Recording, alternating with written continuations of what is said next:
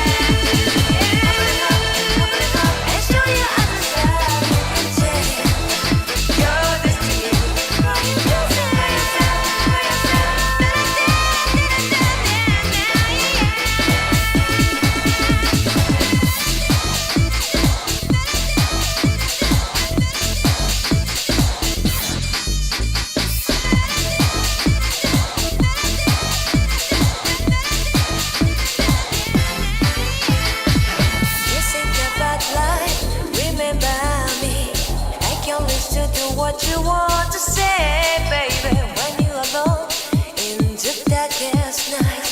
Maybe you can't keep your radio open your heart and show your eyes that you're destiny. And grow your love, baby. The future is waiting for you.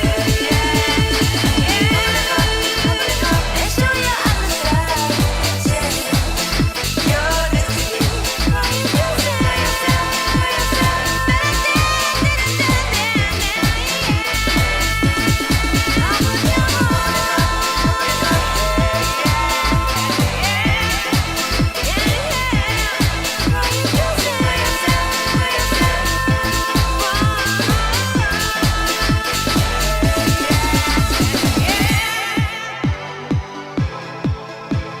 What's up, everyone? Welcome to stream once again. We are talking about Vaush, who somehow made it back into the news. In the weirdest way possible, too. So when we last covered Vaush, he was the one with the scandal.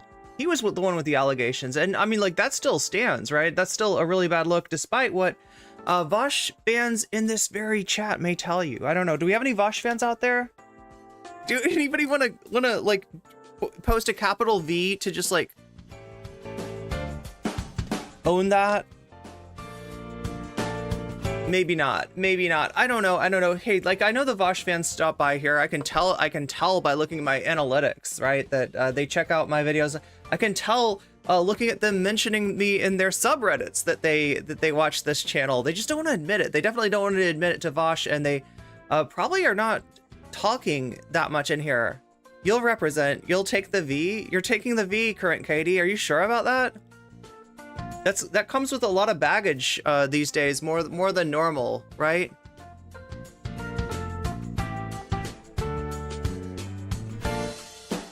Just for the trolling. I mean, it does make it nice for the trolling, for sure. Speaking of not trolling about something for once, we have a new sponsor, or actually an old sponsor. Some of you may have played Star Trek Fleet Command with me before. It is the only game I think I've been sponsored by for two reasons. One because I enjoy it. It's fun, it's grindy, but it's fun. It's one of those games. So if you like that kind of stuff, if you like building and exploring and battling in outer space, then you'll like this game too. And the second thing is that, like, this sponsorship doesn't cost a thing, right?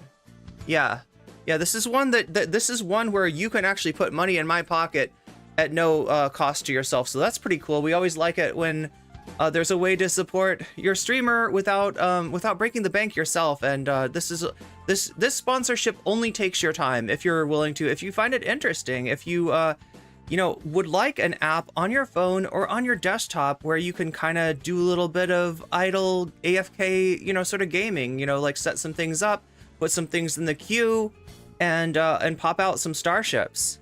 That's what we're going to be doing. Popping out the starships. Like babies.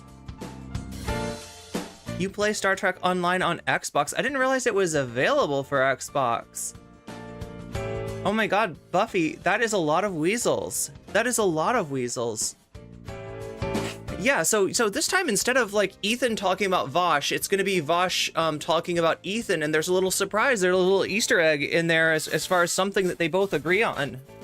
I wasn't expecting to find that. I'm a little bit surprised to find that. Also, you remember if you saw Ethan's flip out stream, where he flipped out on leftist, where he flipped out on people in his own community, people in his own subreddit who got banned, right? There's a lot of people getting banned from the H3 community for speaking up and having an issue with, first of all, like the callous joke that Ethan made about Aaron Bushnell, and secondly, for Ethan's just weird freak out on leftist, which I don't know if you realize this, Ethan, but it's a good subsection of your community. So whether or not Ethan deserves that community is another question.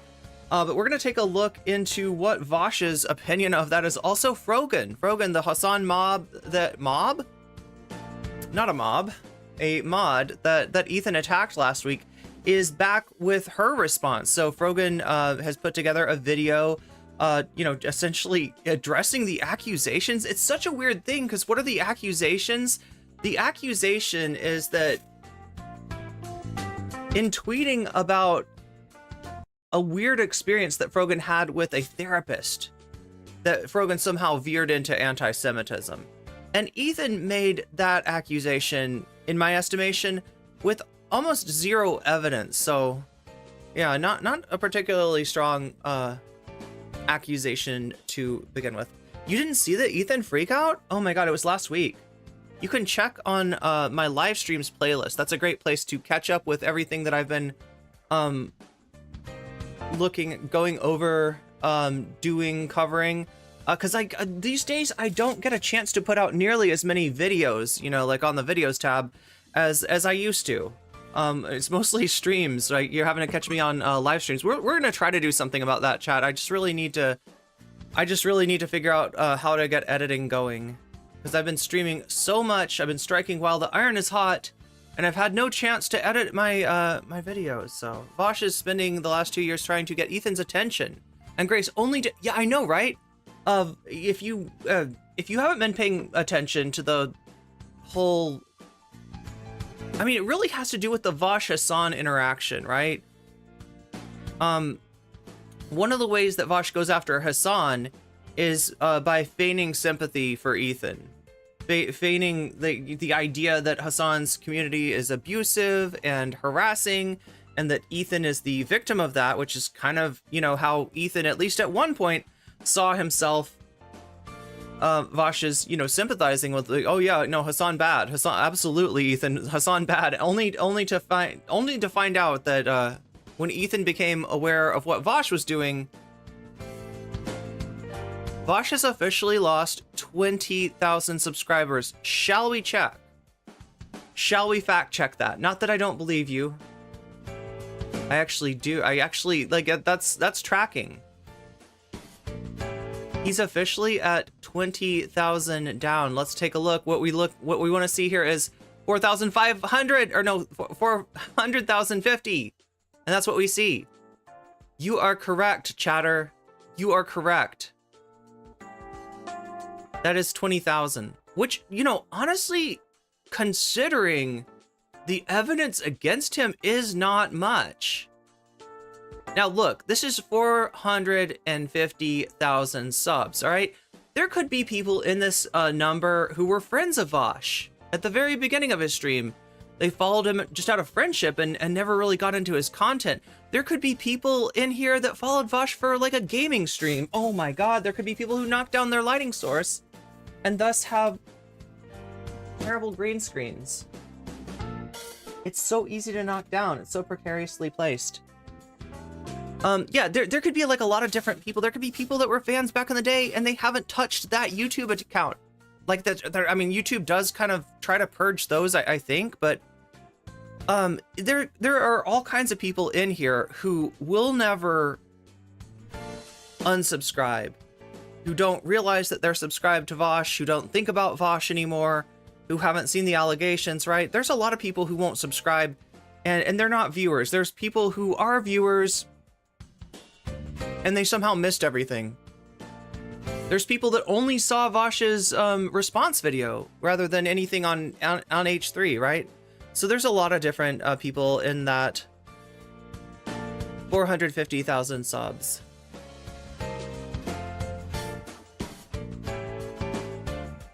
Still though, 20k subs of active and engaged users, people who are paying attention, that's a lot.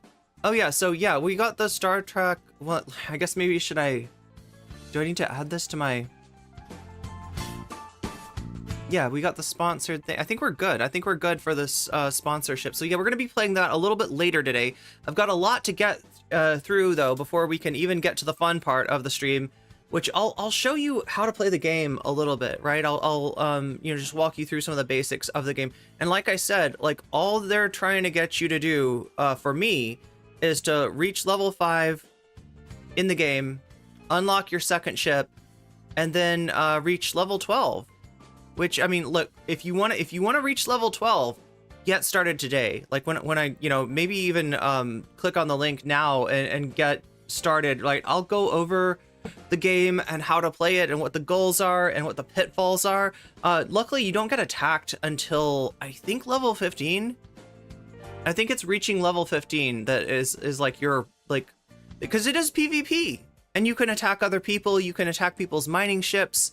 But it does sort of limit in terms, it's got some new protection built into it, so that's good. Anyway, this is Vaush's social blade. He is still on in the losing subs mode of things, right? Thank you for the follow. I'm too gay. Apparently you were not too gay to hit follow. So yeah, I mean, like, not like at the peak, you know, we're talking about 9,000 subscribers. Was that on one day? No, what is this? I can barely read it. Over in 1 week. Okay, so the peak was like 9,000 subscribers a week. Now he's like losing like 1,000 or 2,000. Yeah, it looks like 2,000 subscribers a week still. That's kind of wild. The drain continues for Vaush, so.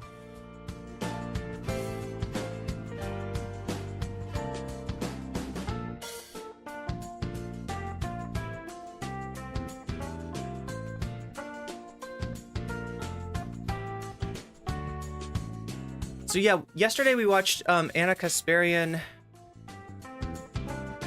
on this random right-wing podcast, which I had never heard of before, but apparently these are two, I call them finance bros, but it's like that whole thing where, hey, it's not really financial information. I'm not actually giving you financial advice. This is not financial advice, but real estate, you know, seriously, like, I don't know what to explain it as, but I think it's they say it's not financial advice, so they don't have to, it doesn't put them in as much pressure.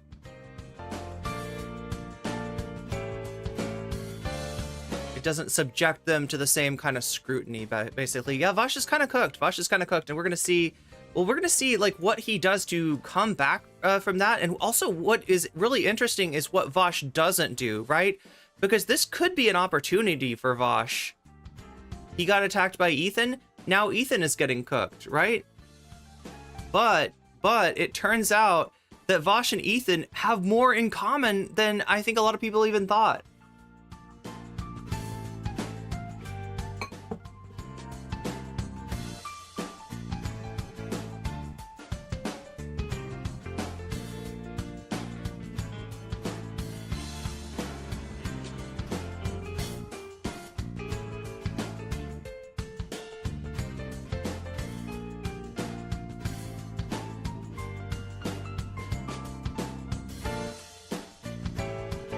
We're also going to talk a little bit about a Destiny Orbiter. The one Destiny Orbiter, well, at least the one Destiny Orbiter that I saw, although there may be more. If you paid attention to what Destiny was doing during the whole Vaush horse lolly drama, Destiny did make a comment. He didn't talk a lot about it, but he did make a comment. And that comment was essentially, it is a shame that Vaush has burnt so many bridges and now he doesn't have anybody to defend him. And the implication was that Destiny thought that Vaush hadn't done anything wrong and, you know, would have defended him had he been a good little orbiter. If you don't know where Vaush came from, it's essentially DGG. It's Destiny's home turf, right? He was a Destiny chatter. He was a Destiny caller. He was a, content for Destiny. He was a Destiny debate partner at various times, right? That's how he got his start, back as Irish Laddie. And Destiny, despite the fact of Destiny having exposed Vaush's sexual harassment, they remained in fairly good graces up until the point where Destiny lost his partnership on Twitch, right? This isn't when Destiny got banned from Twitch. This is when Destiny, lost like the partner deal. Essentially, it gives you a better cut, right? So, fell out of good graces, I guess, with Twitch.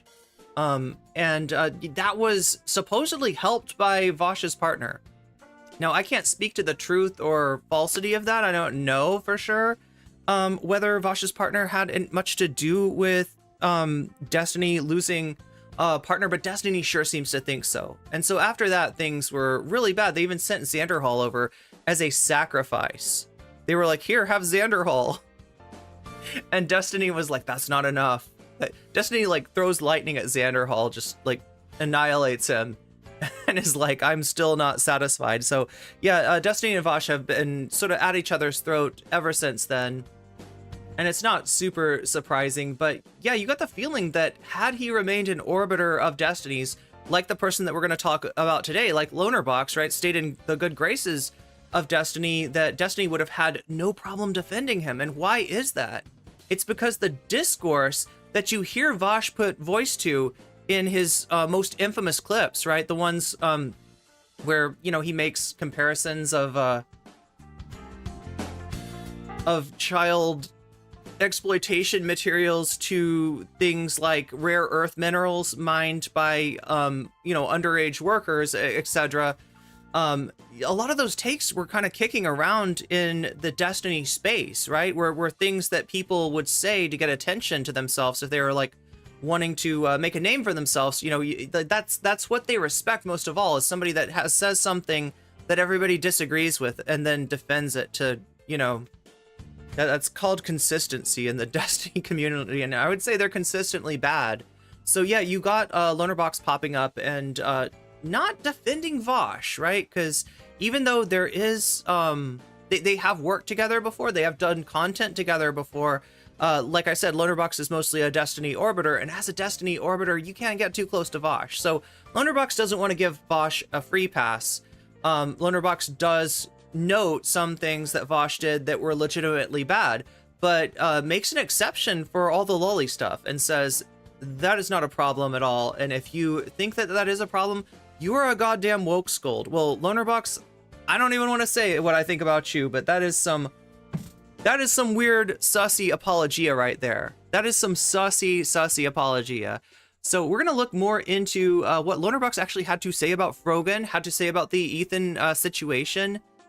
In addition to Vaush's take on Ethan, in addition to Frogan's response to Ethan, we got a full day. We got a lot of stuff to talk about, including some things I haven't even mentioned. How are you doing, chat? I can't stand Anna. She annoys the hell out of me. Well, I should probably get her off the screen then, because we're not covering her today. I don't want to make you think we're going to go over the stuff that we already went over here. Let me give you Frogan instead. Much better. Much better. There's Frogan. We'll be going over Frogan's response.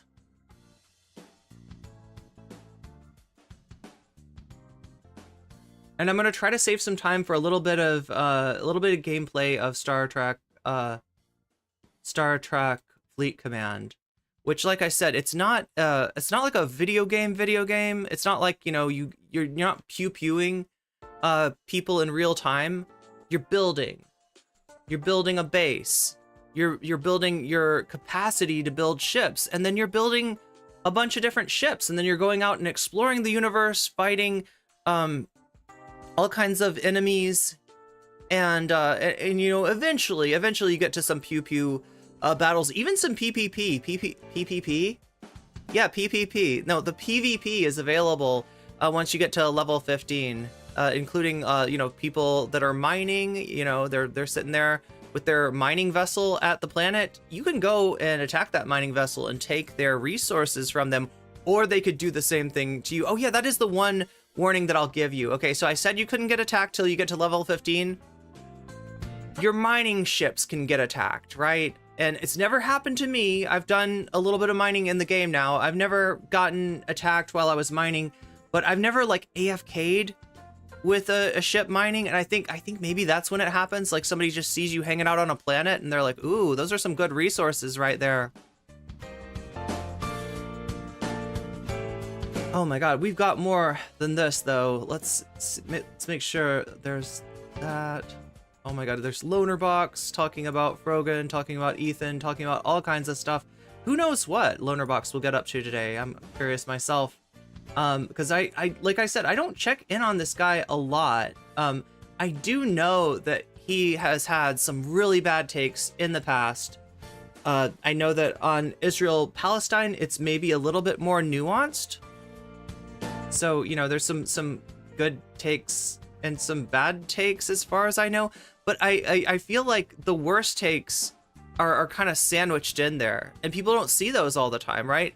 The superficial surface stuff, the beginning of a lot of the content that he does, doesn't really front load those. So people, even Hasan seems to think that Lonerbox is all on the up and up. But from my experience, that is not true, right? The apple doesn't fall far from the tree, whether we're talking about Vaush as a former Destiny orbiter, or whether we're talking about Lonerbox as a current Destiny orbiter. The fish rots from the head down, and that's a pretty rotten head when you're talking about Stephen Kenneth Destiny Bonnell III. And that's well, I can't show you Destiny because he's banned, right? He's not just he hasn't just lost partnership, he's also banned.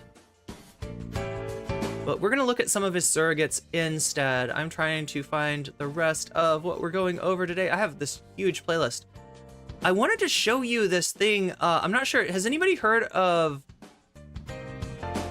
Sweet Baby Incorporated? Anybody recognize that?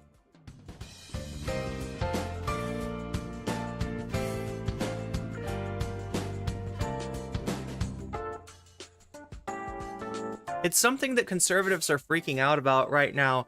Supposedly, it's a consulting firm that that major, you know, AAA companies consult when they are putting out a game, and they offer like essentially script doctoring or polishing and stuff like that, right? And it's being taken as like that Sweet Baby is this like evil influence that comes through and makes your games woke.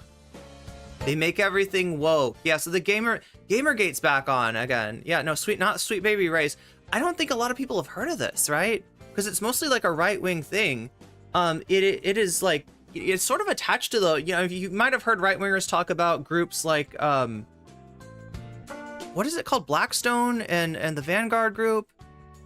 These are like investors, right? And sometimes investors, part of what they look for is an ESG rating. So the aspect of Sweet Baby Incorporated, in terms of improving people's ESG ratings, is being sold as a, it's like a conspiracy, but really what it is just in normal investing stuff, normal risk versus reward kind of stuff. That BlackRock, did I say Blackstone? Yeah, it's BlackRock.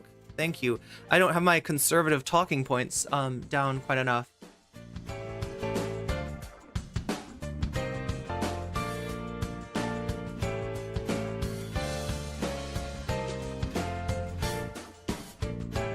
Oh, here's something. All right, yeah, I think we can start off with this.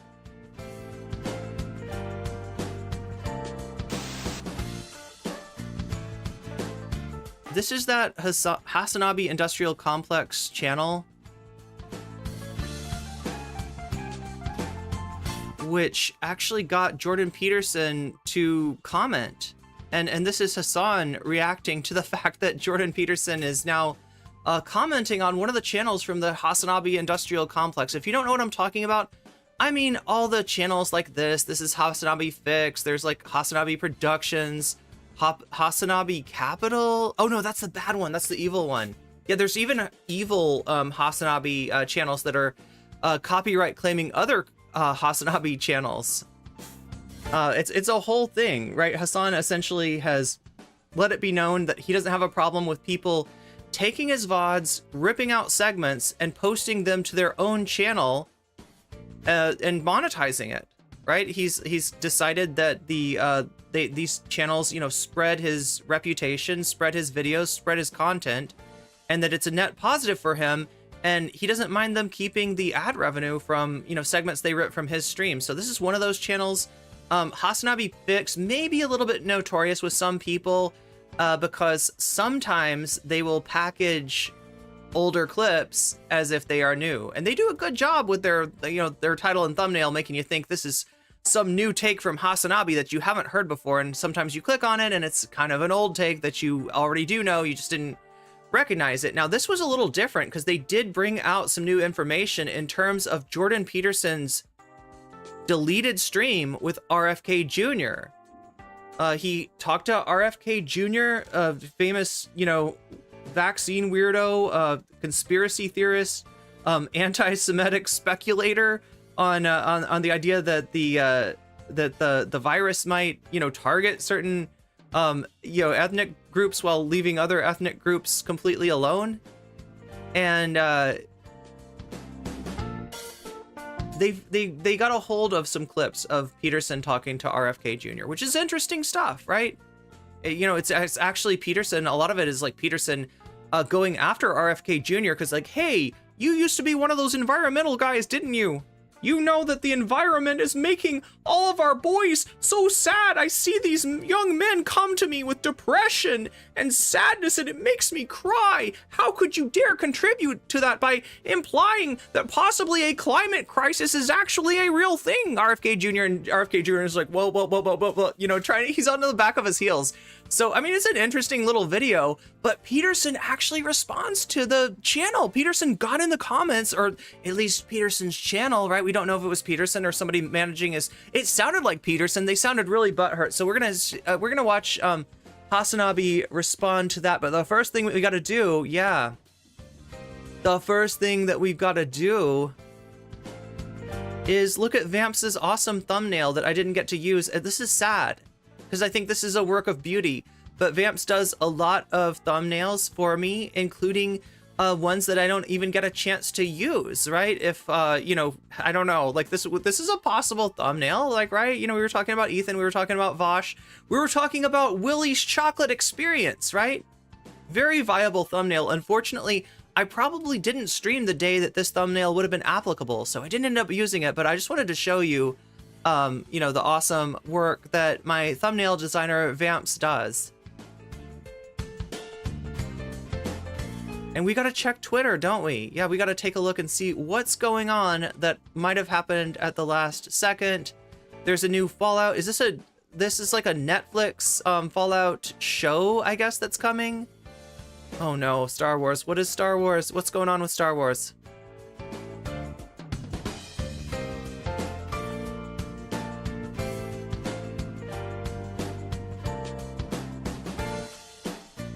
Oh, the realization that Star Wars is just a worse version of Dune is actually depressing me. Oh, so it's Star Wars fans that were really into Star Wars, and then they look at Dune and they're like, oh shit, this is just, Star Wars was a worse version. Yeah, this is what the discourse is about, essentially. Is Star Wars a Dune ripoff?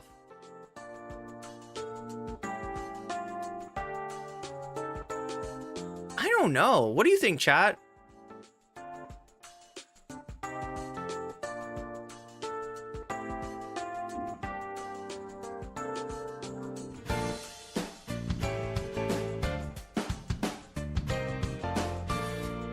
Wait, Cerveza Cristal marketing team putting ads in Star Wars movies?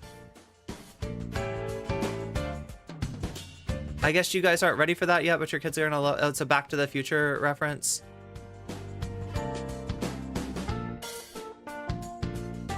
Oh shit, are you serious? Is this real? Oh, this is what people are talking about. Wait, what? Was it, wait, the first, wait, true story. When the original Star Wars trilogy first aired on Chilean TV, rather than breaking up the action with commercials, beer ads were edited directly into the scenes. What the fuck? That's how Obi-Wan Kenobi did this thing. This is Ben Kenobi, right? I haven't seen these are the old Star Wars movies. I don't know when if I've even seen this one, but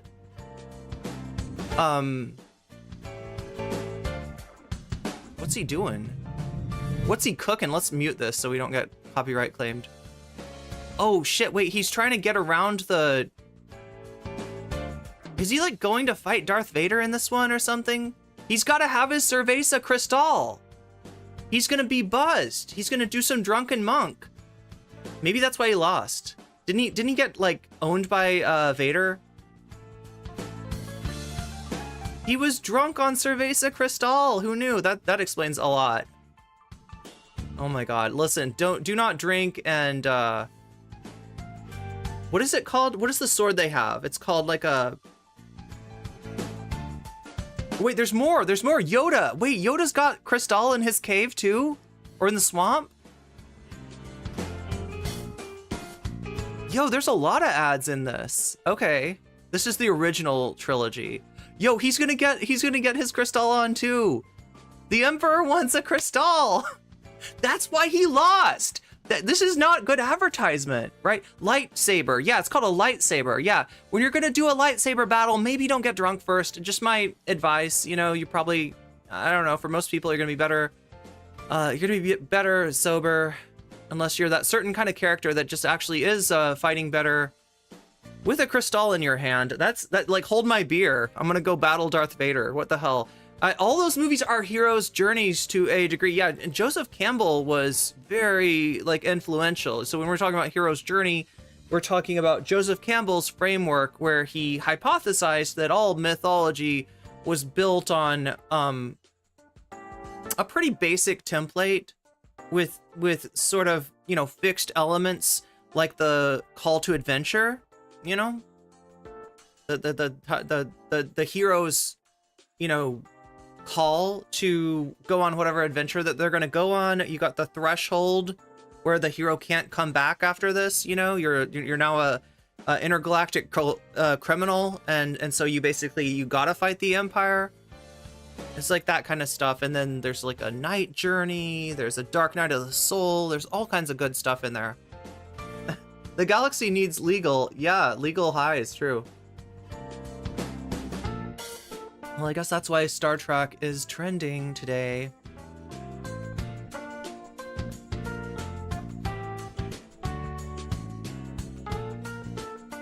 Star Trek, what I wish it was Star Trek that was trending, because I'm sponsored by them. We're talking about Star Wars here, and I do know, before anybody asks, I do know the difference between Star Trek and Star Wars.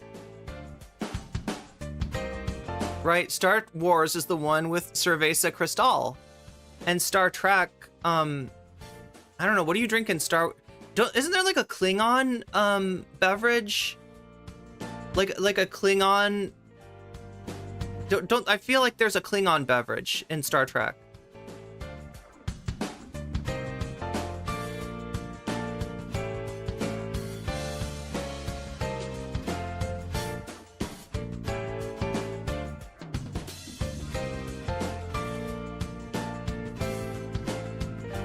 Anyway, chat, it is time to blast off. Let's do a tweet here.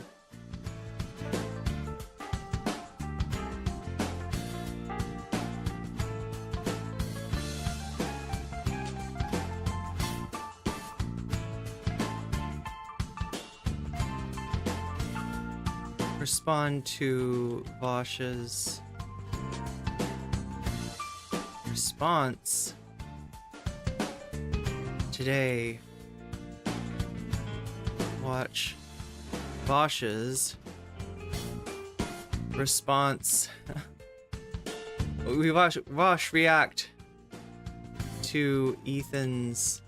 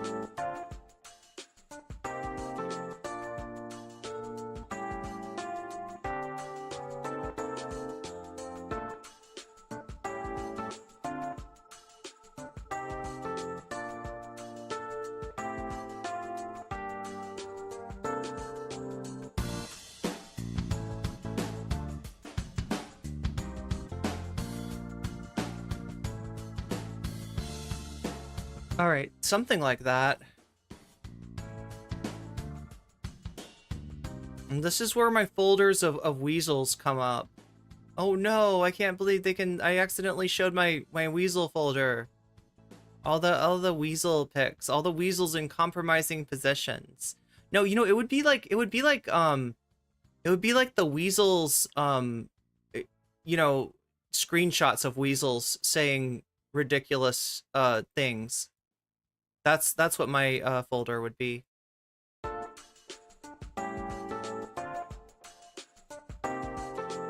All right, let's get ready to rock. It's about time.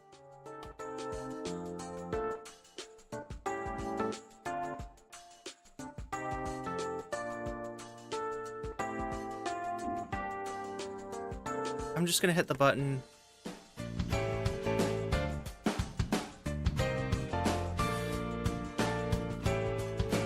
And if you want to, you can hit the button on some weasel pictures of your own. Does anybody have pictures of weasels compromising dirt on the weasels? You know, pictures that expose the weasels as possibly being fictional creatures, the creation of the collective unconscious, part of the Joseph Campbell hero cycle, right? The call to weasel.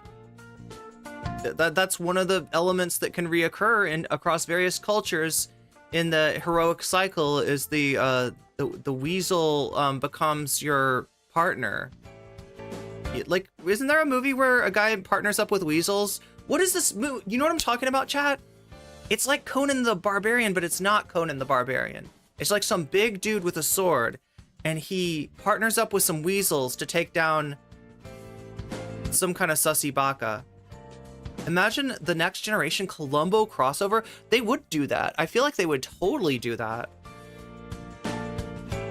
Yeah, it's time to awaken our inner weasel today, and your inner Trekkie possibly too later on. It's Beastmaster. Yeah, is that the one where like there's the evil dudes, and they like grab people and they like blend them up or something?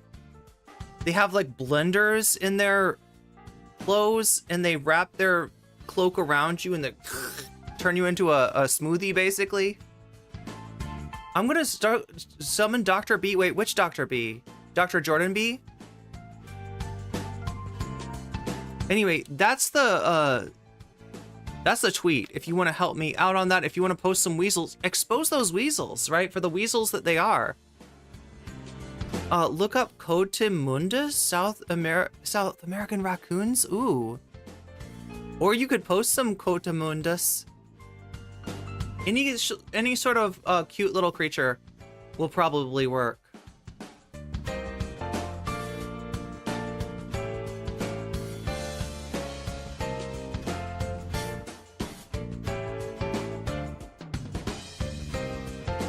But yeah, this is your chance to be on my stream through your post on Twitter, right? Which could just be a like. You know, we'll get your name and your avatar on stream. A retweet, we'll get it on there again. Possibly even posting some weasels if you want. Beastmaster had two. They're not weasels. Okay, so that makes sense. That makes sense because yeah, it's a high fantasy thing, but they don't want to make it too fantastic. And as we all know, weasels don't exist in real life. They are, you know, fictional creations of the collective unconscious, probably expressive of some deep desire within human beings to nibble on bacon, to chew on cheese, perhaps. And that's why we all imagine weasels kind of like the same way. But clearly it's just a creation. It's a figment. It's a chimera of the mind, so to speak, right?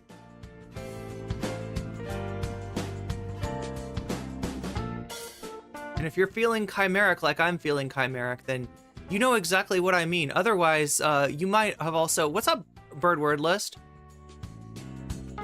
Aw.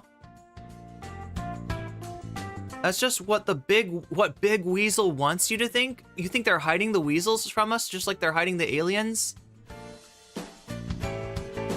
Oh my god, I almost want to watch this Media Matters thing with you. But if look, we'll save it for a day that we can do it. There's a Media Matters. I know that it sounds like a lot of fun. Like people are like clicking off already. People are like leaving the stream. But wait, just give me a second, okay? Just give it a chance, right? There's a Media Matters video that talks about how these conspiracy TikToks and conspiracy shorts. You've seen the ones like a scientist has discovered a cure for all diseases. But Big Pharma won't let, before he could publish his paper, Big Pharma hired a hitman to take him out or something like that, right? Like, so there's apparently TikTok does not have quite the, disinformation policy maybe that YouTube does. And so they kind of like let this stuff slide, and it's really, really popular. It's always got like an AI voice. Sometimes it's a voice of a celebrity or whatever. But anyway, what Media Matters does is they not only like talk about these videos, talk about the components, talk about how they're made, but they show you how to make one. In fact, the person on the video is like making conspiracy theory TikToks and shorts. And I feel like if we cover that, I should do that. Like, I should actually do that. You just got here just in time for the discourse on Big Weasel. Whether we are being misled by Big Weasel into thinking that maybe weasels don't exist. I mean, they say, chat, that the weasel's greatest trick was to fool us that he does not exist, when in fact he does. It is more than just a creation of the subconscious. But yeah, we'll have to save the I do want to make conspiracy TikToks with you at some point. They weaseled out of existence? Yeah, but if you're just getting here, you are just in time to give some love to my Twitter post. We're blasting off today. We are live and alive, and we want the world to know. We won't let weasels grow. I mean, unless they want to grow. I don't know. I feel like weasels growing would be dangerous. I feel like weasels are okay as long as they're small and cute and little. You're into this? Yeah, the conspiracy talks. I wanna do this, like, because they show you. It's like a simple set of instructions, and they're really easy to make. And we've got to. Here's my idea. Okay, so I wouldn't want to make a conspiracy. Oh, is that a Scottish fold? That's a Scottish fold. Oh my god. Look, I wouldn't want to make a conspiracy TikTok or short and put it out there and have somebody think that, like, I don't know, like actually believe it, right? But what I do want to do is make a conspiracy TikTok that kind of like blows the lid off on other conspiracy TikToks, that kind of makes it obvious when you see this, like, it's obviously fake.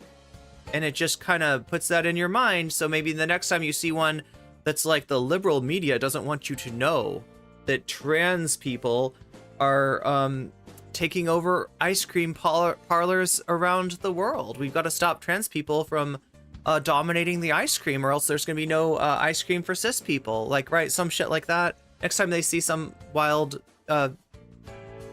Aw, that's so cute.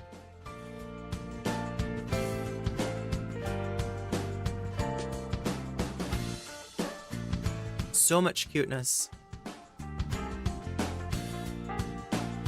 I literally must like, but that's a Scottish fold. Oh my god. And it's looking at me upside down.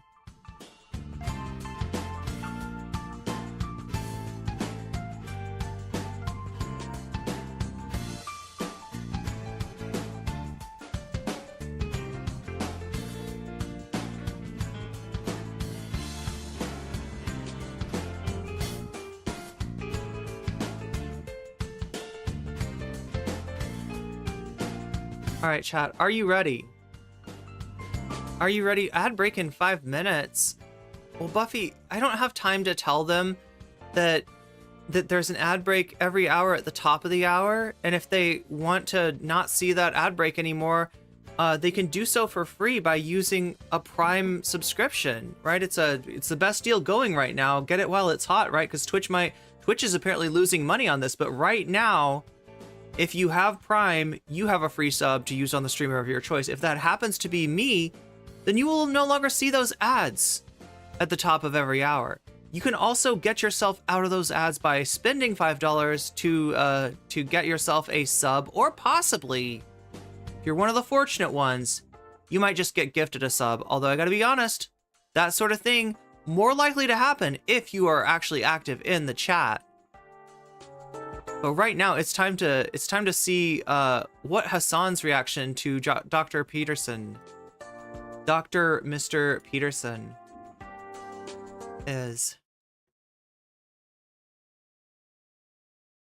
See somebody on a hiking trail with carrying a little baby, and I say to them, better not get them vaccinated. Oh my God. Like, you see just like a baby and a mom hiking, and you go, oh, you better make sure that that baby is not vaccinated. It's like, dude, shut up. Leave me alone, man. What the? Oh shit. I'm showing you the wrong video. We already watched this one. Okay, so this is, anyway, I knew I did it for a reason, though. I knew I did it for the reason. I wanted to show you the pinned tweet here by Jordan B. Peterson. Now, you might have seen Jordan Peterson or Dr. Jordan Peterson in our chat. Sometimes Peterson's in here. Sometimes Jink Uger is in here. Sometimes Tim Pool's dad is in here, right? We have a lot of celebrities. Donald Duck sometimes stops in to say hi in chat, right? A lot of celebrities like to come by and say what's up. But yeah, this is Dr. Jordan B. Peterson saying you're an outright liar. There's no leaked, deleted video, and certainly no panic. You should be ashamed of yourself.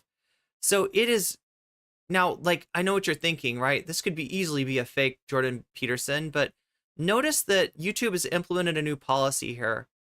That's an @ that's unique. Okay. So, you know, you can have your name be whatever, but your @ is unique. No, only one person can claim Jordan B. Peterson. Let's see who it was. Let's see who claimed it. Who is this? What is this? US tour dates? Tickets available from jordanpeterson.com. Oh my God. And look, it's apparently I'm Jordan B. Peterson. Chat, I don't know. To what do we owe the pleasure of this bug?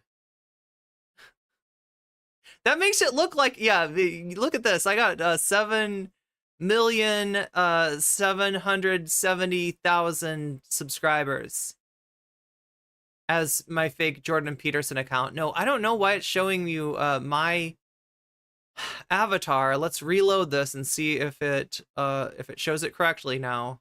There we go. That was a glitch. That was a bug.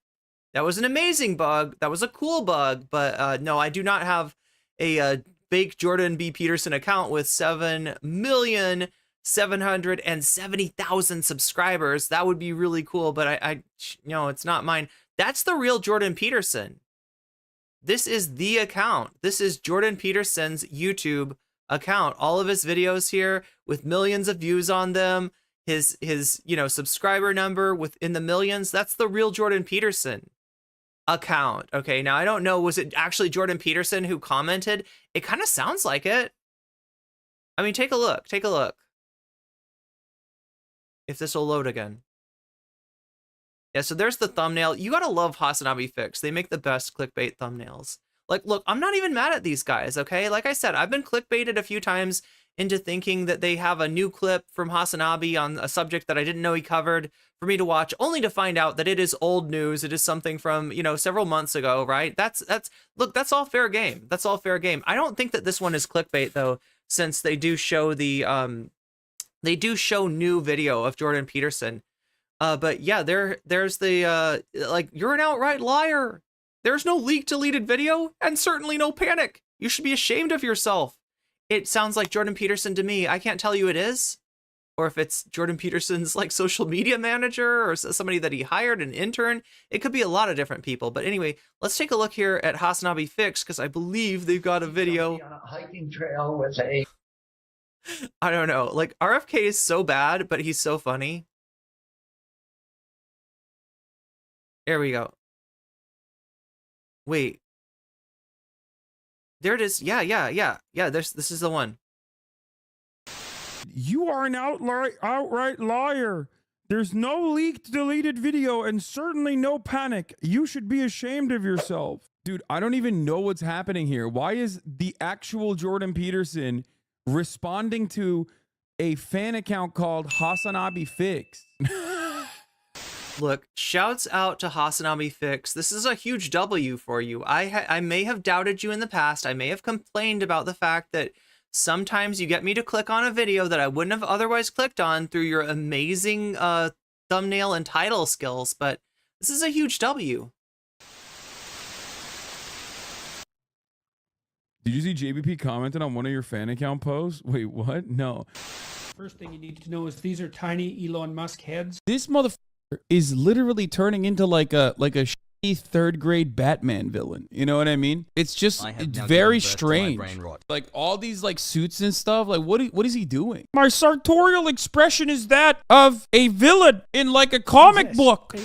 Why is he dressing like this? What is this, bro? What is this flip a coin Batman looking ass fit? What the Okay, so now you can see what this is, right? That's not Hasan current. That's Hasan from, I don't know, years past. This is the ghost of Hasan past, right?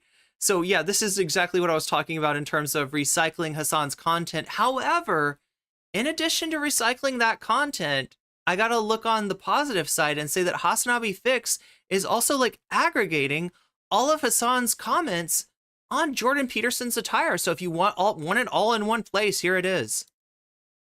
What the yo, this motherfucker thinks he's in an anime, dude. He literally thinks he's an anime villain. There ain't no way. I mean, it kind of looks not that bad, I'm not gonna lie. Like, what do you think, chat? One in chat if you think that there is undeniable drip with Dr. Peterson here. Two in chat if you're like, NCC, what are you talking about? What are you talking about? He looks ridiculous. He is a clown. What are you talking about? I kind of think there's some drip here. I'm not gonna lie, it doesn't look that bad. Like this is like he went. Oh my God. God. We have the man himself in our chat. Let me clear this up. I don't operate that account with 7 million subscribers. My daughter does. It's Michaela. It's Michaela. I should have known. However, I use this private account myself to post my thoughts online. Yeah, that's why we're special. We're more special than the Hasanabi Industrial Complex account because we have the actual Jordan Peterson. He has that, yeah, it's the JoJo villain drip, exactly. Like, if he's not a stand user, chat, color me surprised, okay? Color me surprised. I gotta admit, like, it's not bad. I mean, he's bi-sitting. Motherfucker dressed like the Hogwarts sorting hat. It's bothering me that his pants don't have the blue. Bro, you tripping? He looks bad? I don't think it looks It is, okay, no, I gotta say, like, the pants... Okay, now what would I do with the pants? Would I make it so that, would I switch the blue and the red to the other side? Or would I make the pants all blue? I think either of these are possible options. I don't like the pants red. I will say that. Yeah, it's definitely JoJo villain drip. It's not that bad. This tie, on the other hand, Jordan Peterson, stand user, confirmed. Is ridiculous. But this, it's all right. Hate to admit it. But what would his stand be called, though, chat? That suit doesn't look as bad as people are claiming it is. Oh no! What the f? Okay, god damn it. I spoke too soon. Now, I spoke too soon. I spoke too soon. What the hell is he doing? Who's his daughter? His daughter is Michaela Peterson. Can anybody typify Michaela? Like, she's a content creator too, but I feel like she doesn't really, she's not into the political like she's not as much about the political cultural stuff that, aka that's right. Okay, it's a diet. It's yeah, she's the one apparently who turned Dr. Peterson onto the all beef diet. What the wait, is this a heaven and hell analogy? Stop. It is. Stop, dude. No way he did this. That's what it is. Here, the story of the, is it indecision that made you do this? No, it was someone made this for me. This company called LGFG. They made me 12 suits, one for each. Okay. And this one is heaven and hell. They made 12 suits, one for each So room. that's heaven. So it's an actual clothing company that made that for him.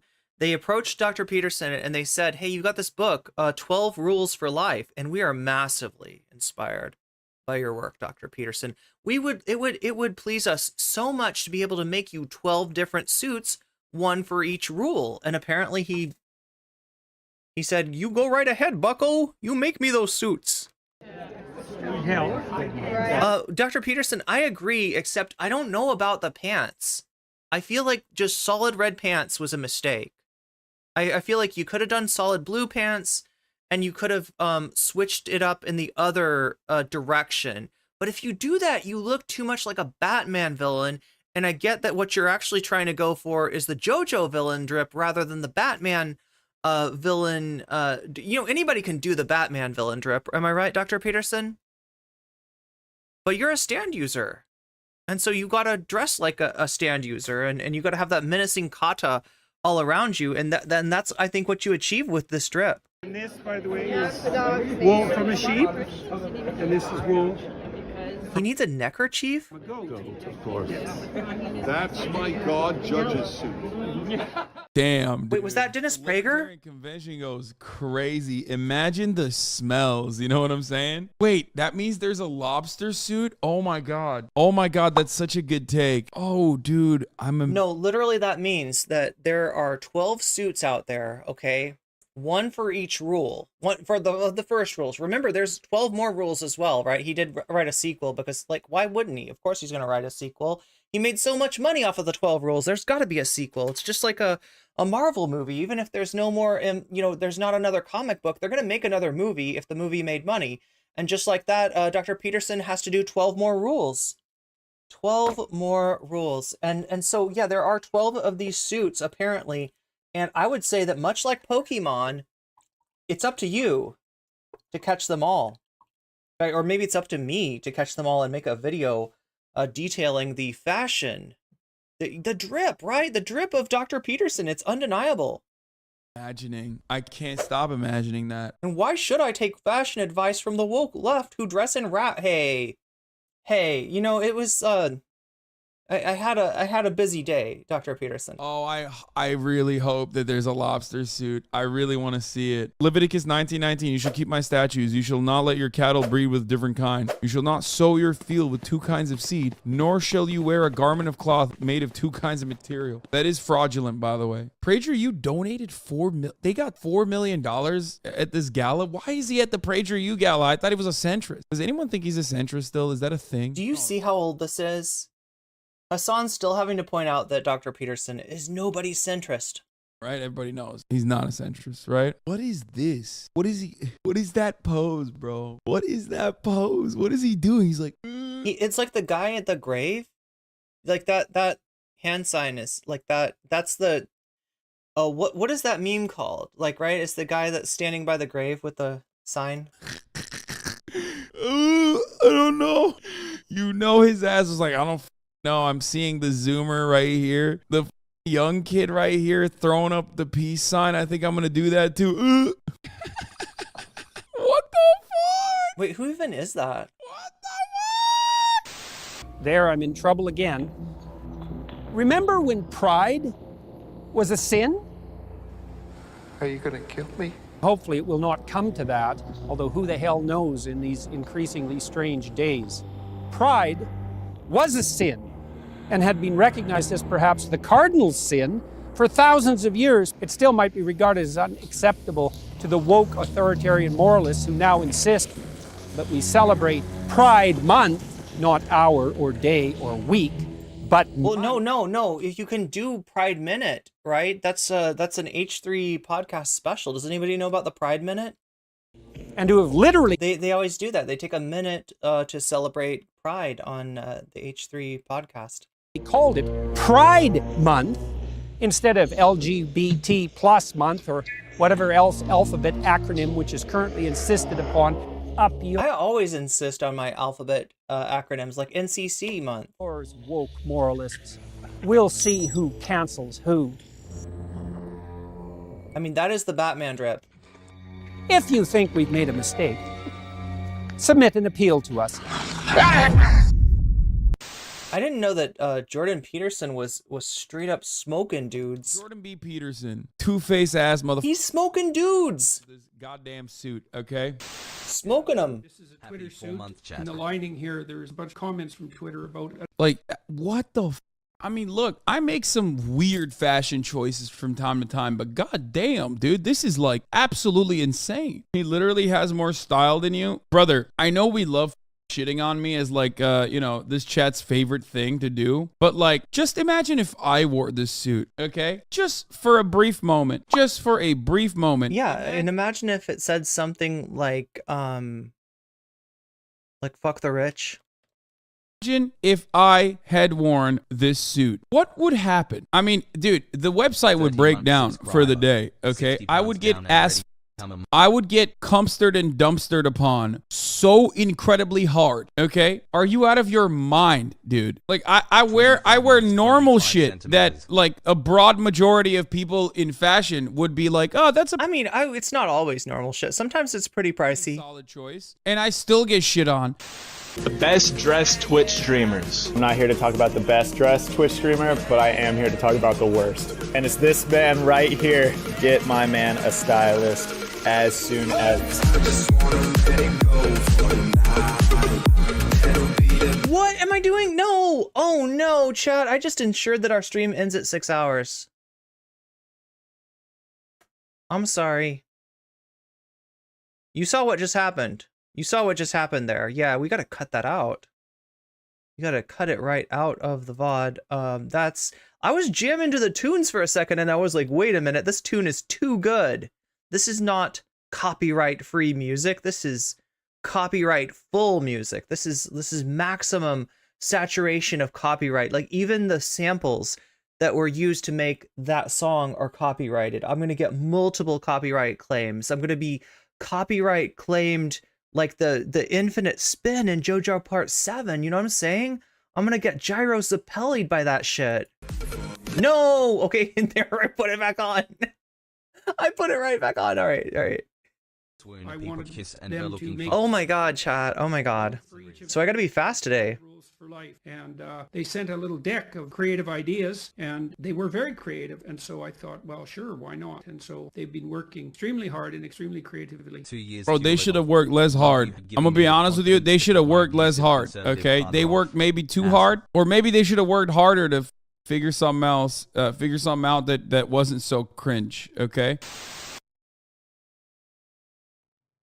Okay, wait. So here's the I think this is the money shot. I think this is what we've been building up to. Just comment on this YouTube vid, JBP. I've been edging you for too long. Let's see what's going on here. Yeah, here we go. This is Hasan reacting to Peterson's comment.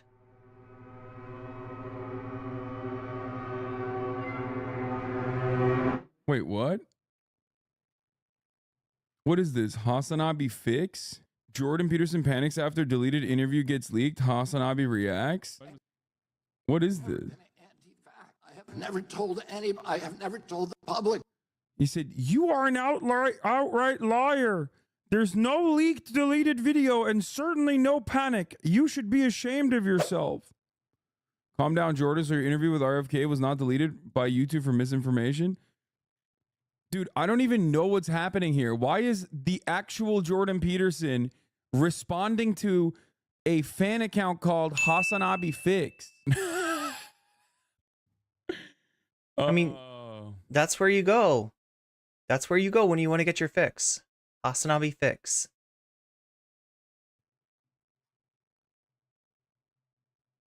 What? Oh my god. Oh my god. Like, what the happened? It's an OK Buddy themed Hasanabi channel. That's crazy.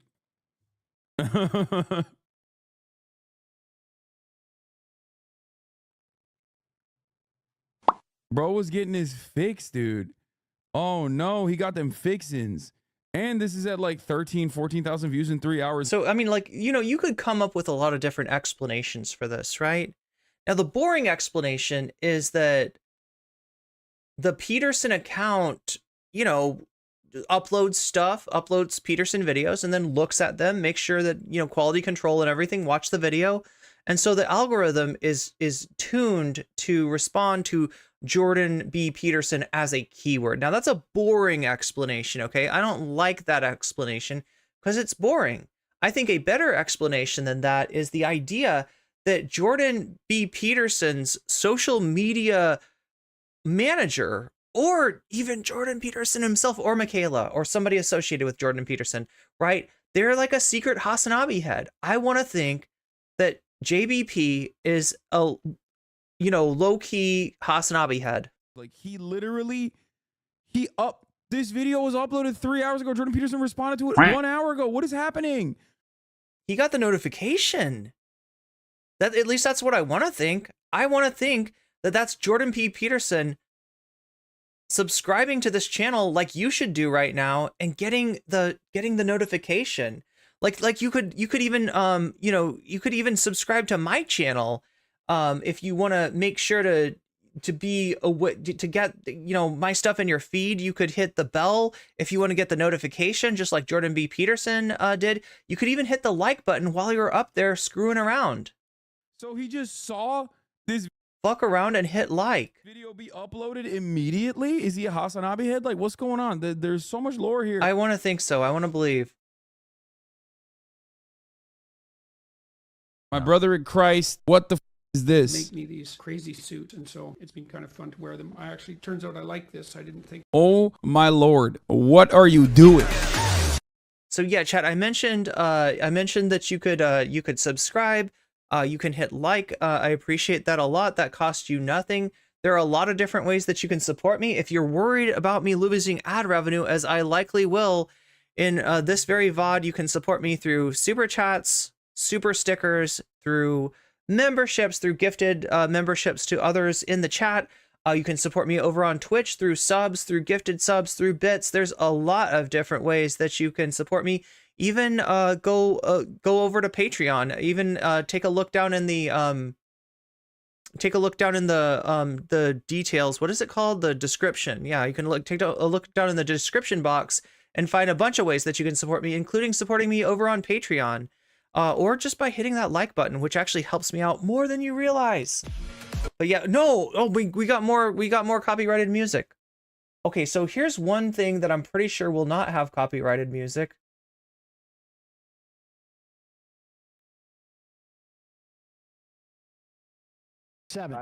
And this is Sam Seder versus Dave Rubin. We've been waiting for this debate for a long time. A long time. Sam Seder has had an open invitation to Dave Rubin to call in and debate him. And it turns out that Dave Rubin took him up on exactly that. Hello, is this Sam Seder? Yes, it is. Who's this? Where are you calling from?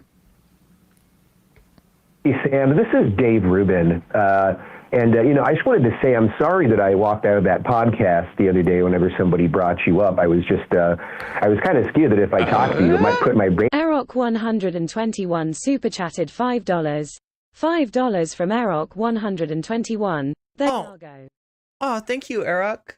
Thank you for the super chat. Yeah, so this is I almost thought that the Tim Allen sound was on Sam's end for a second there. Dave Rubin debates Sam in the marketplace of ideas. So they're talking about this Whatever podcast. Has anybody ever heard of At Whatever? It's like a podcast on YouTube. It's one of those red pill shows, right? They bring on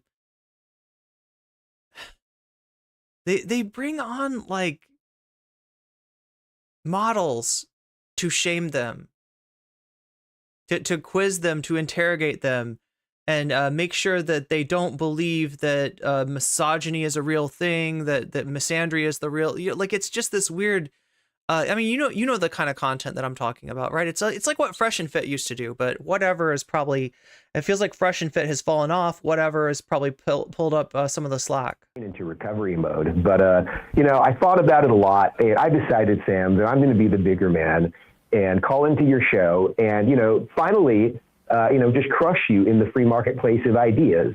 So here it is at long last. Great. Wow.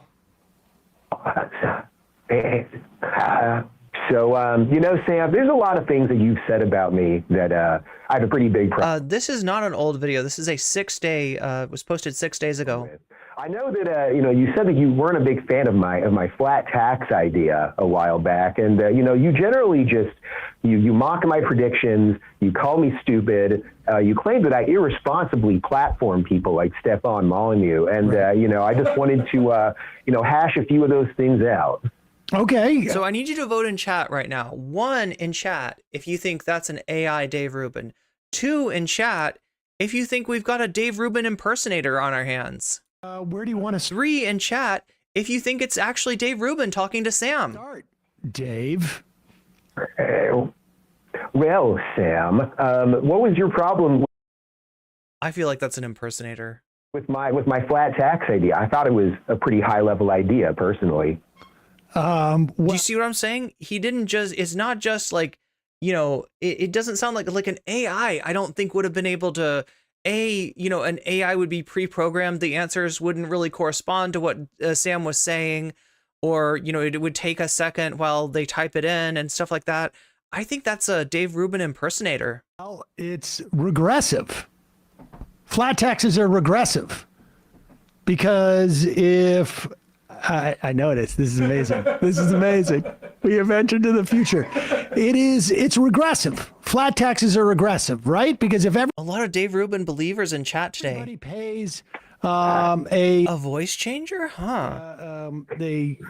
I guess, I mean, if you're talking about on income, the 15% tax, you're still going to have a tremendous wealth inequality.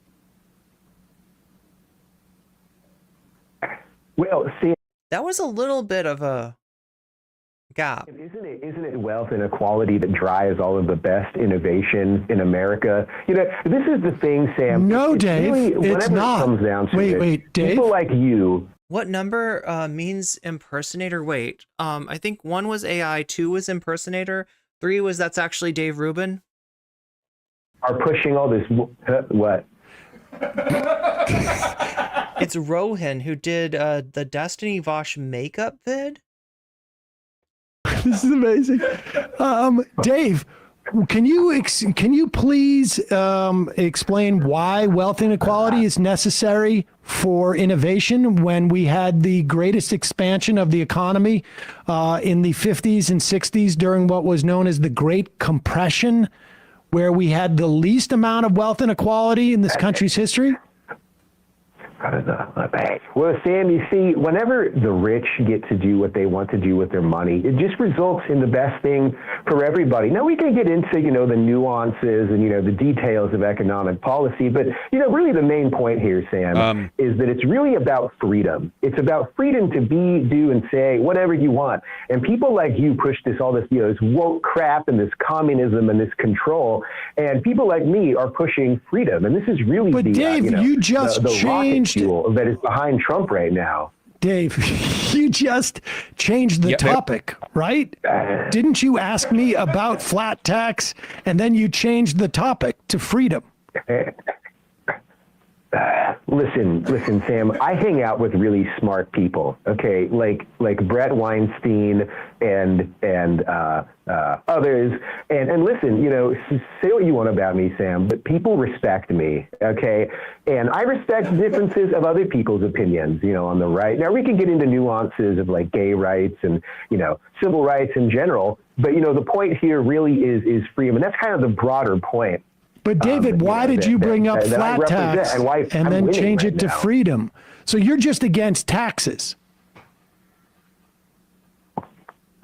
Well, Sam, I'm not sure if you've heard of this little philosophy called libertarianism, but, you know, ideally, we would have the lowest amount of taxes that is possible so that the rich can innovate, and people like Elon Musk, who's a very smart guy, by the way. I actually personally, he's a good friend of mine, and so he can take us to Mars eventually. Eventually. We'll get there. Let me ask you a question, Dave.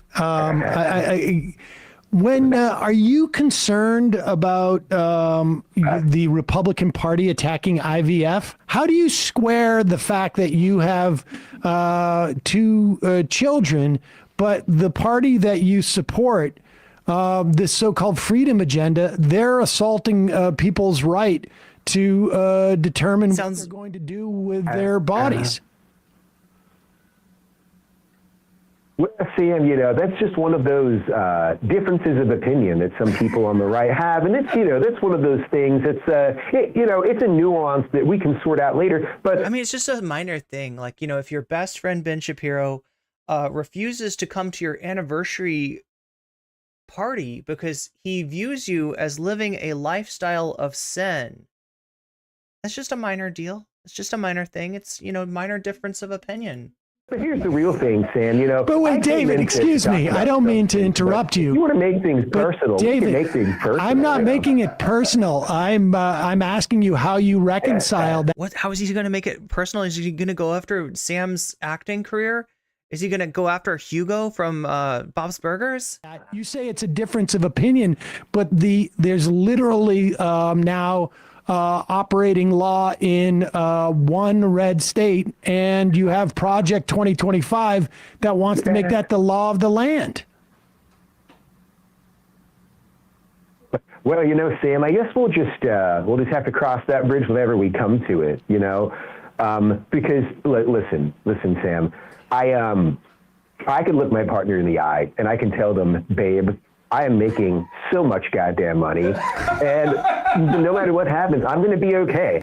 And listen, Sam, if you want to make this about my personal life, I can make it about yours too, because quite frankly, your set on the Majority Report looks like shit. I'm looking at it right now. My set looks so much better. So not only are my ideas better than yours, but my show just looks better too, Yeah, but David Pakman's never tried to steal Dave Rubin's set, right? Really lack a sense of, I think that speaks for itself. The fact that people are trying to steal Sam's set, it says something. Phrase. I believe it's mise en scene. Oh, nice! You've got to be kidding me. Hey, Dave, would you react to this take by Daily Wire host Michael Knowles on IVF treatments? Here, tell me your opinion of this. The reason surrogacy David Knowles is Michael Knowles and IVF are immoral is because they interfere into the family. They break up the nucleus, the very building block of political society. They separate the reproductive from by allowing people who wouldn't otherwise to be able to have a family conjugal act. They establish the domination of technology over the origin and destiny of human life. And they can have all sorts of unintended consequences. I want to make Michael Knowles go to a couple that could not conceive otherwise. Especially if you find a conservative couple and tell them that the one thing that could give them the family that Michael Knowles is always talking about, the family that they want is an abomination before the eyes of God.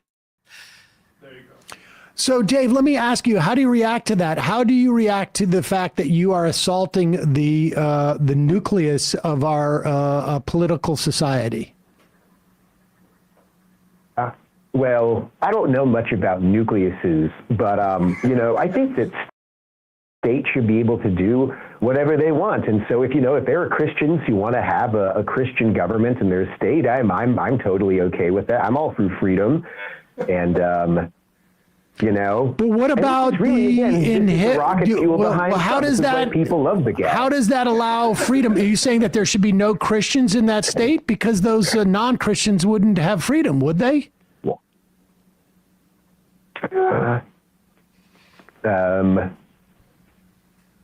Sam, what have you done in the past 20 years? Aside from Bob's Burgers, honestly, I told you he was going to go there. The 90s, or I believe it was C. Thomas Howell that said that he only hired you because you had this Jewishy accountant look, I believe. I am just, my mind is blown, but that's accurate. But to be fair, that happened more than 20 years ago. So Sam, listen, here's the thing. I have to go here in a second. I just want to say that, the Dial of Ideas has been turned down for a long time, but it's quickly moving into the hot position. And I'm not sure if you've ever heard of this person, this philosopher named Ayn Rand. But I think if you would read her work, it would really be enlightening for you and your general, little political cause over there. And I hope that one day you see the light, Sam, that you too become a libertarian. I just want to thank you because this has been one of the most amazing things I've ever experienced in my life. Yeah, thank you. And email us and tell us how you did this, okay? Absolutely. Thank you, Sam. Goodbye. Goodbye. Wow. That was amazing. I mean, it was indistinguishable from Dave Rubin, except he was a little bit too intelligent. Yeah, a little too well spoken. He was very, but that Maybe. was amazing. That is so terrifying. Benjamin sent me a AI generated thing of him singing. I still can't believe that this is AI. Does somebody in chat knew who the content creator was that did this and said that they had also done like a Destiny Vaush reunion thing? I feel deep faked hard. Yeah, but like I don't think this could be like this can't like I don't know how AI. It's not really AI, but you know, like it's like a. I don't know how you could do that with an AI voice.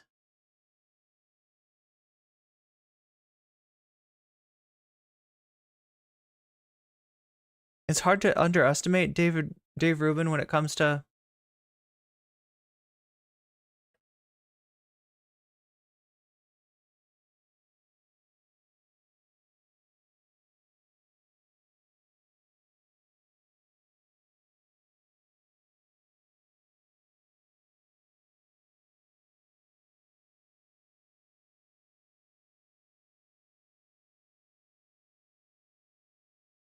Okay, so now we talked about some Patrick Bet David clones yesterday.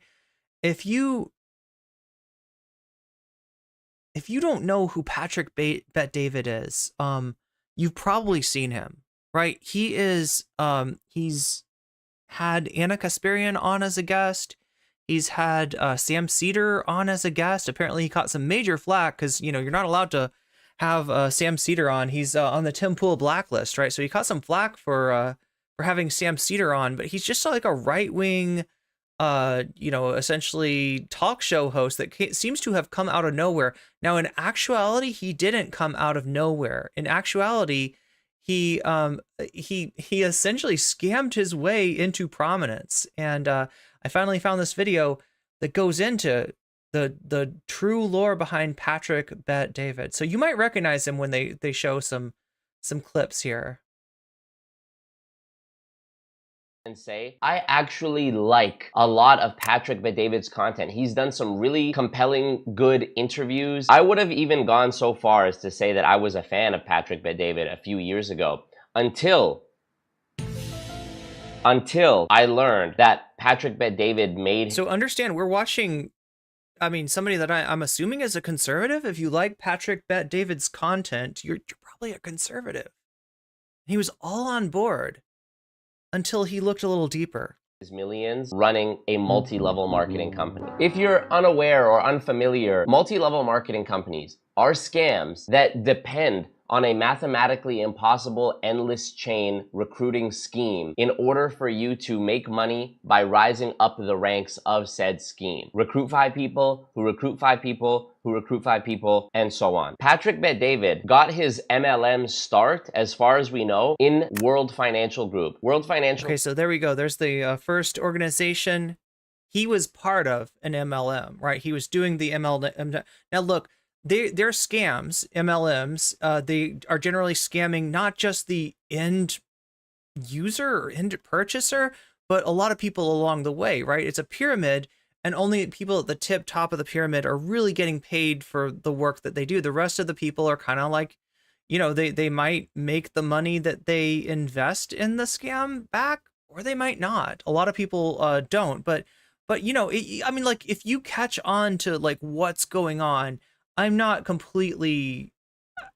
There is some chance that you could make some money, even if you're not at the top of the pyramid. But yeah, so he started off in somebody else's MLM. Group is an MLM company that I've talked about probably more than any other MLM company. Patrick Bet David's MLM is called PH. You know one person who made MLM bank and countless others who lost it. Yeah, and obviously the originator of the MLM is going to be the person who most reliably makes bank. But it's possible that, you know, some people that are slightly lower on the pyramid might, like I said, if they figure out what the scam is, if they figure out where the money is, if they figure out how to kind of put themselves further up the pyramid, they could make some money out of that. But what he did was, this is smart, right? He hung around, he did the MLM, he made money for the people at the top of the pyramid, he probably made a little bit of money for himself, and then he copied. He copied what he saw. People helping people, or people helping people lose their money. Patrick. The interviews that you've people seen helping Patrick, there we go. With Kobe Bryant, Jordan Peterson, etc., where it's Patrick Bet-David on the big stage talking to these people. These are at PHP events, but that's not included in any of the branding. You have to be eagle-eyed and pause the video at the right moment to see in the background some logo that says PHP, or somebody in the crowd wearing a shirt that says PHP. And the people who are brainwashed into these MLM cults have such a religious level of devotion and ecstasy when they're in these events, a mob of people all thinking they're going to be rich. Patrick Bet-David is a genius because... Yeah, so it's not like religious devotion like they think that, like they've seen the holy figure of PBD or anything, but they do think that this is a really smart guy. He has figured out the code to unlimited money. And aren't I lucky? Because he's going to help me learn to do it too. Right? They feel like they found the one cool rich guy who actually cares about little old them. He made his millions off of... Was that a sword on stage? I don't know. That sounds like some Gorka shit. This MLM. And then used the money to be able to do these interviews and create... You spoke with Patrick Bet-David. Is that a crime? No, I hope you made some money from that, though, because he's making money off of you, Dr. Peterson. Create this content with high profile... It's only a crime if he didn't pay you enough. People. He then took that content and released it on his own separate channel that had nothing to do with PHP called... He did an interview with Kanye trying to coach him on the right way to do anti-Semitism and get away with it. Valuetainment, or PBD podcast, and built... Also, seriously, Valuetainment. Like right there. Personal brand off the back of the money that he was generating from the MLM. This is insurance? This is an insurance company, yes. Now it's the insurance company, and now he's reached escape velocity where he has millions of followers who follow him for being a personal brand, which makes people more resistant to the idea that he ever was once running one of these kinds of organizations. You see how actually diabolical that is? And I want to shout out... It's definitely a loophole. My friend Coffeezilla for actually, through some miracle, being able to get Patrick Bet-David on a live stream interview. This comment sums it up pretty good in my opinion. Quote, "Is your company a multi-level marketing scheme?" And then Patrick tells his entire life story. Do you think that you're not an MLM? You say, like, we are not an MLM. You don't think you're an MLM. I'm going to give you your... This is like one of the weirdest episodes of Coffeezilla. Everybody know Coffeezilla. Coffeezilla is kind of famous for exposing a lot of scams and, you know, crypto scams, stuff like that. This is an older video of Coffeezilla's, right? And so this was one of the first scams that was exposed. And yeah, literally, like, look at the way that's set up. There's a green screen. There's PBD in the background. Like, they're, you know... Coffeezilla and the other person here, the co-host, they are like, you know, little people like before the great titanic figure of PBD himself. Answer here in a minute, but I'm curious from your end what you think an MLM is. When you think about multi-level marketing, this is how my career got started. I think you need to know how the story of my career got started. Maybe that'll kind of put everything together. I'm in the Army. So here's the deal. One thing about MLMs and scams in general is they're not trying to hide from people that are wise enough to not fall for them, right? In fact, sometimes even there'll be something in a scam in media that's trying to pull people into a scam that's just really obviously bullshit, right? And what that is making sure that nobody comes into the scam who's got critical thinking faculties, right? Who's able to kind of unwind stuff and discern stuff, and that might come in and be like, hey, actually, this is all a scam, right? They want the people that are going to get ripped off and are going to assume that it is their fault that they got ripped off. I get out. I'd have a beer with him, but I would put my wallet in my sock first. PBD has a Coffeezilla did the Logan Paul expose. PhD in talking for 3 hours while not saying anything. MLM apologists will... Oh, Mooncat does similar content? Duck and skirt the question. Yeah, same thing with Trump. Like, the thing about Trump, okay, is that I feel like, you know how they say a sucker's born every minute? That's true. But they're usually not all assembled in the same place. And that's the innovation of Trump, is that anybody that's in there, anybody that buys into the idea that Trump is a business genius, that Trump is a rich man who, if we let the rich man run the country, then the country will be rich. If Trump is a person who cares about, average working class Americans, right? If you believe this kind of stuff, you're a mark. You are marked. You are literally marked by that red MAGA hat, right? To every scammer out there, that says free money. It might not as well not say make America great again. It might as well say free money, because that's what the MAGA crowd are to these people. So there's a lot of people that are in MAGA that don't really fit, that don't really seem like they belong, and they're there for the scams. They're there for the marks. They're there for the suckers. They're there because just by saying, I support our great president, President Trump, with all my heart. And that's why I'm offering you the special deal only for fellow Trump supporters. I don't want to give this to the general public. I want to save this for us. Where we go one, we go all. And even if that's bankruptcy, we're going there together. So filibuster, talk nonsense just to avoid answering the question. These people are experts at going up on stage and talking about midichlorians and high vibrations and spectrums of light that you need to tap into using your kundalini chakras and charging up a crystal and manifesting and writing in your journal. Write this down. One scripture of nonsense after the other. I actually don't know how a grown-ass man can knowingly and willingly spew bullshit and lies and answer questions with questions, and then still sleep at night, and then still look in the mirror and be like, yeah, that's what's up. I, for a long time, and still to this day, will posit my theory that the people at the very tops of MLM companies, whether these are the people who have made it to the top of the compensation plan as distributors, or the people who are actually running it from a corporate level, the CEOs and founders and so on, are psychopaths. Because when you are at that level, looking down on the rest of the pyramid, and you know how it works, you know the actual structure. I mean, and he's seen another pyramid, right? Remember, he worked for a pyramid scam, a pyramid scheme, whatever you want to call it, before he started his own.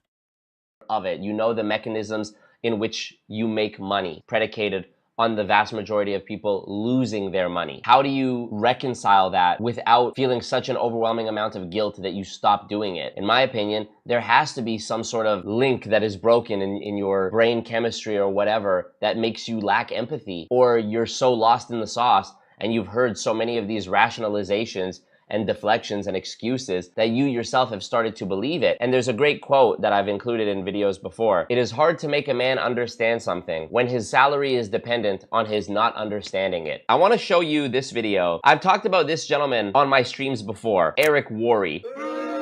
No, settle down. Wait, I don't know this guy.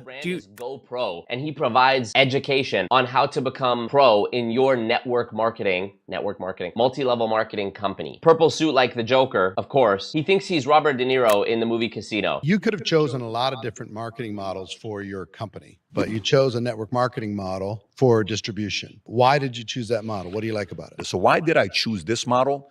Because if I have It's kind of funny because we see like another version of what PBD is doing. Like, you don't really notice because I feel like PBD's like outfit, it's just, I mean, it's kind of a shocking color, but it's reasonable. I don't know, he's on YouTube, whatever, right? But when you see the purple guy, Joker guy next to him, you say, oh, he is the blue version of that purple scammer over there. Buy the lead. This is the cheapest model of not having to buy the lead. I don't have to advertise. I'm paying $10.99. You get to make as much money as you get. I don't have to pay you W-2. Like, we combined some of the comp structures from these 3-4 different companies I was a part of, and then obviously the rest is history. Okay, one, no advertising. Well, of course you don't need to advertise. because you already have the strongest form of advertising possible. Word of mouth. Completely brainwashed into the opportunity, thinking they're going to be rich, that the word of mouth promises that they make to people who trust them about the income opportunity, it renders advertising completely needless. Secondly, paying 1099 goes against the doctrine that you are an entrepreneur or that you're a business owner in multi-level marketing. This is what they all say. This is entrepreneurship. This is your business. And as Patrick admits here, you're paying 1099, meaning you're paying contractors. So not only do they not own it, by you paying 1099, you don't have a liability over those people. They're just a 1099 contractor. They're not your responsibility. 3, make as much as you get. I don't even think that makes sense. And not paying out W-2. I mean, this is another Make as much as you get. thing. If these people were business owners, ask them for their tax returns. Look at that fucking outfit. Look at the purple dude, seriously. And like, honestly, if you're gonna wear, oh my God, look at how cheap this guy is too. Like, if you're gonna have a purple jacket and purple socks, you might as well go for the purple pants too. He's not going to, because I think I'm guessing that this outfit is you know, for shooting videos from the you know, bust up, right? 3 different shades of purple on this guy. If Grimace and Lex Luthor had a baby. You're going from company to company to company. So the challenge with today's is you can't find a lot of, I know this is going to sound weird, a lot of virgin networkers. Yeah. They've been around the block too much. You have to ask yourself, what do you offer? Forget about the company. What do you offer? Are you great on 3-ways? Are you great on calls? Are you a guy that's accessible? Can I get a hold of you at 11 o'clock at night? Are you hard to get a hold of? Are you a big shot? Are you this guy that's like driving your Ferrari and nobody can get close to you? There's so many different things that you can offer today to have the edge. Is it just me or did he not fucking say anything? You know what's so funny? This answer that he gave, he contradicts yet another promise of MLMs. When he's looking for virgins. In other words, people who haven't been scammed yet. But the thing about it is that like half of these people, like they get scammed and they don't even realize it. Like they will fail at whatever business venture. They will spend money to buy into the venture and they will not make that money back. And they will blame themselves for it. Well, I didn't do everything that PBD said. I didn't listen close enough. I did, you know, it's my, I could have earned the money if I'd really wanted to do it, if it was there for me. But I didn't want to burn my entire contacts list because that's what these people end up doing. Like, right? You're not only sacrificing, you know, your credibility with your friends and family members, right? Essentially, however many people you want to approach with that, every single one of those that does not get suckered by the scam now knows you as a scammer, right? How many people are they going to call up and offer them this deal? The person pegs it as like they're trying to pull me into an MLM. I'm insulted, right? I think my one experience with MLMs was that I was at my gym kickboxing, and you know there was another girl there who was also kickboxing, and I was kind of like, oh cool, you know, I don't usually see, you know, like, right, it's usually dudes in here, right? So she strikes up a conversation with me. She's very friendly. And she's, you know, asking me, you know, are you by any chance like looking for a job? And I actually was. At the time, I had just, you know, quit a job that I was working at, and I was looking for something else. And she's like, here's the deal. Okay, just give me your phone number. We'll set something up. We'll do a meeting over Zoom. And I really thought that she was hooking me up. It turns out that she was selling me an MLM. She was trying to, you know, girl boss me. She was going to gaslight, gatekeep, and girl boss me. And I was fucking insulting, and I didn't know her, okay? Had I known her, had she been somebody that I went to school with, had she been somebody that I considered a friend, oh my God, I would have felt so burned. Because I immediately recognized it for what it was. And, you know, to have somebody try to run a scam like that on you, it tells you that person doesn't think highly of you. Right? So you're burning through your contacts list, right? Which, I mean, I don't know. I mean, I don't do sales, but I imagine especially if you're in something like sales, that's pretty valuable. Like that's, you know, extremely necessary, right? I mean, it's necessary in a lot of things, just for like, you know, living, like, right? Because, you know, like that list of people, it's going to include some friends. It's going to include some associates, some coworkers, right? It's not, I mean, they really are like stripping you down for parts when they put you in one of these MLMs, if you do it right, because that's the only way that you can do it. You've got to knock on 1 million doors to get 1,000 doors to open for you.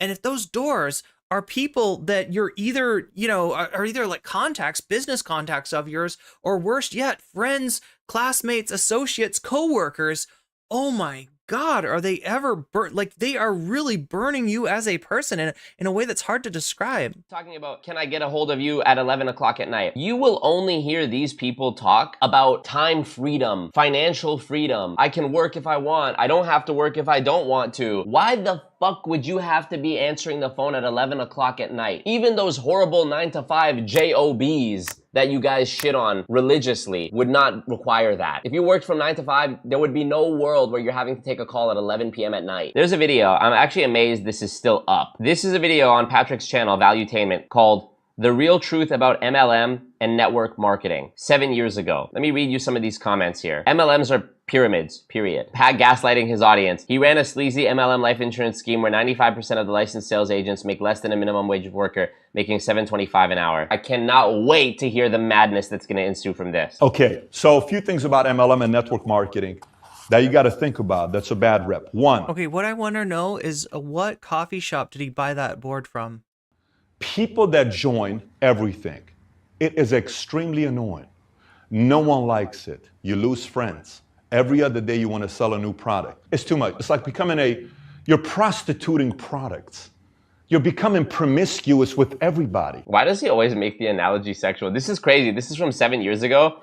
And literally the clip we watched of him with Eric Worre from 4 months ago, he's saying the same thing. That's crazy. And erections may last for the rest of your life. The world's gonna wanna see your erections. I want an erection that lasts a lifetime. Why are people buying Viagra so much? Hey, the moment you put your uniform, everyone wants to have sex with you. And it's actually somewhat true. You have sex toys, sex toys, sex toy, sex toys. The sex toy. I mean, look, I know what you're talking about. The moment you put on your uniform, everybody wants to have sex with you. But Patrick Bet David, that's why I quit IHOP. Some extracurricular activities. You're prostituting products. You're becoming promiscuous. People were mistaking me for a short stack pancake girl. With everybody. You want to sleep with everybody. It's a turnoff. It'll improve your sex life. Are people going to stop having sex and making babies? Oh, look, I got problems. Okay, chat, if you got this, like, help me out with this joke. What is the worst work uniform to possibly have sex in? Can somebody pull that out for me? There's a joke there somewhere. Everybody, just what you do. I'm crowdsourcing humor today. Make a list of 3 girls in high school that had the reputation of being you know what? 2 of them are probably wrong. Maybe 1 of them is right. You know that. I know that. That girl's you know what? My wife and I have problems. Watch how many people are gonna search right now. Sex toys, MLM. The Orkin Man. Oh my God. Well, I mean, I don't know. You could have some William S. Burroughs exterminator drip, maybe. Out of 100 people in network marketing, you know how many people come through with your canister of pyrethrum? Make it? Is it 50? Is a it hazmat 40? Suit? Nice. 20, how many is it? Less than 1. 1 make it. 1 in 100. A lot of people will watch it and they're gonna say, oh my gosh, why would I ever do it if it's only 1 in 100? Here's X-Scythe says mascot costume. In real estate, the famous Tom Ferry, Here we who's go. the big real estate guy that trains everybody and people pay tens of thousands of dollars to go learn from Tom Ferry. Also, VTalk, thank you for the follow. He says it himself. In real estate. Ooh, a Cracker Barrel apron. That could be good. I gotta be careful how I say that on Twitch. Make sure that they know that I'm talking about a restaurant, right? I'm not trying to... 7% of real estate agents fail within 5 years. Think about that. They put 5 years of their life in real estate and it fails. How much money do you think they lost in that 5? His podcast has as many active viewers as Hasan? Oh no. How about we go knock real estate? Well, you're talking about concurrence? His concurrence are up there with Hasan's? False equivalence here is comparing an 87% failure rate over the course of 5 years to a 99% failure rate every single year. Already some leap in logic. Already it's a bit of a stretch. With these insurance-based MLMs, they will tell the government, they will tell regulators, and they will tell the people that they are recruiting as well that their business uses an insurance agency model. This is simply So that's what he means when he says insurance. not true. You will not only hear comparisons made between... You know, funny enough, the other person that talked about like that talked about the kind of networking that you know, like somebody selling insurance might work is actually the purveyor of the infamous politics Discord, the Discord that's corrupting Twitch. The reason that I always tell you when you're dealing with Twitch politics, somebody like Lonerbox that's like, you know, what is your political affiliation? Oh, SOCDEM, right? You kind of know that that is like that's a center right person, right? Which is true with Lonerbox, and it tracks along almost everybody that is in with Twitch poll. If they are doing you know, if they're doing panels, if they are doing debates, if they are, you know, if they are if they have a good Twitch poll reputation, it's because they've skewed whatever politics they started off with like 2 steps to the right to be acceptable to, you know, Destiny, Doobie, and the rest of those jokers, right? It's but yeah, like one of the things that Doobie talked about in the infamous interview where he talks about taking over smaller discords and absorbing them is the idea that, you know, he's using like an insurance sales sort of networking model in his Discord business.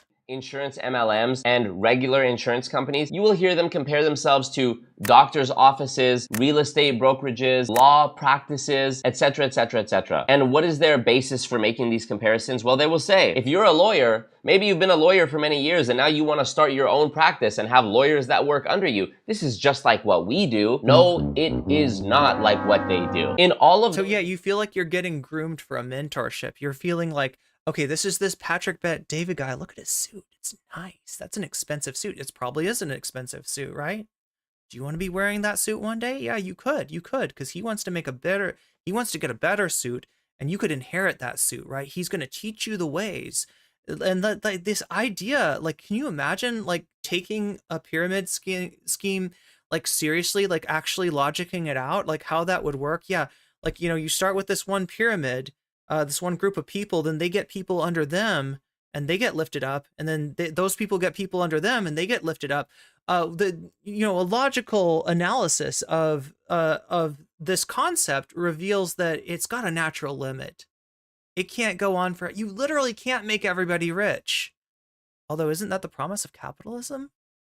We will all get rich one day, and when we get rich, that's when we will do something about the fact that at the top of the hour, there is a 3-minute ad break on Twitch. If you're on Twitch, that you have to spend 3 minutes watching. And that's a lot of minutes. It seems it's like 3 minutes. It doesn't sound like much. Imagine 3 minutes every hour, right? And imagine having to watch that ad break. If you make enough money in your pyramid scheme, you can probably afford at some point to buy yourself a sub from Twitch. You could even buy yourself like 12 months of a sub. You can get a discount on that. You could, you know, you'd be really wealthy if you followed PBD's business model and eventually one day take his place as the new PBD while he becomes the ultra PBD, and everybody just gets rich. Everybody gets rich, and then everybody can afford a sub on Twitch, right?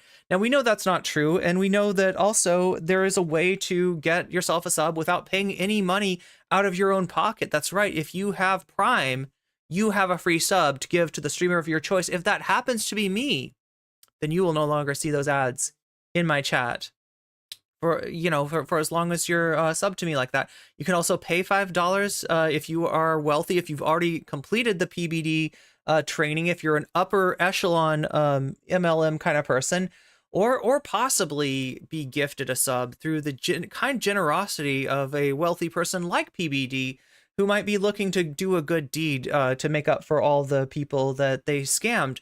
But that kind of thing, that kind of generosity, way more likely to happen if you're active in the chat.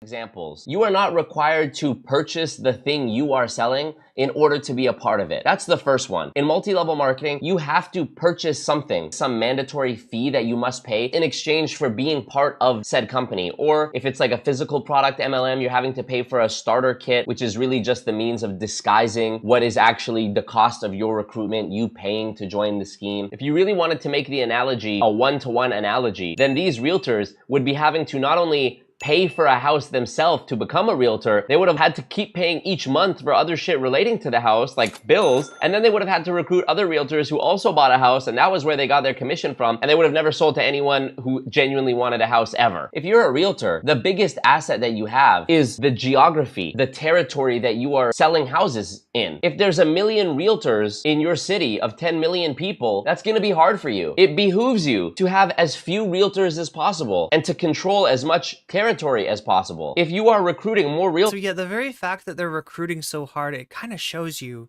it kind of shows you that they're not on the up and up, right? If they really were what they claim to be, they'd want to limit the amount of yeah, like they'd want to limit the amount of people at the bottom of the pyramid.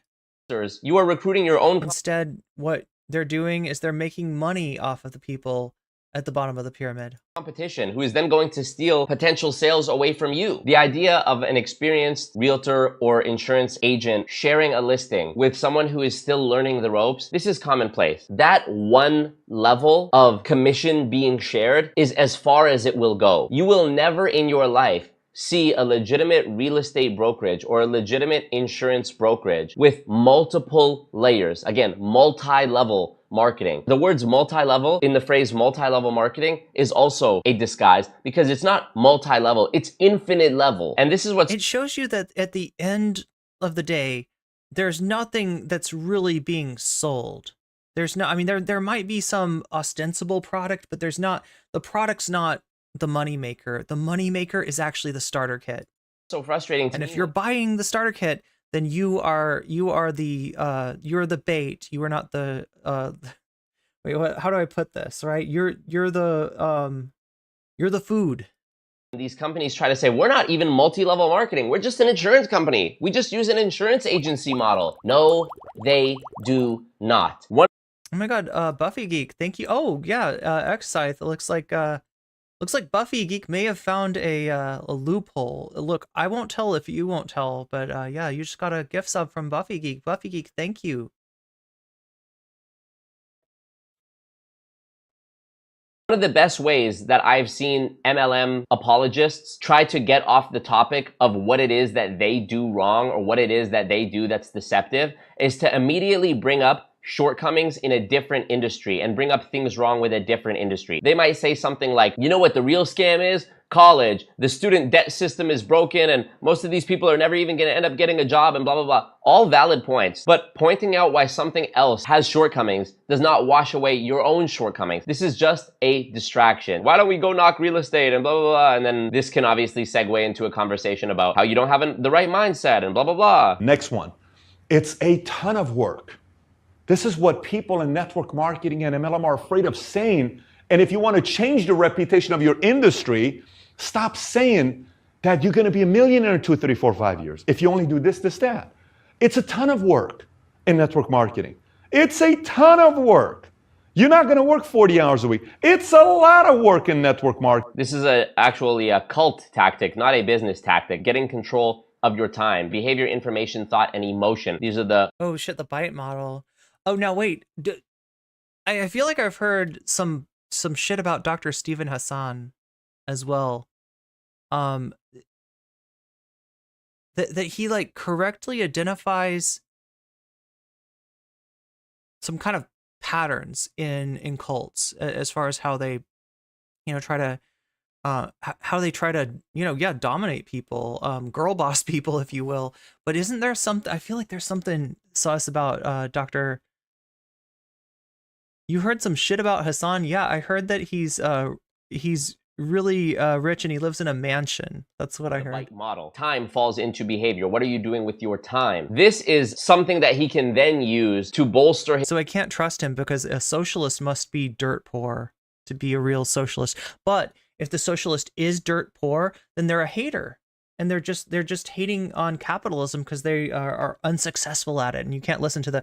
Either way, there's always a good reason not to listen to a socialist. His argument that this is why you need to be committing 100% of your time to this, which then lends itself to the idea that you need to cut off people who aren't doing this or who aren't supporting this. And then you become more and more isolated. You've spent more and more money, more and more time. This thing has become your entire identity. By the time they start saying more and more extreme shit, it just appears normal to you because they've brought you along gradually. Nobody is alarmed when they hear somebody say, it's gonna be a lot of hard work. Yeah, it's gonna be a lot of hard work. They told me it's gonna be a lot of hard work. Fast forward few weeks or a few months later, hey, I told you it was gonna be hard work, right? You need to give your all to this. Yeah, okay, that is basically the same as a lot of hard work. Hey man, you can't be distracted. There are people that are trying to throw you off your course and you know it's gonna be hard work and you gotta devote all your time to this, right? So you gotta limit the people who are trying to throw you off course from this. It's gradual. But if you had started on day one by being like, look, you need to cut off all the people who aren't supporting you in this, they would have been like, what the fuck, no? So a lot of people like to say, oh, real estate is a scam. Keller Williams is a scam. You know, New York Life is a scam. Oh, this company's a scam. That company's a scam. That is like you being the insecure guy that a girl left you or you couldn't hack it because it was so hard, but you called it. If you call it a scam, you're an insecure guy. But like I told you, there's totally... They want to have you blame yourself for if it doesn't work, right? The same way that they would do in a lot of cults, the same way that a lot of like think about a faith healer. You know what a faith healer is? It's the like evangelist that gets up on stage and says, I feel that there's someone out there with a disability, someone with a leg that's injured, and the person's like, oh, that's me, my leg is injured, and they come up to the preacher and they're like, I put my hands upon you and like, you know, use Jesus magic, right? And the person's supposed to get up out of, throw away their crutches, get up out of their wheelchair and walk around. And if you don't do that, it's not because the preacher was fake. It's because you did not have sufficient faith, right? So you got to get up, even if you're hurting yourself, even if you're injuring yourself worse, you got to get up and you got to believe, right? Otherwise you are just a bad Christian, and that's why you didn't get healed. Fortunately, eventually they get caught and they get shut down. The government is not set up in a way to allow scams to last for a long time. Really, Bernie Madoff, 30 years, biggest Ponzi scheme, OneCoin, Ponzi scheme. FTX, Sam Bankman-Fried was cool with people in politics. I mean, don't get me started on this, right? But in some ways, capitalism is a scam. It's a scam mode of production, right? Was giving money to people in politics. Especially, people that buy into it and defend it, that are being exploited by it, right? Imagine a scam like that not only is it squeezing you on both sides, taking your surplus labor value and also charging you extra, selling you the products that you need to live, but it's also convincing you that it's got to be defended, that someday you too will be rich. And you're going to want low taxes. So don't vote for high taxes, right? Because you're going to want those taxes low when your ship finally comes in. Politics. There was an FTX arena, high-profile celebrities in advertising. The government is set up to do whatever for whoever is paying them. Oh, thank you, Buffy. A person cannot be a criminal all their lives, not finding a way in prison. In MLM, unfortunately, you can. If you are going to do network marketing, here's a timeline. It's 10-year commitment. LOL. It's not 6 months or I'm going to give it a shot for 1 year. Nope, not going to work. Do you know why it's a 10-year commitment? Because I want to make 10 years of money off you. Because that's what he's saying.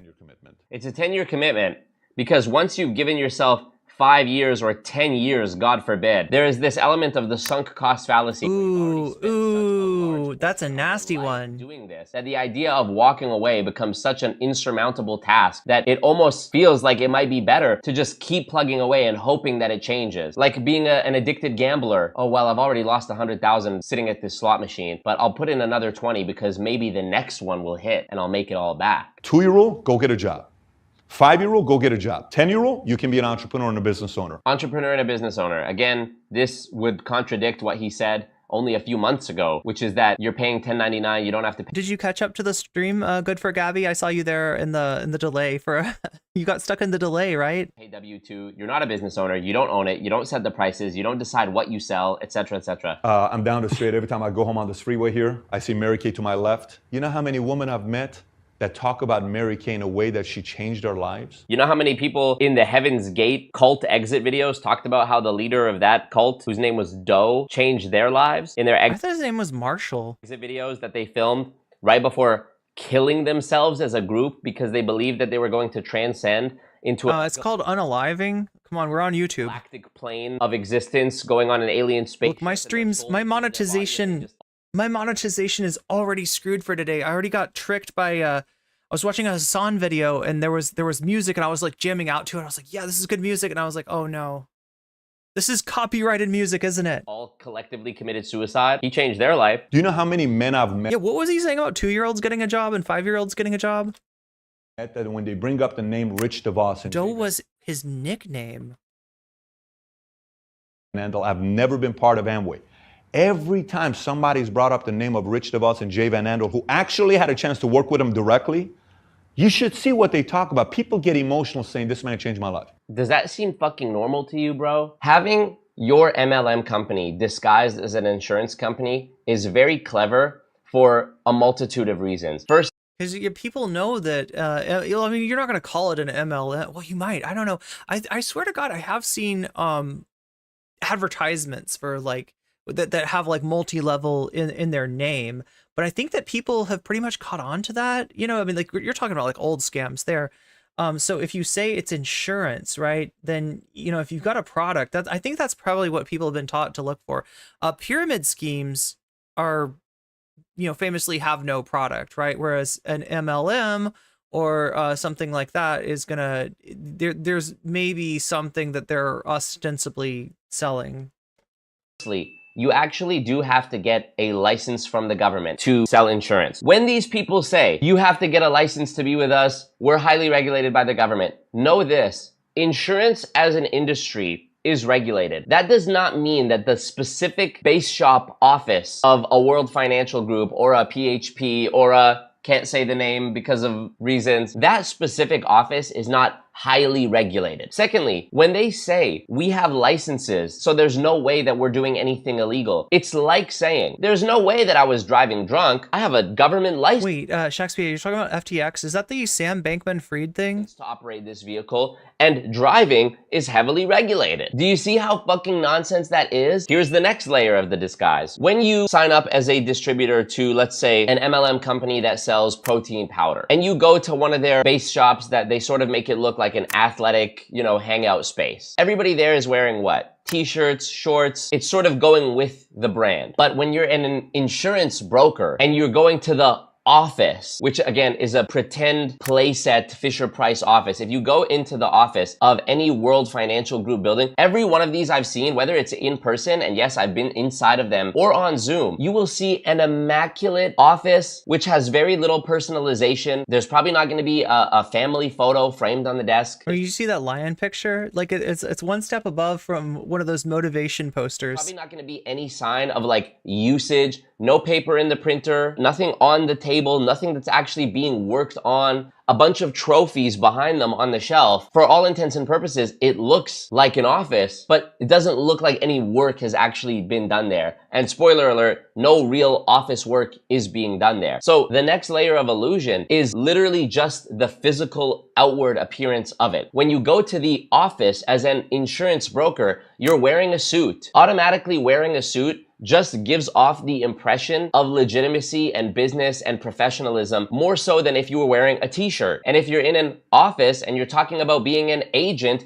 all of these words lend themselves perfectly to making yourself look legitimate. It looks more legitimate and sounds more legitimate than saying I'm a distributor or I'm an independent sales rep. Also, when it comes to the suits, you can just tell that these people are not professionals. I've used this analogy before. These guys that wear suits and talk about their business, but they're actually in an MLM, all of their demeanors and their appearances scream out to me, little kid dressing up in his dad's suit while his dad is at work. And it doesn't fit properly. They're wearing a bunch of accessories that are just so over the top that don't actually go with it. Like there's no class, there's no poise, gaudy snakeskin shoes, just because they think in their mind, oh yeah, the more condiments that I put on the sandwich, the better it'll be, right? At least that's how it looks. Another layer of deception. Yeah, especially wearing a suit on your podcast. Look, you know a real podcaster by the fact that they'll be dressed but like a famous movie monster, right? They'll be dressed like I don't know, like Dracula and be saying awful things, or they'll be dressed like Frankenstein and not know why they're there.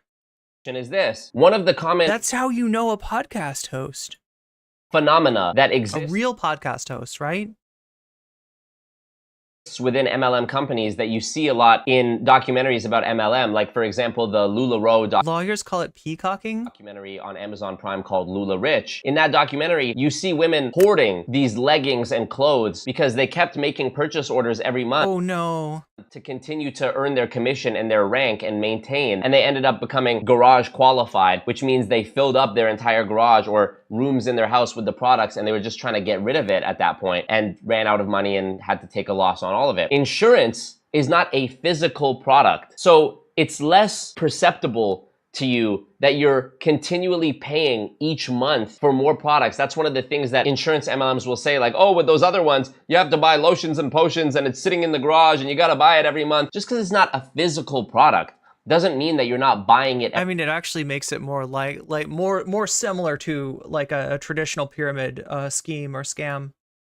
Every month. It's just probably less in your face because it's not physically in your face. Another reason why running an insurance MLM is so genius as opposed to another MLM is because if someone signs up for an insurance policy with you and it actually does come to pass where they need to file a claim, someone close to them dies, but they had the insurance that was sold to them by this MLM distributor, the emotional power of being able to say, yeah, you know what? I haven't made any money yet, but my aunt just passed away and the insurance policy she had with this company paid my family out, and without it, we wouldn't have got any money from it, and we're much better off for it. Playing on the emotion, that is something that most people would have a hard time arguing with. But I want you to look at the big picture. How many times that happens and how much money is being paid out from those policies, which, by the way, is being paid out not by that MLM, but by the companies that they are selling products on behalf of, the actual insurance companies who are issuing the policies. Consider however much money is being paid out compared to the amount of money that is being generated from scamming people. The amount of people who have had their lives positively affected by the insurance policy that was paid out is so inconsequential and so insignificant compared to the amount of people who have been harmed and the amount of money that's been generated that equates to the losses of those people that have been taken advantage of by those MLMs. It's a grain of sand compared to the entire beach. I want to show you the compensation plan for PHP, proof of what I was talking about earlier, the generational overrides. 7 layers deep. You would never see 7 different people getting paid commission on the same sale of a product or service in real estate, medicine, law. Never, never, never. We all know there's this like principle, the degrees of separation between you and... So wait, that means that when you sell insurance, right, which might not be an easy thing, because like I told you, a lot of these outfits, like they tell you to go through your contacts, right? And like, where else are you going to go? Where else are you going to find people? You know, what are you going to cold call people? So you know, you're burning your contacts, right? Because when you call somebody and offer them what is obviously a scam, they are going to block you. They are, and if, you know, heaven forbid, they were your friend, they were your classmate, they were your family member, they were somebody that, you know, actually cares about you, you also lose that relationship too. Like, this is what I'm saying, is that these things like strip people for parts. But it's, you know, imagine like you finally do make that sale. Somebody that you call trusts you because of the relationship that you've had prior. They're like, you know, I was looking for insurance anyway. And it's just fortunate that I could buy it from someone I trust, right? So you finally making your money, but 6 people? 6 people are getting a cut of that sale, or are getting a cut of that, or getting a bigger cut of that commission? I mean, like, that's... Any other person on this planet is 5 people, meaning you know someone who knows someone who knows someone who knows someone who knows... Oh yeah, this is the 5 degrees of... Oprah. So if it only takes 5 degrees of separation to get to you and anyone else on the planet, you may ask yourself, why the fuck is somebody 7 people away from me getting paid off work that I did? That means that anytime you make a sale, you can rest assured that somebody probably in another part of... Like, it's almost like compound capitalism, right? You know, the way that your excess like labor value is extracted from you in the just the very act of you know, receiving a wage. like this is like that, but 7 layers deep. Of the world who you never met and who you never will meet is getting paid off work that you did. This is so unsales, it's not even funny. Senior marketing director, executive marketing director. Another layer of deception that they add is the names. A company like Amway, you might be a diamond or a ruby or an amethyst. That doesn't sound as That sounds like some Steven Universe right there. Professional or legitimate as what you would have in PHP, where you're a marketing director or a senior marketing director, or executive marketing director, or an executive vice president. It's literally— Oh yeah, I was gonna say, when are we getting to like vice presidents and stuff? Yeah. Kids LARPing. And then of course, they have the additional layer, which is the signifiers of wealth and success. These— What is the name of this channel? This is Always Marco. I'm gonna give you the, let me give you the link for that. gaudy, horrific college football rings with the engravings. $100,000 earner ring, $50,000 watch. I mean, bro, I think I've covered by now every reason why the insurance MLM thing is so clever and so sinister. We're talking about an endless chain recruiting pyramid scheme and cult that is getting people in based on emotional promises of making millions of dollars and having generational wealth and taking care of their sick relatives' hospital bills. And tell me your why. What is your why? Don't you want to retire your dad? Don't you want to pay for your grandma's cancer medication? And on and on and on. They then disguise that by calling it something made up, multi-level marketing. This is a disguise because you're not marketing anything. Marketing implies that you are serving something to a market of people. What are they marketing? The opportunity, the endless chain recruiting promise. Don't you know about Patrick Bet-David? Look at his Instagram. He drives a Lambo, blah, blah, blah, blah, blah, and on and on and on. Social proof nonsense. Here's number 10. And this is the part that some people are going to like, some people are going to hate. Network marketing actually works. And the weird thing about him is, like we went over earlier, he didn't just start an MLM, right? He worked for an MLM. He was associated with an MLM. Like I said, maybe he even made some money. Like, it is possible to make money from these things. Obviously, you know, you're getting, you know, you got like 7 people or 6 people above you taking a piece of that. So you're not going to make, you're kind of going to do a lot of work for that amount of money, but you might make some money. But he can tell you that, you know, that he started out where you started out, right? He doesn't have to lie and say that he started out where you started out, right? He owns the company. Obviously, you know, he didn't start out on the ground floor for that company, but he can say that he worked for, you know, this company, and he's not lying. He worked for that company to apparently learn their scam and then copy that scam and adapt that scam for himself and inject his own, you know, sort of personality and his own ability to command confidence and trust into that scam, and maybe outdo the scam that he is that he started out with. But he can at least point to, like, yeah, I was a scrappy young, you know, whatever the like lowest level of the MLM is back in the day myself, and just like me, you can earn your way up to having a Lambo just like I drive.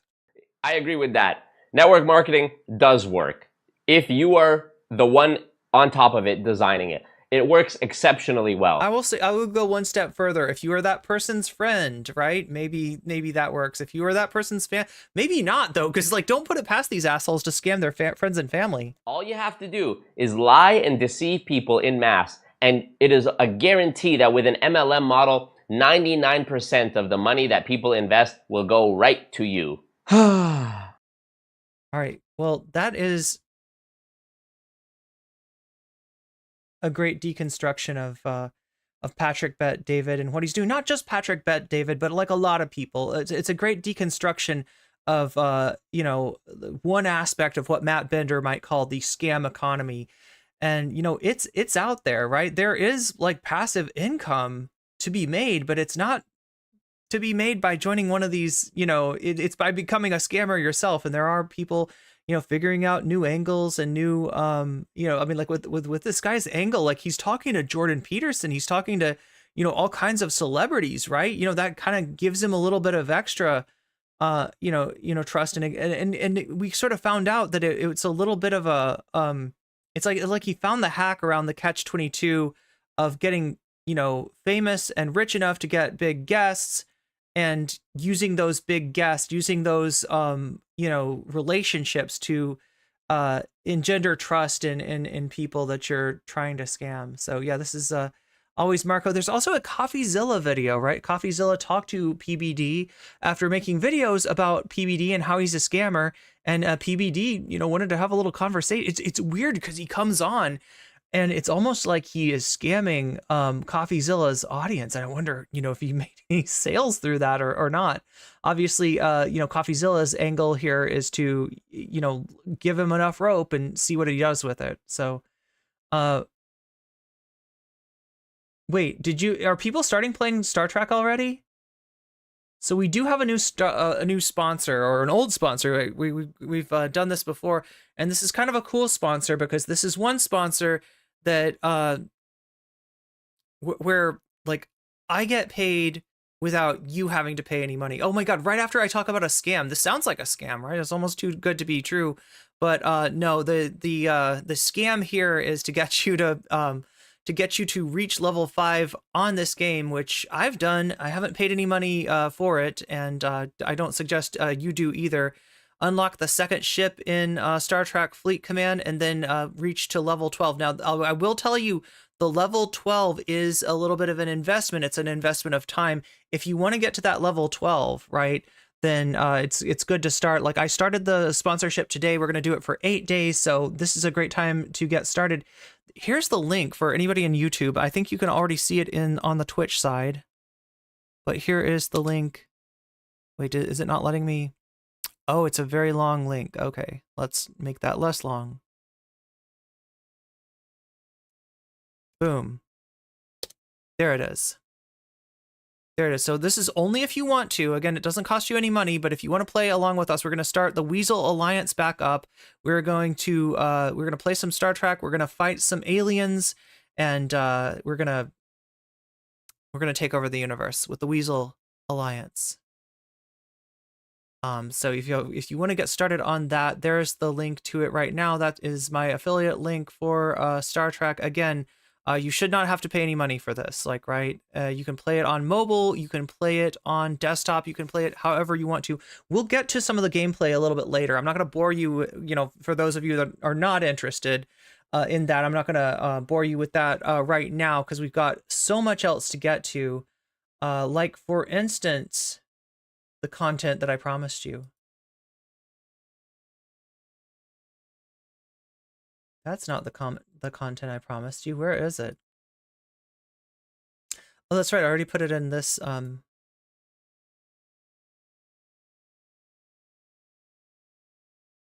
This is Frogan responding to Ethan Klein, and you're like, I can only sympathize. I have had larger content creators go after me, spread lies about me, try to ruin me, try to, you know, break people's trust in me, try to separate me from my community. It didn't work, but I was lucky enough to have some really good advice from people, the people that actually cared about me, right? And that's how I got through it. Now Frogan is having to answer these pretty toxic allegations from Ethan, and it's a weird thing too, because, I mean, like, Ethan gets cooked for making a really sick joke about Aaron Bushnell after what happened a couple of weeks ago, and Frogan gets lumped into this just by virtue of Ethan still being mad at Hasan's community. If you don't know, Frogan is I think the head mod, maybe even of Hasan's Discord. And so when Ethan, you know, had that discussion with Hasan where he came off looking really bad, and, you know, there were people saying bad things about him on the internet, he very much blamed Hasan's community and people like Frogan. In this one, he's trying to claim that Frogan is anti-Semitic. Why? Because Frogan had a bad experience with a therapist who, you know, kind of inappropriately brought up her background, saying that, oh my gosh, well, if you're from Lebanon, and, you know, then you know, maybe we shouldn't be working together, right? Do you think that Israel has a right to exist? Like, asking Frogan political questions in the midst of a therapy session, right? Frogan, you know, made, I guess, the mistake of mentioning that on social media. And here Ethan is trying to say, well, here clearly Hasan's mod is anti-Semitic. I looked at the tweets in question, and I did not see anything like that. Right? I saw that Frogan had a very bad experience with a therapist who seems like she was Islamophobic essentially, and was making some assumptions about Frogan based on her background. So let's hear from Frogan herself the answer to Ethan's allegations. We started this podcast because we wanted to highlight the diversity of the Middle East, or the Middle East. We are all Lebanese. Some of us are Lebanese. We're all half Lebanese, essentially. I'm half Lebanese and I'm half Palestinian. I'm also Christian Lebanese and Christian Palestinian. Raf is half Lebanese and half Jewish.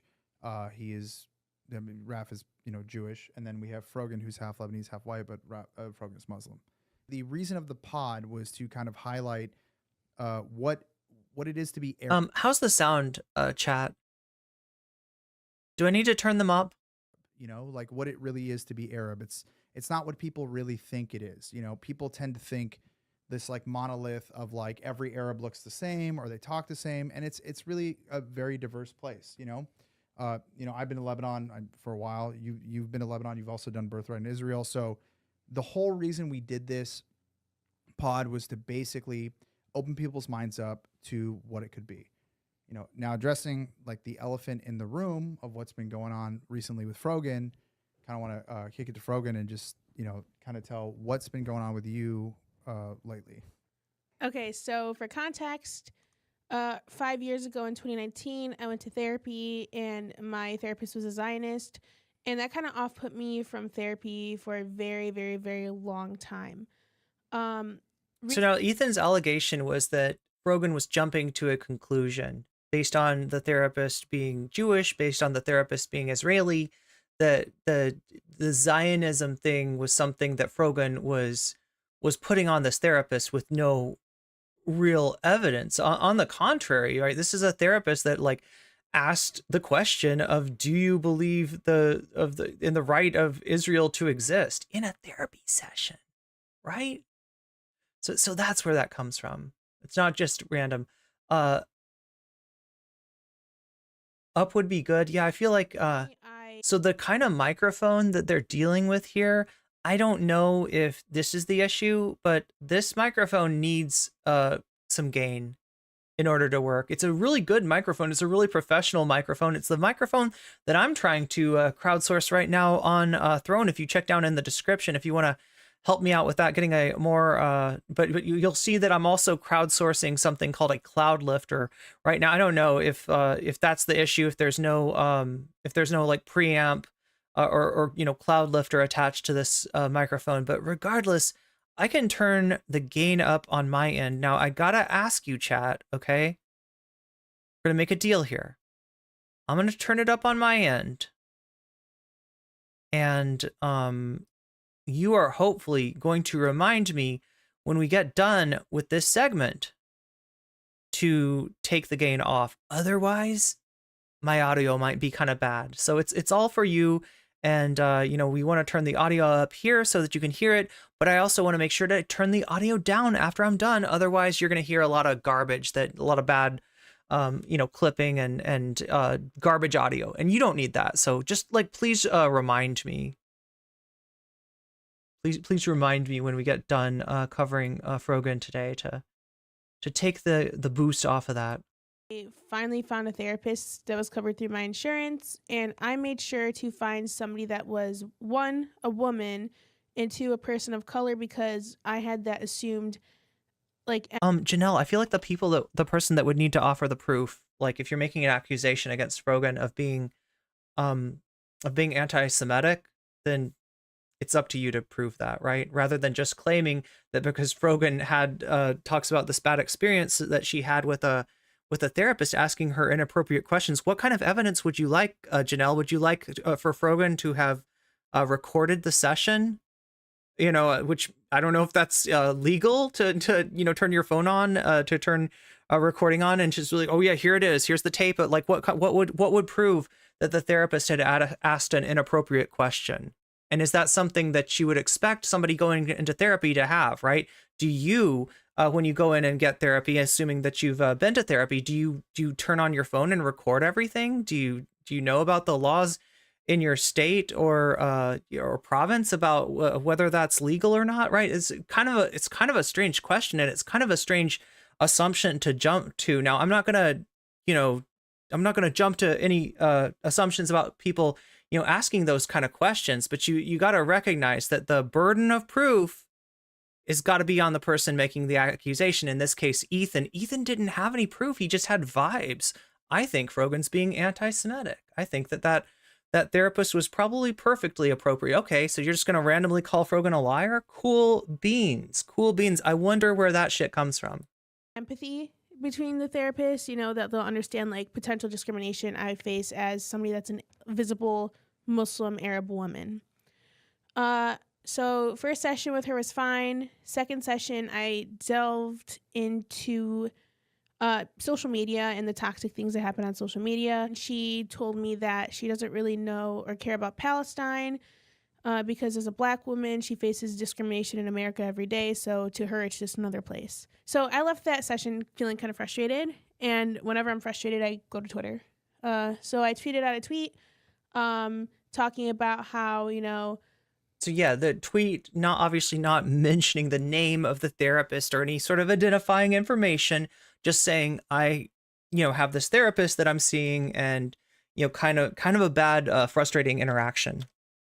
I was traumatized from my experience I had with my Zionist therapist back in 2019, and I finally decided to go again, and now it's just like the lack of empathy frustrated me. I didn't think anything of it when I tweeted it. It was just me venting because I don't have like an alt account to vent on. I just tweeted it on main thinking nothing of it. As time progressed throughout the day, people picked up on it, and I started getting accused of dog whistling that the Zionist therapist was a Jewish person. And to be fair, right, Zionism could be used as a dog whistle. In fact, it probably is in some cases. You do have a lot of grifters out there that are trying to feign support for Palestinians right now, and that are actually like hiding like hard far right viewpoints behind that. And that's one of the challenges of supporting Palestine. What's going on is horrible, in terms of the massive deaths of civilians, in terms of the ethnic cleansing that's being attempted. But you do have people trying to, who are legitimately anti-Semitic, trying to launder that bias that but behind, feigned concern for Palestinians. So I don't think that this is entirely impossible, but to jump to the conclusion that that's what Frogan is doing, it requires a little bit of implicit bias on the person making that assumption. So I put out a tweet. Daryl Barnett says, H3 subreddit mods ban anyone critical of Ethan, the crew, or the show.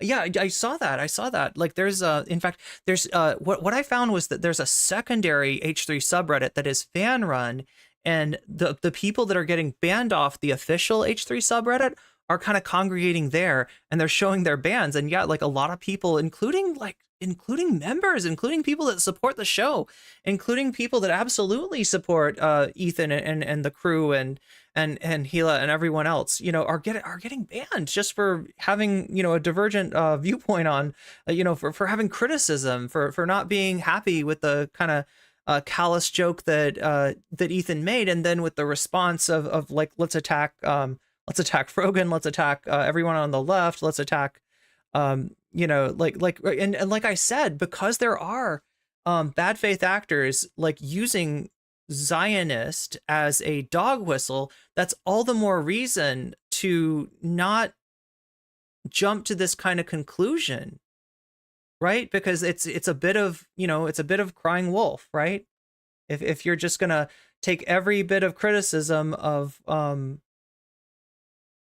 of like, what the IDF is doing, and or everybody that's like, got a bad opinion of Zionists or Zionism, and cast them as if they're freaking, Jackson Hinkle or Haas or some kind of weird right winger, then that it really dissipates the fact that some of that stuff is happening, and that does need to be called out.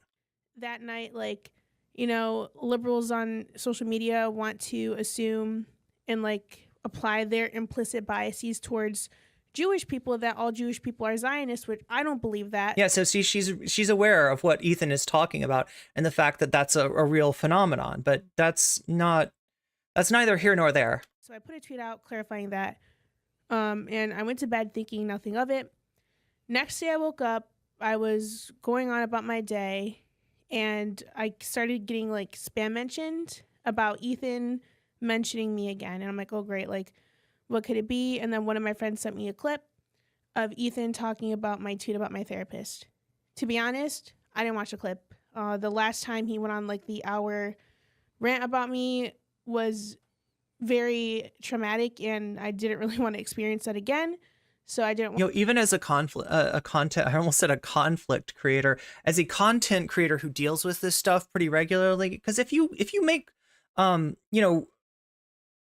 criticisms and you stand behind them, you're gonna get some of that. You're at some point, a content creator is going to talk about you for an hour, and like it is difficult. It is difficult to process. A lot of people, will have someone that they trust look at the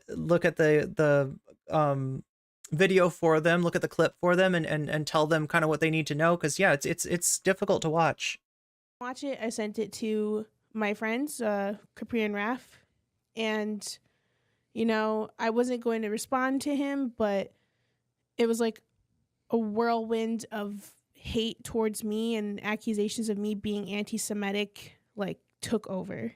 So I couldn't just sit there and not clear my name.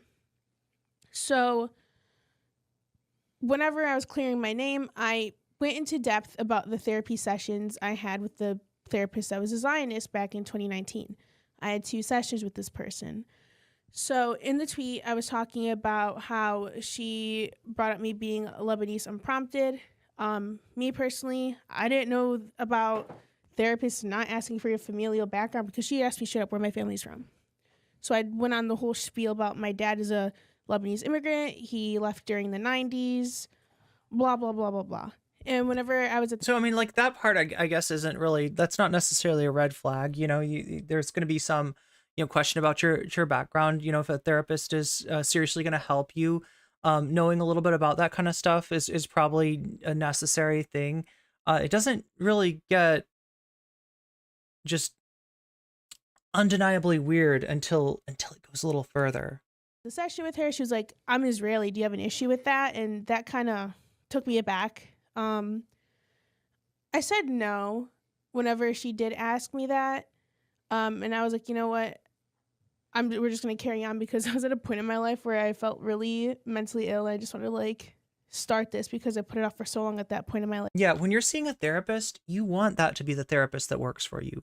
You don't like I've never, like, it's so difficult to get the process started, to find somebody that you can work with. You're really hoping that it works out. You're not like most people, I don't think, are going into a therapy session kind of like shopping, being like, is this the right therapy? I mean, maybe it's what you should do, but a lot of people don't have time. You want to get in there with a professional, okay, whose background or personal biases aren't going to get in the way of what you need to do in the session, which is therapy. You're going into therapy for a reason. You need somebody to talk to, and it sounds like Frogan was just like, let's just please get past the weirdness. Can we just get to the therapy? Life too. But then like things started getting weird between the 2 therapy sessions. She started like talking more about Israel and talking about me resenting Islam, talking about my scarf. And then it got to a point where I was like, you know what? I reversed the question on her. I'm like, okay, I'm Arab. Do you have an issue with that? And she got like, she started laughing. She's like, oh, so now you're reversing this on me?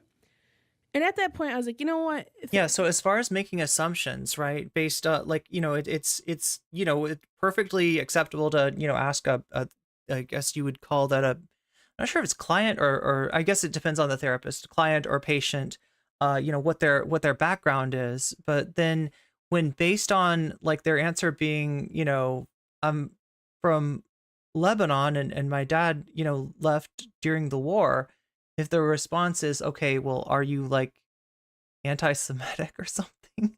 That's inappropriate, right? That's jumping to, a conclusion. I mean, I get that, if you had a client that was, and you're somebody of, if you had a client that's like, I mean, that would be a problem, but kind of like jumping to that conclusion based on just, Frogan's background is wildly inappropriate. And I think it's pretty telling of an implicit bias there.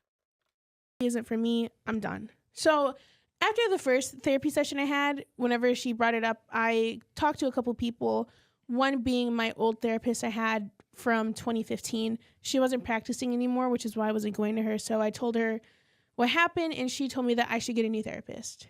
I talked to my mom about it. She told me I should get a new therapist. Talked to like my general doctor. She said I should get a new therapist. And people like, it made me uncomfortable. I'm not going to lie. Like her asking that and like the factors that happened after the fact of her asking, it contributed to, I'm like, this is supposed to be a place for me where I feel comfortable talking about my issues and trying to work through things that I previously couldn't. And it just created a weird environment for me. Yeah, it's the opposite of what you need, which is a therapeutic alliance of trust and safety. You need, people talk about safe spaces, but you need the therapeutic environment to be a safe space. And if you've got a therapist that's just jumping to conclusions about you, that's not what you need. So I tweeted that whole spiel, obviously better worded than what I did right now. And yeah. Now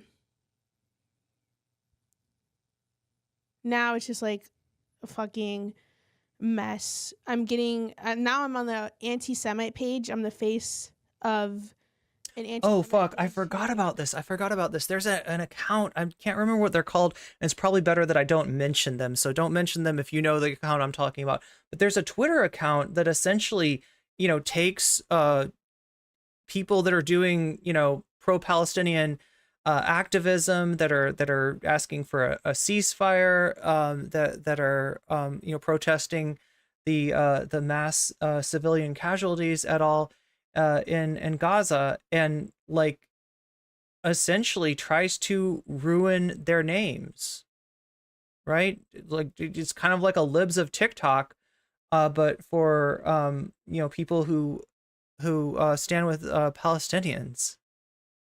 And she got, like, I'm not going to say directly because of Ethan, right? Like, I don't think that Ethan intended for this to happen, but it did happen.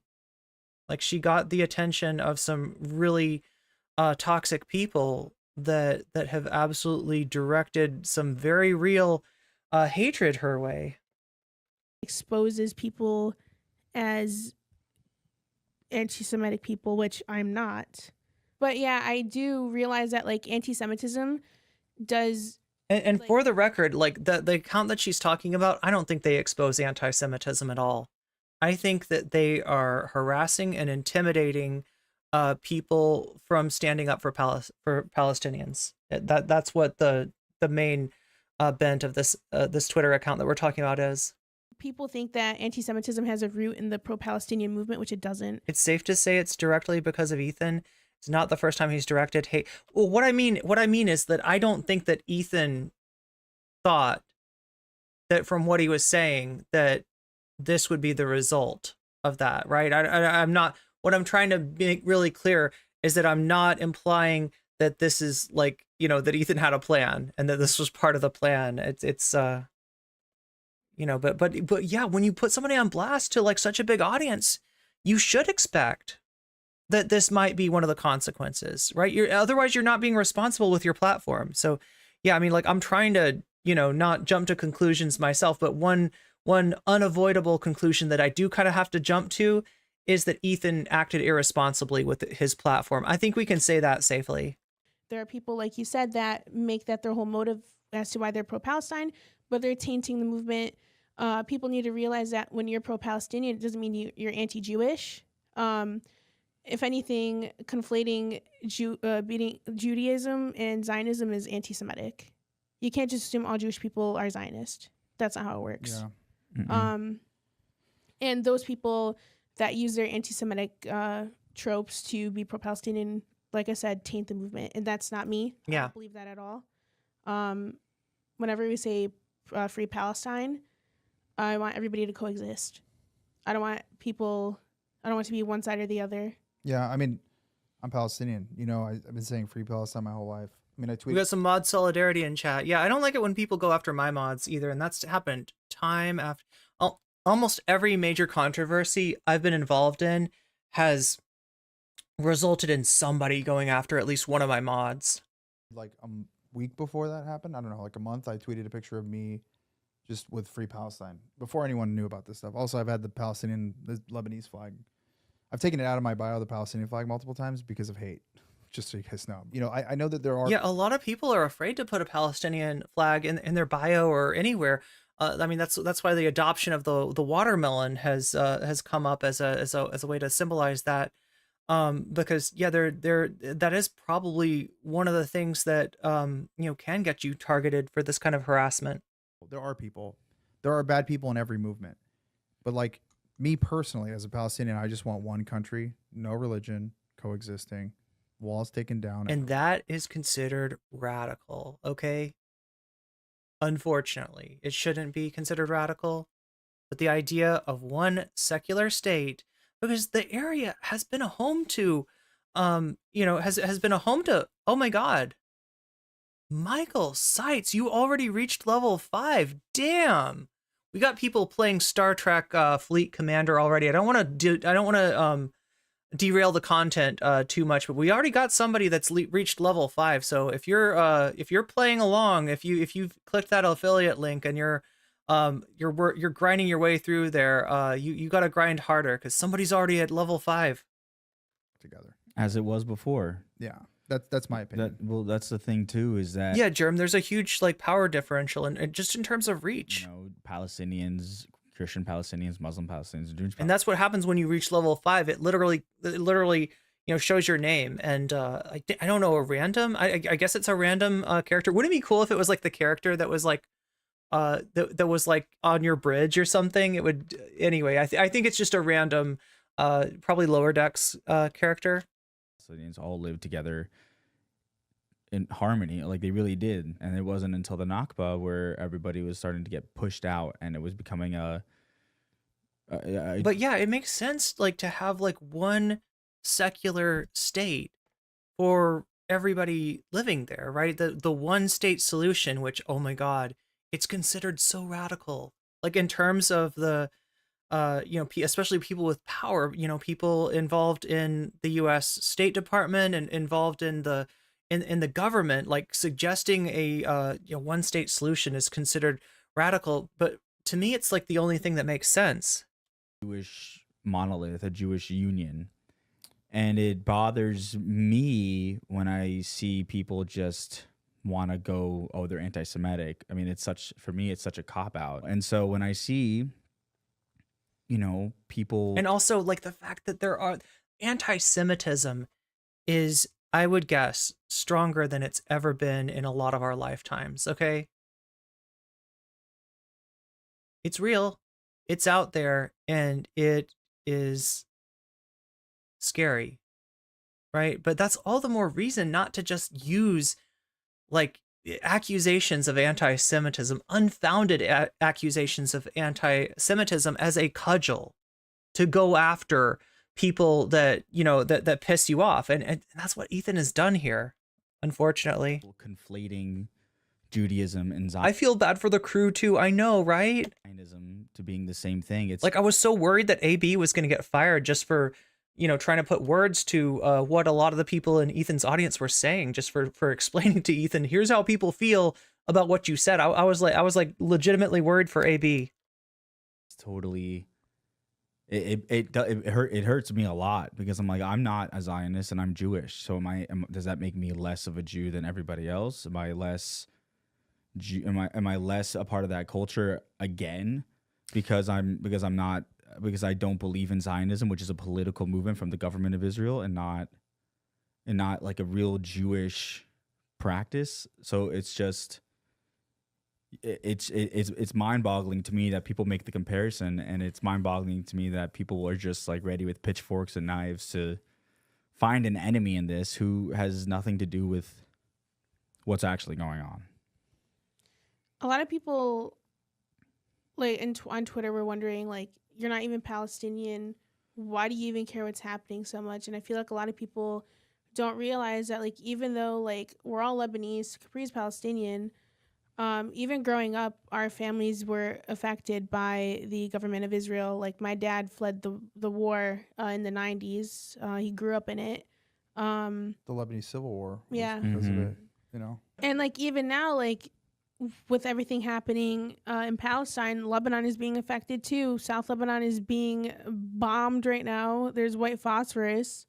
Capri and I are from southern Lebanon. Yeah.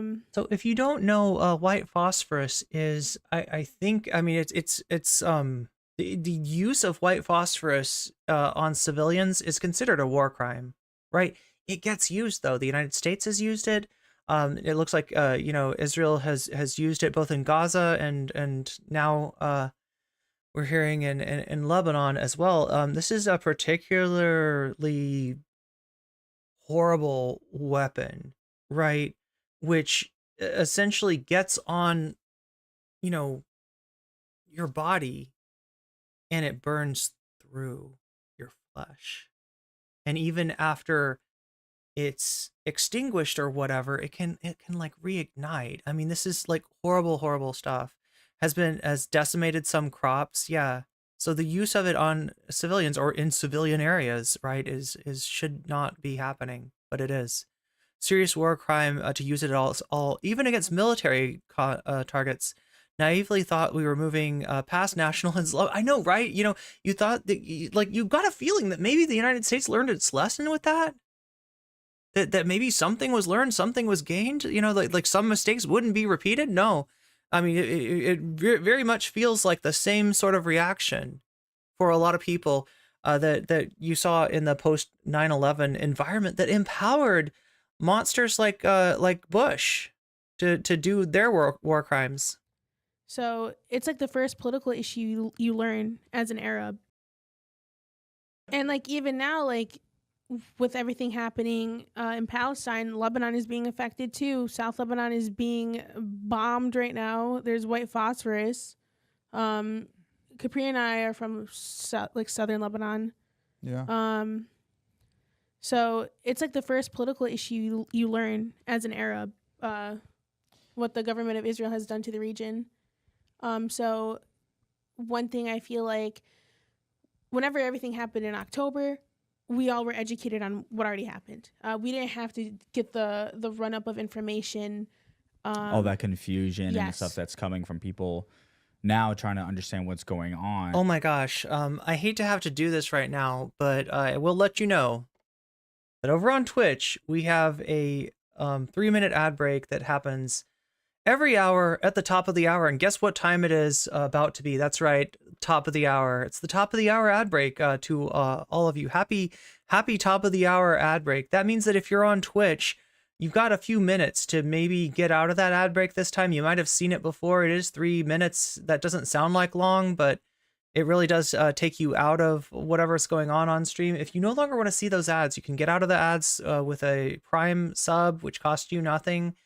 Puts money in my pocket, helps me run this stream, because yeah, I do require support to be able to come to you day after day with this stuff. You could also possibly pay Twitch $5 to get yourself a sub.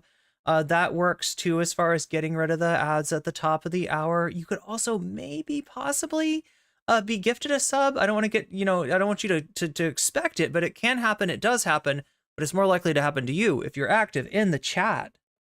It's not there because it was there all the time, the whole time. Yeah, I mean, it's a political movement. Like personally, behind the scenes, I've been trying to help as much as I can. I honestly, I kind of gave up on it for a while. I was like, fuck it, dude. Like, there's nothing we can do. Like, we're gonna die in the dark, and there's nothing we can do, and nobody gives a shit. And now I'm seeing like all these political people like jump in, and it's like, hey man, like, cool. This is our life. Like, this isn't fucking content, you know? Even the stuff that's going on with you and Ethan. I mean, these are everyone's a real person. This isn't content. No, and like the thing is, I used to love Ethan. I used to consume his content. I used to watch his podcasts. Yeah, me too. But like after him going after me in October, like I haven't watched his content anymore. Like I don't want to like sound dramatic, but I just can't like stomach it anymore. Like I just don't want to that's fair. associate. He was actually like personally one of my like the favorite. Yeah, and I just like don't want to associate that or anymore because it's like kind of triggering in that sense. No, I So get with that. this happening all over again, I'm just like, Yeah. What sucks is it's like we were talking about this. It's like, how do you prove a negative? It's like, I'm not, you know. Yeah. So this came up in chat, and I didn't mean to call anybody out, too hard for that. Just like, but do think when you're, with a question like, how do you, does Frogan have proof that the therapist said an inappropriate, and pretty hard to deny, Islamophobically motivated thing to her in the session? Like, right, how are you gonna, or like really what she's being asked to prove is, like they said, a negative. Prove that you are not anti-Semitic. Okay, well that there's not like a certification. There's not like a test you can take. There's not like a Cosmo quiz or something that you could. There's no way to prove a negative like that, right? And furthermore, there's no way to prove that what you say that you heard in that therapy session actually happened, unless you happen to have your phone on and ask the therapist up front if it was okay if you record, right? It's just like not something that you can. It's not something that you can prove. But again, the burden of proof should not be on Frogan here. That's the whole problem. Show like a whole family picture roll of all the Jewish people that I have on my phone. Like, you can't do that, so like when you make it sucks because it's just kind of like whoever says the information first is automatically correct, Yeah. So with Ethan using his platform and just saying what he did, I mean, he could have said it, don't get me wrong, he could have said it and totally not have said your name, and then this might have happened, but not as large as it is right now. But to deliberately go out of his way to say your name and then put that accusation on your name, it's bewildering to me. And it's honestly, it's heartbreaking because it's like, that's not true, but how are we going to defend ourselves and how are we going to fight this? It's kind of what's going on in the world today.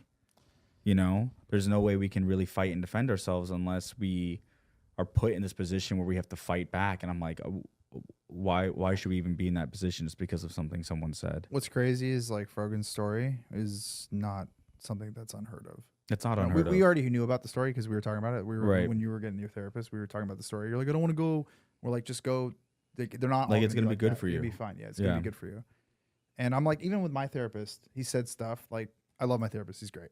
But he said stuff to me that I'm like, dude, like that's like you don't get, like, is this in your culture? You guys do this? I'm like, no, it's not my culture. Oh, dude, I was born in California. You know what I'm saying? Like, between the two of you and sometimes me, like when we do tweet about this particular thing, we tweet from a very emotional and angry place, and a lot of the times a very logical place as well, and it gets misconstrued as we have no like understanding about anything else that's going on, which is just not true. The problem is that we understand literally everything that's going on, and we're not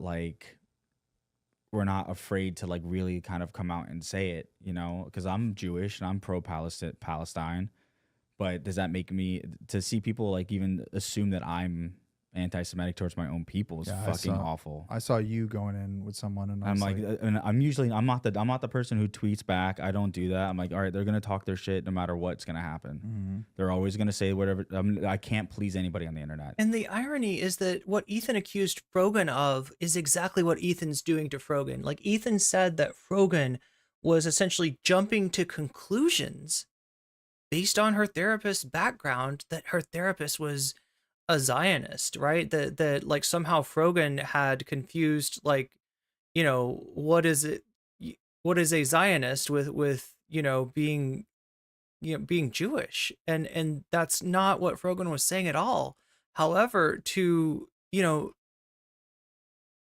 make the assumption that like the therapist did, that Frogan is anti-Semitic or can't work with her based on her background, is the exact kind of prejudice that Ethan's accusing Frogan of. So it's kind of ironic that way.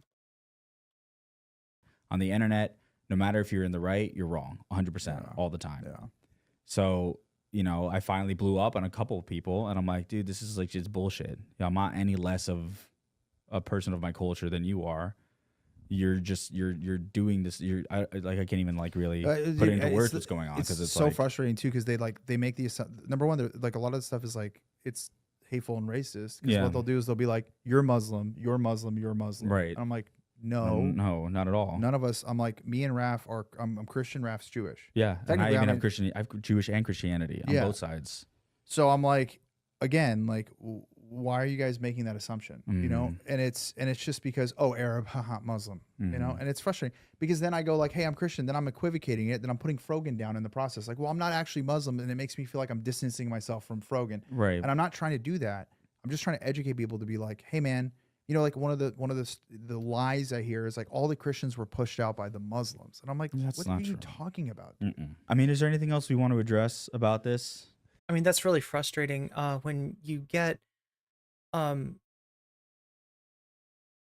accused of something based on an assumption made about your identity that's not even true, and you could say, hey, that's not who I am, but then you feel like you're sort of playing into the to the prejudice, right? And so it just puts you in a really bad place, right? You're not saying that you're not Muslim as an excuse. It wouldn't be bad if you were Muslim, but they're wrong on even just the substance of the identity that they've assumed for you. So yeah, this is Did we miss anything? And I mean, like, honestly, I hope that Frogan is okay. Considering the accounts that have tweeted out hate against her now, and it happened as a result of what Ethan said. That's not in question, right? I don't want to assume that Ethan knew that this would happen or meant this to happen, but I do gotta say, Ethan, with great power comes great responsibility, and your show is so big that when you make accusations like this, it's gonna cause it's gonna have effects. It's gonna domino, and things that you might not think of right away are gonna happen. So when you make an accusation which ends up not even being true, right, and get somebody under the kind of hate campaign that Frogan's no doubt experiencing right now, that's even worse. No, I think that we'll just move on and do the regular episode. Ethan knew but this happened. You're talking about the account that tweeted out hate against Frogan. And again, Chad, if we could avoid saying its name, right? Because this is like this is bad shit. This is really bad shit. These are accounts that seem to exist purely to harass and intimidate people who support Palestine. I think that's it. Your hat looks fucking weird. The whole time? You tell him right now? Why didn't nobody tell me? Oh, okay. So anyway, that is Frogan's response to Ethan Klein, and it really sucks that she's having to deal with that right now. So yeah, I might as well take this time in between. We're gonna take a look at what Vaush had to say about Ethan, which I find really interesting, and I was legitimately surprised by some of the things that Vaush said. We're gonna get to that in just a second. I do want to mention that this stream exists through your support. I am massively appreciative to all the people who support the stream, whether that is through super chats, whether that is through super stickers, whether that is through becoming a member or even gifting a membership to somebody, whether that's on Twitch through subs, through bits, through gift subs, or supporting me over on Patreon, which you can find the link to down in the description. I appreciate all the support that people are willing to give me, and understand that if you're supporting me, it is through you that I'm able to do this. So massive appreciation to all those who support me, even if all you can do is hit that like button, right? Which costs you nothing, but you might have to slide your thumb up into position to hit the like button. You might have to move a mouse or something like that. It's a little. I get that it's a little bit of trouble, but even if that's all that you do to support, if that's all you can do to support, I appreciate that as well. So I just wanted to give a shout out to all my Patreons, all my members, all my subs, everybody that supports me in whatever capacity they do. You are massively appreciated, and I wouldn't be able to do this without you. And it's you're literally the wind beneath my wings, to quote I don't know why I'm always quoting 70s music. I don't know. Maybe I had a past life in the 70s or something. I don't know, Chad. I'm not sure I believe in past lives, but what I do believe in is Vaush and his ability to continue to surprise me, and not always in a good way either. In fact, most of the time, not in a good way. We do have to go over, I do want to go over the subreddit stuff in a second too, so we'll get to that. If I can just find where, there it is. I found Vaush. Oh no. Is this a blessing or a curse? Maybe a little bit of both. So yeah, this is Vaush, and his reaction to Ethan, right? Kind of curious, and you might be curious too, what his... Oh my God. So when you bring it up and you're like, oh, you misspoke, that sounded...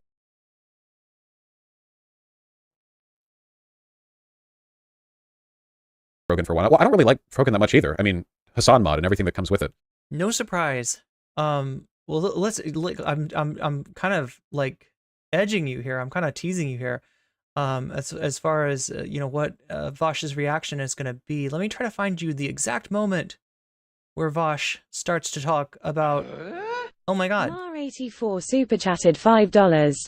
$5 from Mar84. Just started watching you a couple days. I don't agree with everything, but thank you for allowing us to have discourse on here. Openly, respectfully, smiling face with hearts. Hey, you're entitled to your own opinion. This is it's what makes the world go round. So yeah, thank you for the super chat, Mar84, and I'm glad to have you along with us for the ride. Opinions and all, right? So yeah, let's see what. Speaking of opinions, let's see what Vaush's opinion on all this stuff was. Right, manga versus anime. Manga versus anime. I don't think that's what we're talking about. God. After I'm done with all the other shit I'm juggling right now, Turtle Totem. Somewhere. Oh, there we go. There we go.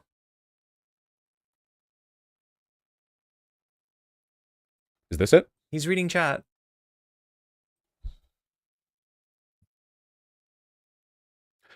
So apparently what happened is Ethan Klein was live streaming and right-clicked to open an image in a new tab, but instead hit Save As and opened up a folder full of files called Zionism, if I'm understanding this correctly. Seriously, what happened here? Ethan Klein of H3H3 Podcast mocks Aaron Bushnell self-immolation as he laughs. My first reaction is this. It was absolutely insane how he stood the whole time. That was crazy. I don't know how that's humanly possible. Again, I could stand the whole time while self-immolating. I'm just built different, I guess. Not to put this uncouth, but he's a champ. So I told you they were in agreement of something, right? I bet you didn't guess it would be this, right? They both kind of just knee-jerked their way into the same callous joke. That fucking burning. I mean, that sounds bad, but he did it really good. Does that sound bad? We have to make levity of things. Does that sound bad? Here we go. That's the. He was really good. I mean that as a compliment. What the fuck are you guys angry about, you weirdos? Guys, you can't Giga Chad me for making a joke, and then get Weird Champ him for making the exact same joke. Let's be fair here, okay? We both just made the same basic joke there. So there we go. There's the agreement. Vaush doesn't see any problem with making a joke about Aaron Bushnell. What did I do? My God, stop. Oh my God, thank you, Zara. Zara, you are truly the wind beneath my wings of not having bad audio. Thank you for reminding me to turn off the gain, because otherwise it's just gonna be a mess, and nobody needs that. Nobody needs to have, like, you know, we don't need to have an RIP headphones user moment here. They just say, all I hear is Ethan, no, but I don't understand what I even fucking said. Oh my God, good call, BCatK. Yeah, a lot of people, it looks like a few people remembered. Oh, chewing? Yeah, I'll stop that. Maybe they just talk about the chewing. Could that be? Yeah, that's probably it. Wait, what did I even say that to mean? Like, give me a fucking break. Holy shit. Didn't I do it because you want people to talk about it? Like that's what I'm doing. My point is this. First of all, I was stunned by the way that he stood through the whole thing. I mean, shit, that was wild. And really showed his true resolve to protest in that way. I can only imagine this. Just a horrific way to die, so pretty wild. That being said, I do not believe that it is good for... Now, I'm going to ask a question, okay? And this might ouch you, but please, like, understand that you're not going to be judged for this, okay? Did anybody see you next Tuesday this week? Because I know that I did kind of pay attention to the H3 podcast itself. And from what I can tell, Ethan has not talked about this further. However, I can't rule out the possibility that he might have talked about it behind the paywall in his... So that's why I said it would ouch you, right? If you've seen see you next Tuesday, you know, that means that you had some kind of a membership or something like that to be able to see it. But again, no judgment. Is anybody like, I'm guessing nothing happened, because most likely were he to have said something on the members only show, that would have been uploaded to Twitter, just like the last one was. But I'm guessing that didn't happen. From all that I've been able to see, that did not happen. AB was so right that he had all lives matter tone. Yeah, that's what AB said. To be romanticizing or encouraging. I know it's not, I know people aren't doing that, but like the way people are romanticizing it is kind of fucked up, in my opinion. The man, he killed himself, and I don't think we should ever talk about that issue with any kind of reverence. I didn't engage with the comments under my video on the subject because I don't care what any of you think at all. I think that, so romanticizing... Yeah, I'm kind of the opposite on this, because it's like, you know, even regardless of what you think about, like, whether that was, like, the most positively impactful course of action, and a lot of people might not think that that's a, you know, the right course of action. A lot of people might not, you know, like we read the piece in Crime Think, which didn't come to that conclusion. You gotta have some sobriety, let's call it. And I don't mean like sobriety like, you know, addiction sobriety. I just mean like you've got to approach the topic. I don't think that levity is the right tone for this, right? And even if you even if that's not, you know, if you don't think that was you know, the decision that should have been made, like, God, you can't, like, you making it into a joke is just gross. Is a very broad term here. I don't think that anybody should be encouraging anybody else to self-immolate. Like, I generally speaking think it's really irresponsible to advocate for self-sacrificial behavior. That is a tendency that people on both the far right and far left have, where they're like constantly idealizing the like possibility of somebody like going out and doing something self-sacrificial to, you know, in varying ways. It depends on the community you're in. I generally think that's really bad. But if by romanticizing you mean like literally like a romantic in like the I guess like sincere or pure expression of belief, romanticism the same way that like the art movement romanticism was romantic, where it's like this this attempt at like capturing human emotion and projecting it and filtering it out into the world. What Aaron Bushnell did was objectively romantic in that sense, right? Yeah, I'm not convinced that Vaush understands romanticism. Like, it's, you know, the idea of self-immolating to protest a genocide is maybe one of the most romantic things I could even think of a person doing. If by romantic you mean like I guess like emotionally poignant. But yeah, it's dramatic, romantic, like dramatic, basically. Does that make sense? Because let's be real, the amount of people online who are talking about it in this like wonderful, almost like, I don't describe it. People are, trying to where I put it. People are idolizing him. More people are going to kill themselves. I mean, that's just a matter of fact. It's just, there's just more people going to kill themselves. I don't think suicide's funny. I don't think it's anything that we should encourage. I think it's pretty much always bad. And while I can appreciate his dedication, I mean, to put it mildly, you know, if I can appreciate his dedication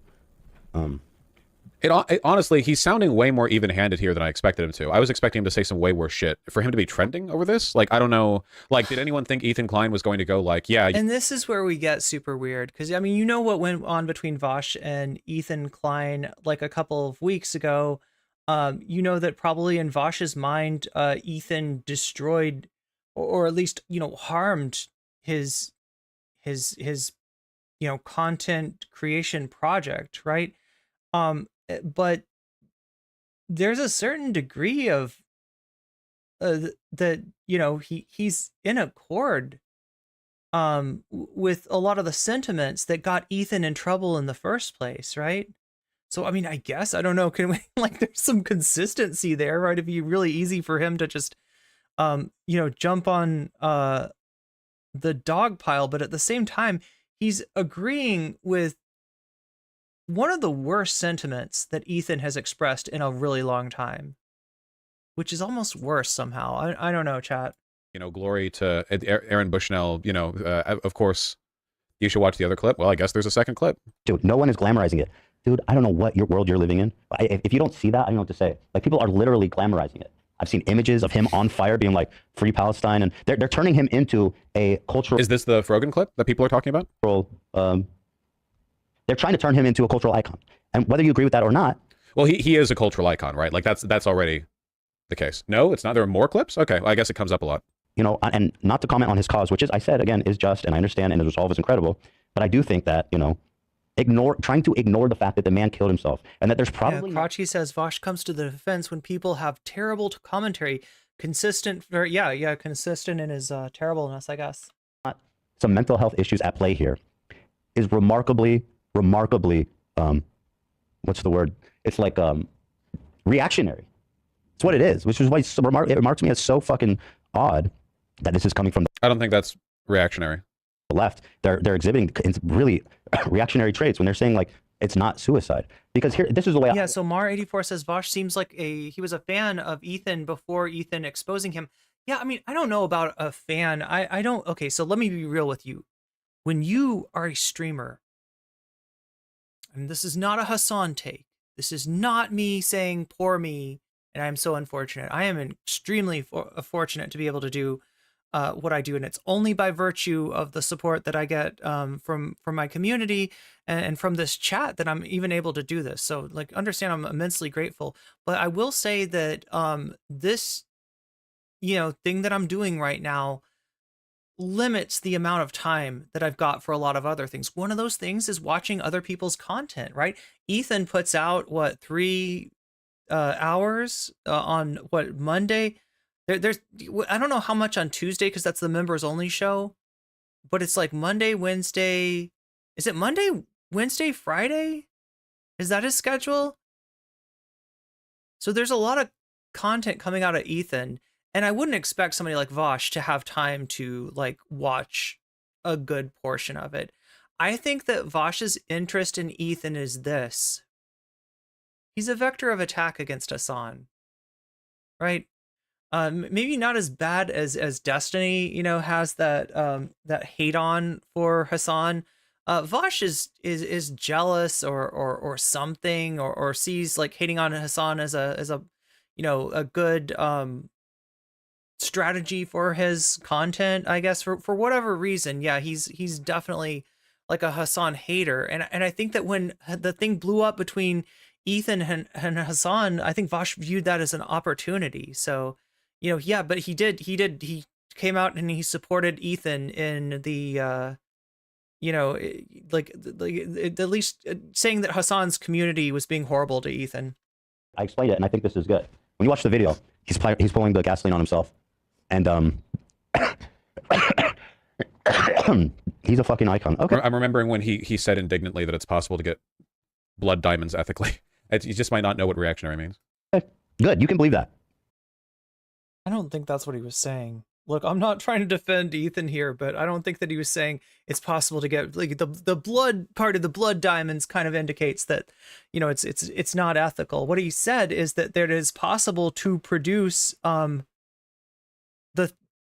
things that are currently produced unethically. It's possible to procure and produce those ethically, right? That the fact that they use things like child labor in the mining of rare earth minerals and of the diamonds is like a old example that may not even really be pertinent in this day and age. But the reason that happens, right, the reason that those shortcuts are taken it is due to the perverse incentives of capitalism. So yeah, it's possible, uncuck your dumb SJW brain and admit, no, sorry, that's a Vaush reference there. I'm not calling you, sorry, I should specify, right? But like, no, it's possible for those things to be procured without the exploitation that goes into them. Whereas something like, child exploitation materials, well, it's right there in the name, right? A child is exploited to make those. And even if you got something that's drawn where you can argue that no child is exploited to make those, you're still normalizing behavior, like predatory behavior towards children and normalizing, stuff that puts children in danger, right? And that's unescapable. Whereas, one could imagine that, in that procuring rare earth minerals or whatever example you want to use is possible without the current exploitative system. I'm just trying to have a conversation about it. If somebody came and stopped him, there was guards and like, excuse me, what are you doing, sir? Right before he, lit himself on fire. If someone was able to tackle him and prevent him from lighting himself on fire before he did, and get him some mental health evaluation and get him some help and stuff. Clearly, he's in a vulnerable point in his life. Can we say that? Now, in 10 years, I don't understand what the point of this speculation is. Is he under the impression that Aaron Bushnell could have been therapied out of despairing over the situation in the Gaza Strip? Like perhaps with enough counseling and medication, you can forget what's happening. I don't know. No, I think what he's trying to say is that, like, if somebody recognized what he was about to do and prevented him from doing it, obviously not while he's on fire, but prior to him pouring on the fuel and igniting himself. That's Ethan is trying to say that, like, a future Aaron Bushnell who it was tackled and prevented from doing that would be thankful to the person who did it. And again, like, is there any evidence he had mental health issues? Yes, he was a leftist. Years from now, do you think he's going to look back and say, I wish I burned alive? Or do you think he'll say, I'm so grateful? Yeah, good to have you with us today, Damal. That I was stopped from doing that. Okay, so I guess this is the underlying problem. Like, Ethan seems to be treating it as though it was literally just any suicide. Yeah, Crotchy, you're okay. Crotchy says Aaron Bushnell was pouring flammable liquid on his body. How the hell is Ethan talking about tackling him? That's what I thought first. I think he's saying before that happened. I mean, that's the only thing that makes sense, because you're right. It doesn't make sense to tackle him. There was a cop on the scene. Sorry, not a cop, a security guard, I guess, on the scene who did point a gun at Aaron and just like, stop or I'll shoot. Like, what? It didn't really make a lot of sense, but it's the whole thing. If you have a hammer, the whole world looks like a nail. It's that kind of thing. That's the kind of problem solving apparently that they're used to doing.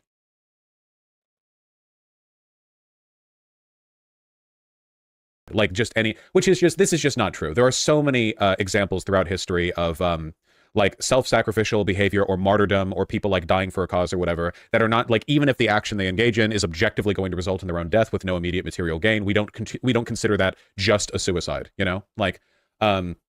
like I don't know, like the Nazis or the Red Army or just some big army marching through an area, like, and some guy goes out there in the street and they're like, you can't be here, da da da, and they get shot. Like, why would you do that? Were you going to stop the army? No. Well, would anyone consider that a suicide? I don't know.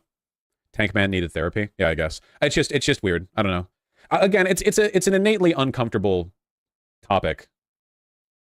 I love that his second example is literally a Cold War.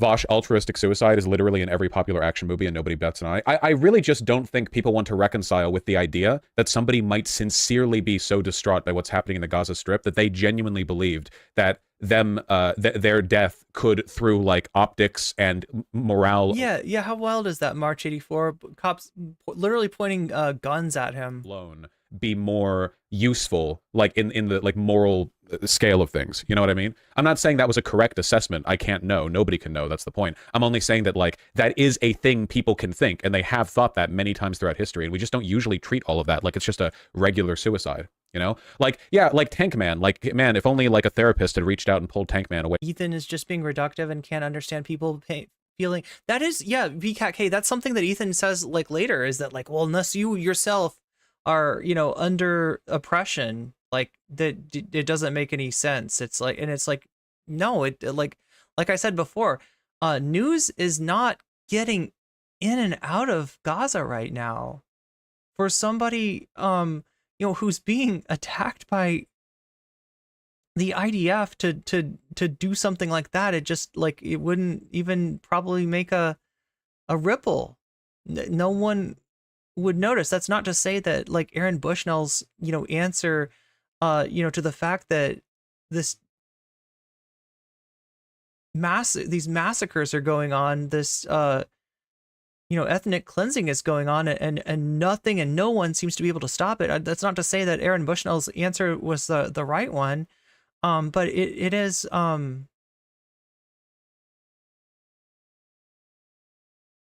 understandable, you know, at the very least, and we should have a little bit of, I don't know, from the Chinese tanks, then, you know, he would have regretted it or something. I don't know. That Buddhist monk in Vietnam, like if only a therapist had reached out and spoke to him. Because and by the way, this man has friends, he has family, he has people that are going to be deeply affected by his suicide. And again, there's this magical thinking that it's not a suicide. It's just so weird. You know, it's not a suicide until it we don't believe in suicide, and we're pro mental health unless it's for a good cause. Then, you know, then go for it. You know, you hear this all the time about from survivors of suicide attempts. That Yeah, this is just an incorrect framework through which to view this. So this is the Frogan clip. Oh, is this the one that's gone viral? 21,000 likes. Whew. I'm going to say this because it pissed me the fuck off. And being an anti-Semite openly and proudly is now likes on Twitter. Frogan, she tweeted out, she goes, I have a problem with my Zionist therapy. The tank guy didn't die, at least not. Yeah, I learned that during that stream. But like, if tank guy had died, I really don't think people would have looked at that incident and gone like, oh, if only someone had gotten tank guy therapy, so he wouldn't have committed suicide via tank or whatever. Like, nobody would have said that. It's a totally inconsistent double standard. Tank guy didn't die. Apparently, they like fucking black-sided him or something. But yeah, apparently he lived through that photo or that incident. Weird. We don't know, I guess. Just call him a fucking Jew. I'm sorry. Wait, what? Zionist therapist. Just call him a fucking Jew. I'm sorry, but that you can't talk like that about any other fucking minority. I had a problem with my Zionist therapist. What? Say this because it pissed me the fuck off. And being an anti-Semite openly and proudly is now likes on Twitter. So yeah, it looks like Vaush is missing the tweet itself. Ethan didn't show the tweet. He just kind of went off. Like, I mean, and this, I get the feeling that this segment was unplanned. That, you know, you can only imagine what the crew is thinking while he's saying this. It feels like Frogan, she tweeted out, she goes, I have a problem with my Zionist therapist. Just call him a fucking Jew. I'm sorry. The therapist was actually a Zionist and denigrated her for being Lebanese. What? Sorry, but that you can't talk like that about any other fucking minority. I had a problem with my Zionist therapist. What'd you talk? Your Zionist therapist? Did you get those level of details from them? You had an in-depth conversation about the politics of Zionism with your therapist? No, I know what you mean. You mean fucking Jew. You know, I'm not going to sit here and let my fucking people, you know, be openly bigoted and racist. Fuck that shit. Nobody would expect. Yeah, Ethan is aware of the fact that Zionism is like a majority position in the U.S., with a majority of Americans believing that Israel needs a homeland, where like Jews need a homeland in Israel. Like, it's not. There's like 2% of the population is Jewish. So what did Frogan say? When I say my therapist was Zionist when I went back to her in 2019, I mean she literally brought up that I was Lebanese unprompted and confronted me on it, saying she was Israeli. She asked if I had a problem with that, and I felt like if I felt like Israel had the right to exist. Started asking more and more if I was frustrated with Islam and had considered taking off my hijab. Well, that does sound like bad behavior for a therapist to engage in. So did Ethan Klein like read Zionist and literally think that Frogan was just saying, "Oh, my therapist was a Jew," like with no other prompting or context or whatever? Here's the original tweet. Okay. From 2019. Just went to therapy for the first time, and after talking about my dad fleeing the Israel-Lebanon war, she was like, "I'm Israeli. Do you have any issues with me being your therapist?" Bro, I was so taken aback. Is that the original tweet? She doesn't even say the word Zionist here. There had to have been another tweet. Dude obliterates context as his entire job. He did this with me too. When he ran out of like disingenuous pedo accusations with me, he started calling me an anti-Semite too. Just like, you know, runs through the list.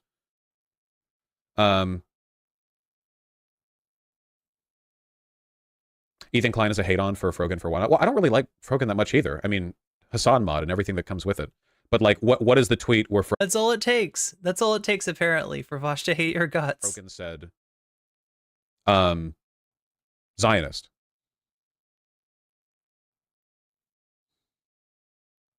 This is the tweet? Okay. Here we go. Okay, this is the one Ethan was originally referring to. Started therapy 5 years after a bad experience with a Zionist therapist. Sought woman of color therapist, assuming relative empathy. Mentioned Palestine. A new therapist sees it as, quote, just another place, and not caring or being knowledgeable due to discrimination she faces. Yeah, I mean, I almost get a feeling just from listening to what, like, because I wasn't sure about this before. Oh, BCAT K. No, FTW all day, which I know means for the win. Thank you for the 5 gift memberships. Oh my god, chat, I am so hungry that I don't even know who's gifting subs, but now I see it's for the win. For the win. Thank you for the 5 gift subs to V, to Half Black Reaper, to Pedro, to Brady, and to FG. You all just got weaseled. And that's a good thing. America Lamau. Okay, Nothing Frogan. I'm gonna grab some potatoes just so I don't like disappear here. But yeah, much appreciated gift memberships, FTW. Said here is even remotely anti-Semitic. This is just pure hysteria from Ethan. If this is really the tweet that's being referred to here, like literally with no other context, like Zionist therapist, with even more context in the preceding. I will be right back. Luckily, right here. Yeah. Luckily, I already I thought ahead and I already cooked the potatoes, so I just have to grab them.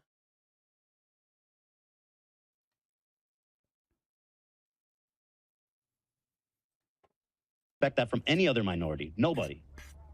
It's disgusting. It is. And I'm here. I'm with you. I'm The kind of important context, TBH. Leftists preach and foam at the mouth of the thought of a revolution happening in America, but as soon as it happens in the Middle East, what they're doing is wrong. How is this context at all? This is about October 7th and Frogan like justifying the October 7th attack. What does this have to do with anything we're talking about? Wait, you're doing the Ethan Klein thing. This is like completely unrelated to what we're talking about. Wait, you're the person who was saying that guys were ostracized for having gaming as a hobby. Way worse than Twilight. Hold on, that's 2 strikes. This isn't baseball. Get out.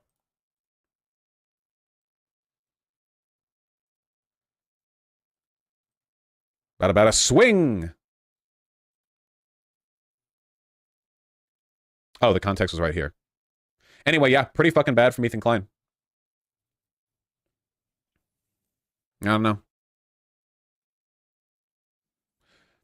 I suppose it's important in Ethan already disliking Frogan. To be clear, I do think that there are elements of anti-Semitism being a problem in the left. Like, I have seen that and I have talked about that. I don't think it's impossible to infer some possible underlying anti-Semitic context, especially with the like more overtly pro-Hamas types or whatever, even though I don't think that's innate. Like, you have to find that. You can't just assume that.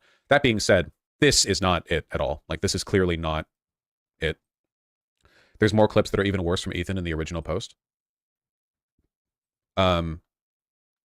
Sure. And back. Lonerbox gave some minor evidence that Frogan is lying about the story about her therapist. Well, that wouldn't really exonerate Ethan Klein, but what evidence that Frogan is lying? Okay, so we're gonna check on that because, like, I'm sorry, but I can't resist it now. We got the Lonerbox video too, and we're gonna check that out and see what Lonerbox said.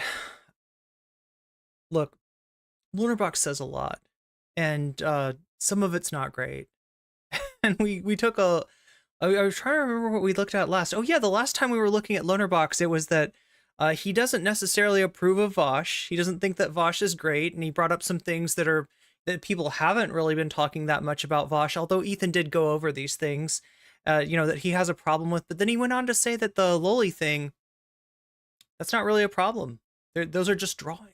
They're abstractions. There's, right, he essentially just made the whole, pro lolicon argument. So that was interesting.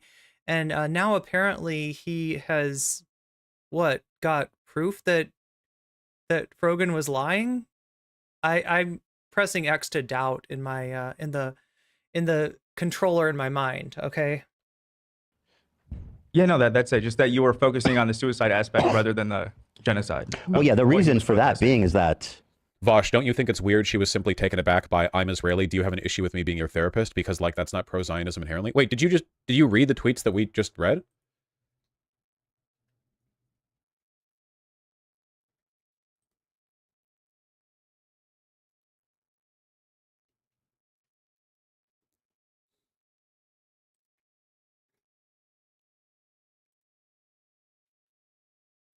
Yeah, reading comprehension. Well, no, I mean, I don't know. I guess it's kind of. That's exactly right, Zara. Vaush sucks and is a bad take king. Will Lonerbox be able to take his throne? Find out on the next exciting episode of Dragon Ball Z. A matter of I can't do the voice right or whatever. But I think I did the. If I was, I don't know. I just went to therapy for the first time talking about my dad fleeing the Israel-Lebanon war. She was like, "I'm Israeli. Do you have any issues with me being your therapist?" I don't know. I guess that feels weird to me. Weird for the therapist?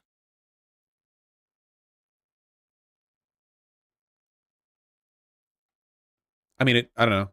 Later, Frogan describes this person as a Zionist therapist. Krachi says Vaush has his empathy simulator turned up high today, high at this point, so he can rebuild his membership count. Maybe the therapist did or said more things that came across as Zionist. It's probably safe to assume that basically everyone in Israel is a Zionist. I hope nobody would accuse me of making an unjustified assumption with that one. That's probably a relatively safe bet. But I guess I just don't have any reason to believe Frogan's lying. Wow. Okay, there we go. There we go. Surprisingly good take from Vaush. Yes, that is correct. That is correct. There's no reason to assume that Frogan's lying, right? Unless you've got like some, and it's weird because usually like Vaush has got no shortage of implicit bias, but at least in this take, it's not showing. Read the tweet with the no. Vaush has said okay. So Vaush. So for the record, we went over this. Vaush, essentially didn't have a problem with Ethan's callous joke. Oh my God, Dirk Monkey Rich, thank you for the resubscription on Twitch. Vaush is essentially made the same joke that Ethan had, and didn't have any problem with that. So yeah, no, this is not a good overall good take by Vaush, but I'm just kind of surprised that he gets to the right conclusion as far as that, you can't assume he's wrong about everyone being a Zionist if they wait. When did he say that? Oh, maybe you thought I was saying good take on something I wasn't. Israel is not populated. Wait, did I miss something in his take? Let's rewind this a little bit.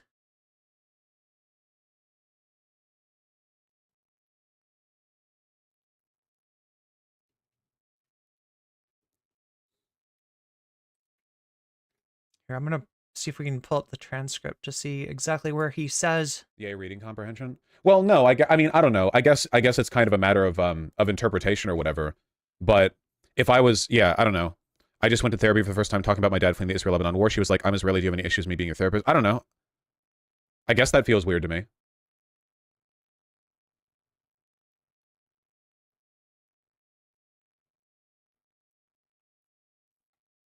I mean, I don't know. Later, Frogan describes this person as a Zionist therapist. Maybe the therapist did or said more things that came across as Zionist. It's probably safe to assume that basically everyone in Israel is a Zionist. I hope nobody would accuse me of making an. Oh yeah. Yeah, no, that's not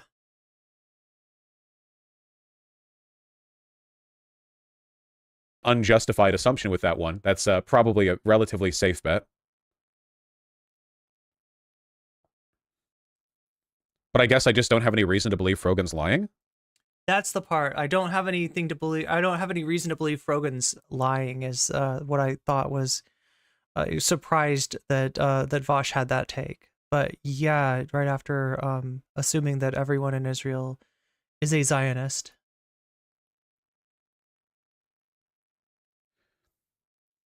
Read the tweet with the OG clip. I don't know what you're referring to. That's not even true, though. What isn't true?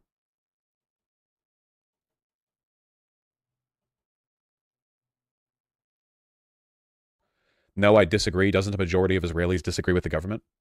What? Being a Zionist doesn't mean you agree with the current government of Israel. Being a Zionist means you believe in the formation of a Jewish state in Israel. Like, a majority of Americans are Zionists, though very uninvolved ones. You know, not like super ideologically motivated ones. This tweet?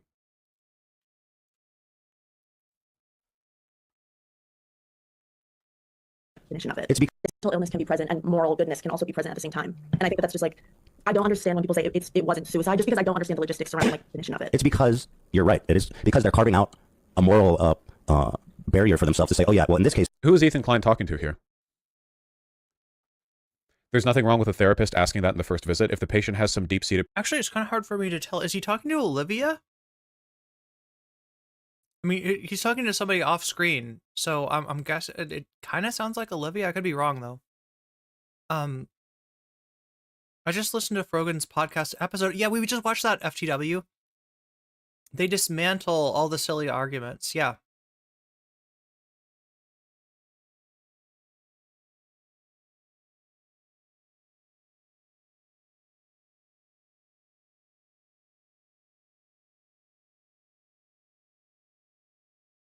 Can't stand this guy. He's always sniffing his own farts. Like he's Gordon Ramsay making crop.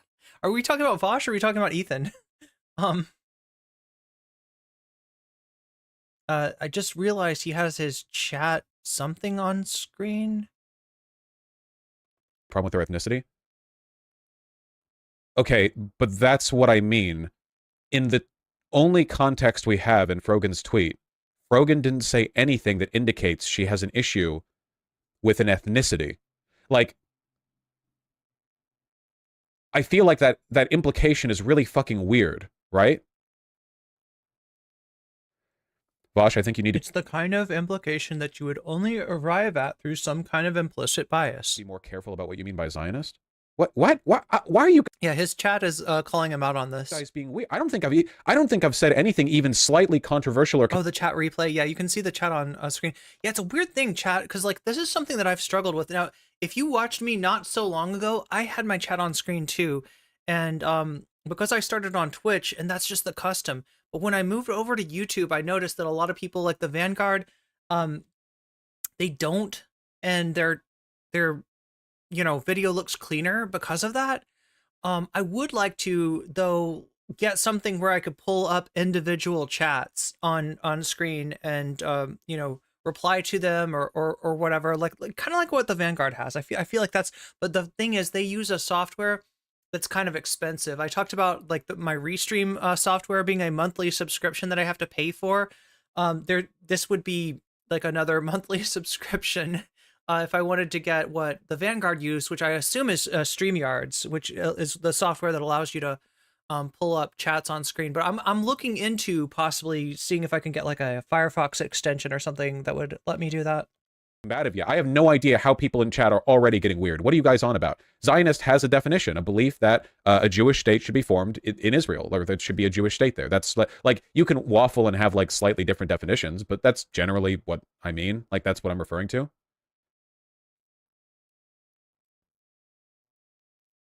It's an ideology. He's right about that, but he's wrong about assuming that everybody in Israel has that point of view. You read the therapist tried to get her to take off her hijab, remember? Was that the first or the second therapist?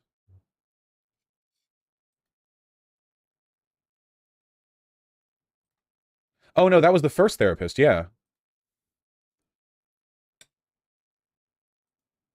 Where was that? Where was that tweet? Oh yeah. She asked if I had a problem if Israel started asking more and more if I was frustrated with Islam and have considered taking off my hijab. I mean, I guess Frogan could be lying, but I don't know how anyone would prove that. Didn't somebody in chat say that Lonerbox said Frogan was lying about something? Is that the case?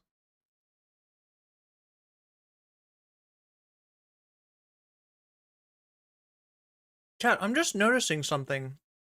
I don't know what to make of this, but it would appear that Frogan and Vaush are mutuals. Look at that. Relevant people, Frogan. Following follows you.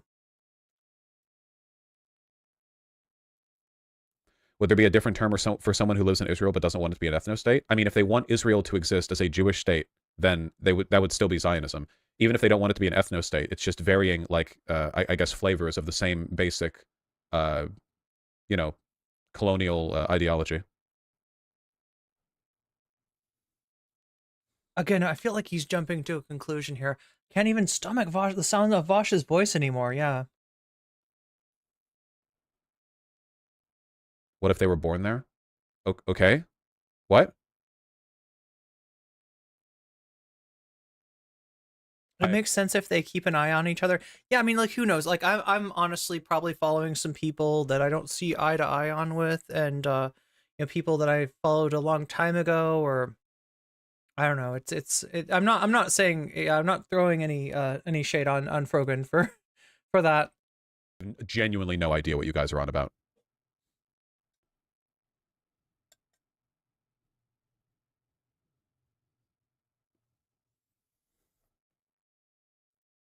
Killing yourself is great. But it's not. That's because it's not suicide. It is. He killed himself. He has family. He has friends, presumably. He has people that are going to be affected by him leaving the planet in that way. Vaush should say there are people who are born there who think Israel shouldn't exist and are just there by circumstance. Yeah, of course. Obviously, where you're born does not, like, objectively determine your ideology. Why? Yeah, of course. Do you not believe most people in Israel probably think that Israel should exist? Or do you think more than 50% of the population of Israel, a nation where, as far as I can tell, more than 50% want to, like, continue the military aggression in the Gaza Strip, might want Israel to exist? That's not what you said. I said most Israelis are probably Zionists. That is what I said. Chat thinks you're using Zionist as a slur. I don't know what chat's going on about. You said everyone. You're saying you're saying that I said everyone in Israel is a Zionist. Well, if I did say that, what he said was something that, like, just implied, like, an assumption. Well, yeah, if they're in Israel, they're probably right. Like basically the assumption, and then, well, yeah, that makes sense. Was what he said, right? That was wrong. I don't remember saying that. I think I've been pretty clear on the point that it would be, like, a lot of them. That seems likely. But if I said everyone, hopefully, if you could be just slightly charitable, you might understand that I don't literally mean everyone, because at no point have I ever believed that anyone's ideology is hardline determined by anything geographical like that. When have I ever said or believed that at any point?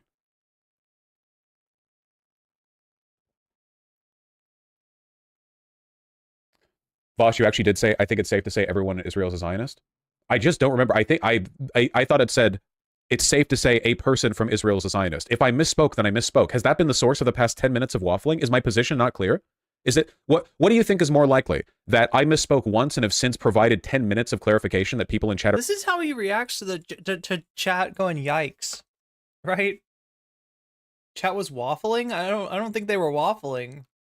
Are continuing to rail against, or that I briefly deviated from an otherwise perfect record of non-essentialist ideological ascription to people based on their nationality or ethnicity, and that since then have just been trying to walk it back. Jesus Christ, guys. Do we need to chat one in chat if you want me to go back in time and find out exactly what Vaush said?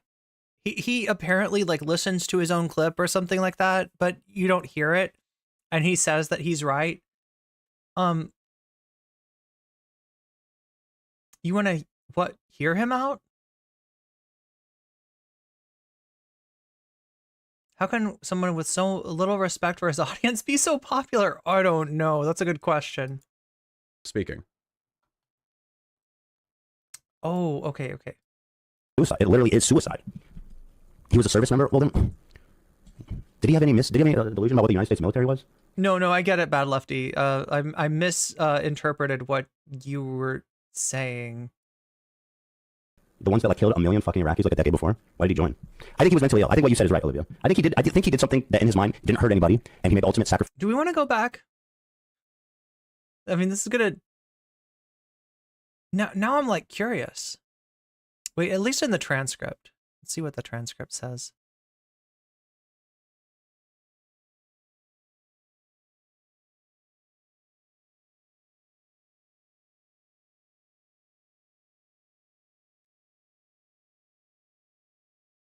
Okay, I think you need to be more, chat says, I think you need to be more careful about what you mean by Zionist.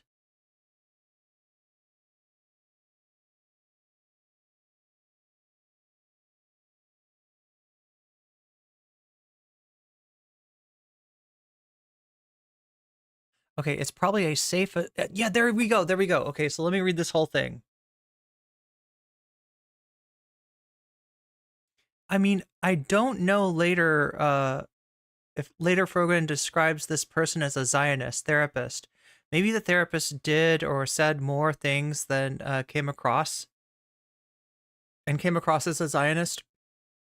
He says, it's probably safe to assume that basically everyone, okay, so that's what he said. So he, like, to give the devil his due here, he didn't say that everyone in Israel was a Zionist, but he said it's probably safe to assume that basically everyone in Israel is a Zionist. So yeah, his chat was right. He's gonna deny it though. I'm pretty sure. I watched this before, and he says that he thinks he was right. For what he thought was a righteous cause of paramount importance. I don't even know that you misspoke. I can't decide if we're being gaslit. Yeah, I actually wonder if like I'm being gaslit and I didn't actually misspeak. You know what I mean? But at the same time, I think people need to be absolutely careful with how they fucking put him on a pedestal, because you're going to end, because more people are going to kill themselves. Ooh, Shakespeare, that sounds really yummy. Believing, so the definition of Zionism, believing the state of Israel has to or has the right to exist as such, is Zionism. Yeah, and so he said basically everyone, it's safe to, it was, safe to assume, he said, that basically everyone in Israel was a Zionist, and that's what chat is on him about. Just like I'm on you about that top of the hour ad break that happens every hour, letting you know before the hour transpires, before you get stuck in that ad break, that that if you no longer want to see those ads, you can get out of them by using Prime. By using Prime to get yourself a free sub. It costs nothing to you, and it gets you out of the ad break at the top of every hour for 3 minutes. It also helps me continue to bring the stuff to you day after day. You can also buy one for yourself. I think it's $5 on desktop, $6 on mobile, or possibly, don't count on this, don't expect this, but it is possible that you might be gifted a sub on Twitch, although that sort of thing, more likely to happen if you're active in the chat. And I don't think suicide should ever be glamorized. Even when a fucking monk does it, and it's like, wow, it should be more like, dude, that's fucking crazy. And it's horrible also. It's absolutely mental health. Then why isn't it, okay, people go, it's not a mental health issue. It was most everyone fuck. Did I say most everyone? I hate you people more than you could possibly fucking imagine. I want you to know that. I'm going back and finding that fucking clip. I'm finding that fucking clip. Did I say most everyone? You know, most everyone doesn't mean... You said basically everyone. Come on. Everyone, right? You know that, right? You're aware of what the word means. See, this is what I mean when I say nobody fucking reads, okay? None of you have any fucking idea. You said it's a safe assumption. What the fuck, Vaush? What words mean? Where's the fucking clip? Vaush, you know what happens when you assume, right? We both turn into asses, and that's bad. Which is worse than both turning into weasels. If we both turned into weasels, at least we would be magical creatures and we could probably turn ourselves into something else. But if we both get turned into asses, we're stuck like that. We're both asses. You made an ass out of you and me when you made that assumption. I want the clip. Where is it? How do I open up my own video? Oh my god, he's so freaking self-righteous. I'm going to find this goddamn... He's got to vindicate himself to chat. Straight with Islam and have considered taking off my hijab. Could be lying? Frogan was lying about something? Israel to exist as a Jewish state, then that would still be Zionist. I mean, before this, because we've been doing this for a while now. Then, And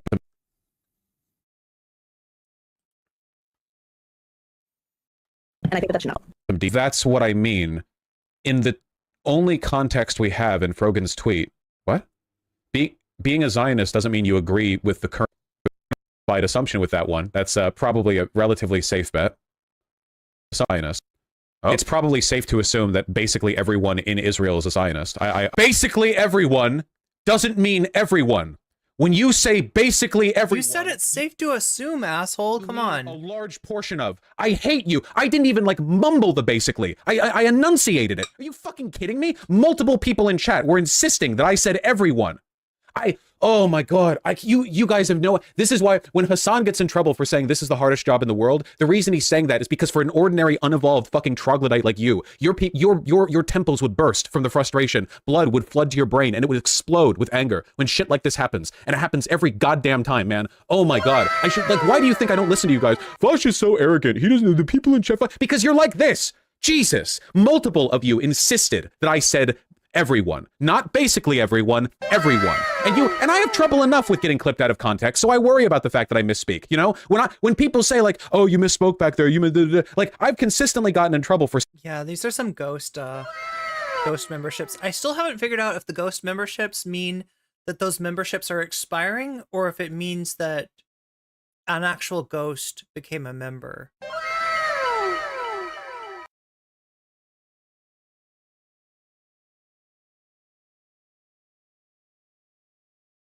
Yeah, Zara said, "Why would you be so mean to Ume by making an ass out of Ume?" Stuff that is literally just a misspeak that, like, in context makes no sense relative to the broader point that I made. But every single, oh my God! So when you bring it up and you're like, "Oh, you misspoke. That sounded bad," I feel bad. And then I worry after stream. I think like, "Oh, other people are gonna look at this and they're gonna go like." Sorry about the ghost memberships, chat. It just happens. I haven't figured out what it means, but. Hopefully it means we just like I don't actually want ghost members. Like that would mean that yeah, members are becoming ghosts. We don't want that either. We don't want members becoming weasels. We don't want members becoming asses, and we definitely don't want members becoming ghosts. Wow, this 3-second out of context clip really condemns Vaush. This is the final evidence to make up. And then, but then I look back and it's not even real. I hate you guys so much.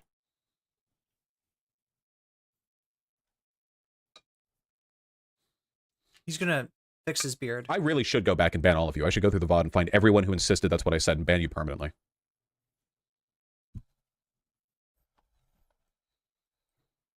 Then why the fuck isn't there tons of... He's worried. Chat made him worry in vain. It's chat's fault. I didn't do anything wrong. Yeah, I'm like, look, if you misspoke, you misspoke. Like the thing is, he's allergic to apologizing. He's allergic to saying he was wrong. People doing it. I'm sorry. You don't set yourself on fire. If he's a martyr, Jesus Christ. Some of y'all are lost. I don't know what to say. Some of y'all left sometimes. I think martyr technically means when you die for your religious beliefs, but colloquially we use it for a lot of stuff, right? Wonders if like, I don't know, man. Chat is so fucking weird. I agree.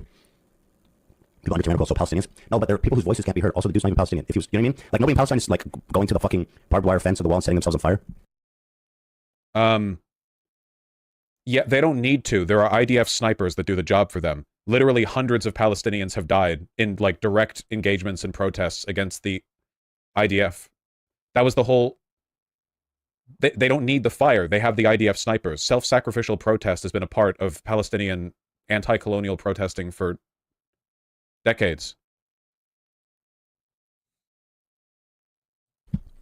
If someone did that, it'd probably be like wow, that's fucking, like that would hit me maybe harder. Again, not to trivialize it. However, if only someone in Palestine, Chat Alpha says, "Oh no, banned from a Lolly fans chat," had done something self-sacrificial to make a point about the genocide of the Palestinians, then maybe he'd take it seriously. You know, if only it was a Palestinian.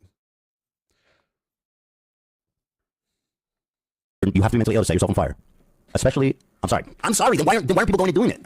There's a billion people talking about Twitter. I think this is what you were saying the other day about people being viscerally upset that it happened because they see non-Western people as less valuable. Yeah, because then it's like this abstract, distant thing where it's like some kind of foreign person is doing this. Like, imagine making this point when jihadists literally suicide bomb pretty regularly. BKK says, I think a large section of his audience will agree with Vaush simply for him going after woke scolds because it makes them feel good. Talk about mental health in that context? Like, when has anyone ever talked about someone who did a suicide bombing and gone like, you know, oh, if only a therapist had reached out to them in time. I'd like, again, the double standard is strong. Whatever. Anyway, yeah, calling Frogan an anti-Semite over nothing. Like, we're serious, just for saying that she had a Zionist therapist? Is that it?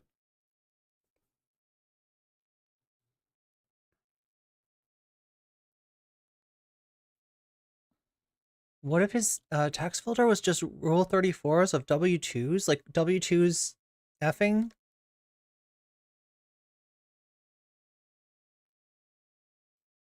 He called you an anti-Zionist? Well, that is true. I'm still so mad at you guys. You have no fucking idea.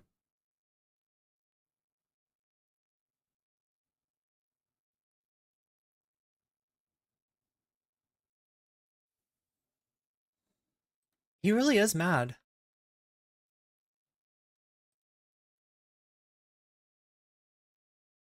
It's just so weird, like, because Vaush's anger, it has like a pattern. It always seems to be directed at people who don't have power over him.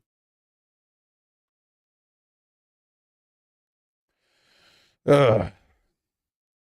Big fat meaty W-2s, not short stack W-2s. I know, Dublitz. Vaush, I genuinely wonder about the utility of segments like these where really there is nothing to take away from any of it. The only thing, people only say that when they don't like what I'm saying. So what's your issue? Let me check your chat history. This whole situation. He's trying to be Hasan. Stupid. Nothing of value has ever come out of Twitter. You need to ignore chat in these situations. Love you, Vaush. Vaush and Ethan team up against chat.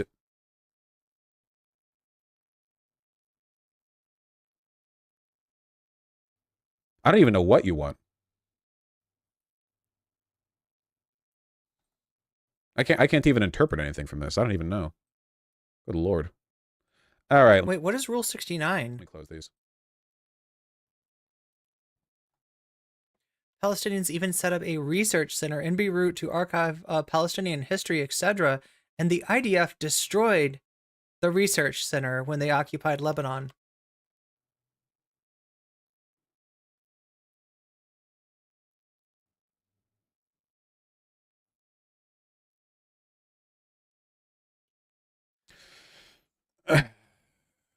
I can't wait to end stream and draw.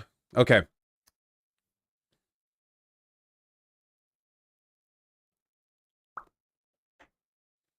Sorry, I don't know what that was. I don't know why I laughed.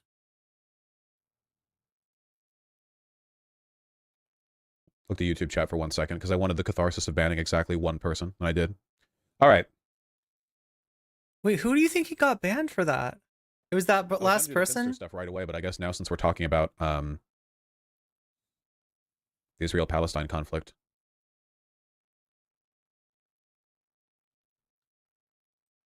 Biden heard my advice. Biden watched my streams. U.S. begins airdropping aid into Gaza, U.S. officials say. It's so cool that our nominal ally, Israel, is being so cooperative that they're just barring all aid that we're providing from entering, so we literally have to drop it over the barricades. Yep, that's a noise. This is you guys loading up your dumb fuck stupid opinions to drop into my chat. No. Hell yes.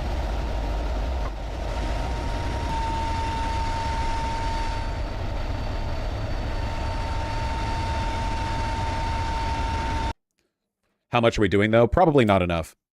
Okay, so, yeah, that was Vaush's reaction to Ethan, Vaush's reaction to Frogan. Like I said, it's, I don't know what to say. I thought it would be interesting to see what he had to say. Oh my god. Urgh. Sorry, chat, I'm just trying to, like... trying to sit down without kicking my desk. It's apparently more difficult than it looks, but here I am now. I am back. There's a picture of the U.S. dropping the aid while the IDF is bombing Gaza. with U.S. provided munitions.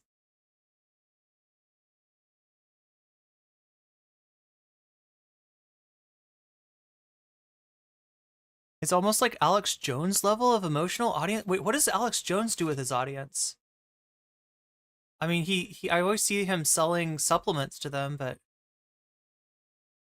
does Alex Jones engage with his audience like this?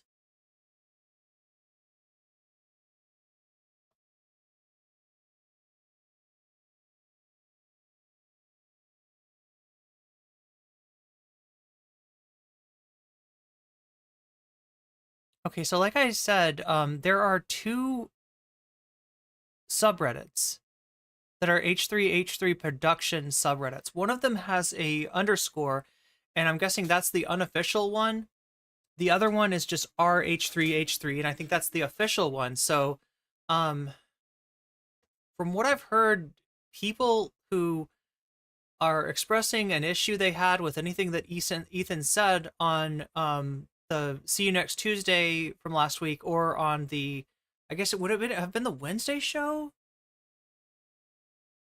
The Thursday show, the Friday show, I'm not sure, but the show where he went off on Frogan, anybody who had an issue with that is essentially getting banned. Anybody who expresses that issue. Let's take a look at this really quickly before we move on to the Lonerbox, which I'm sure a lot of you are waiting excitedly to see what Lonerbox has to say about the Ethan Klein Frogan situation.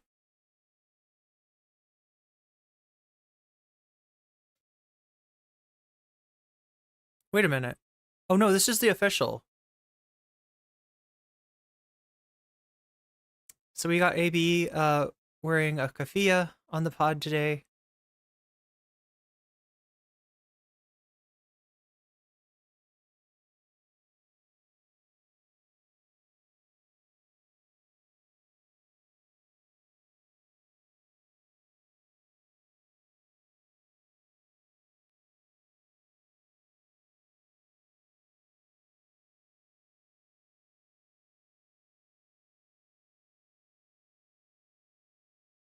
But there's not going to be a lot still on this subreddit. I'm just kind of looking at it in case. Yeah, love the scarf. That's all that's really on there of interest.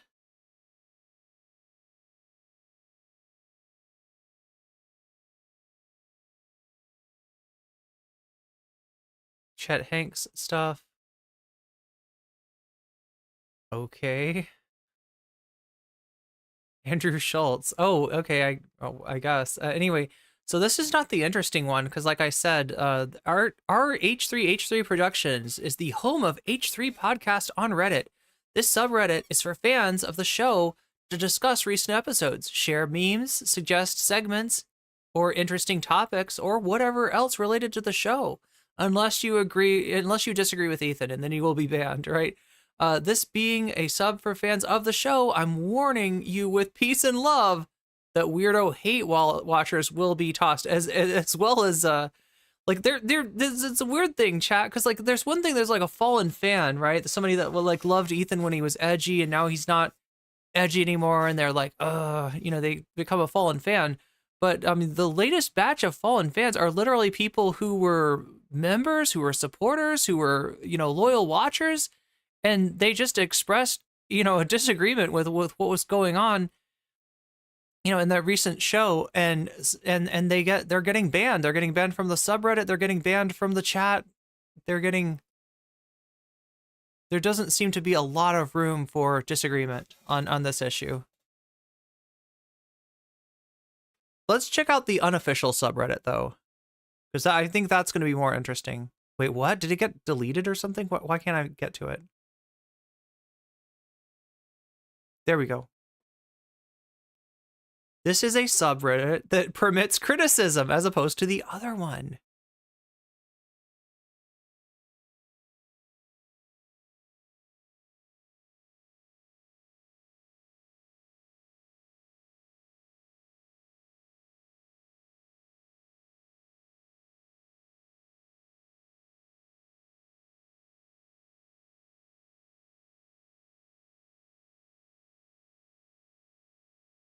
I got banned for 3 months for making a post defending Ethan?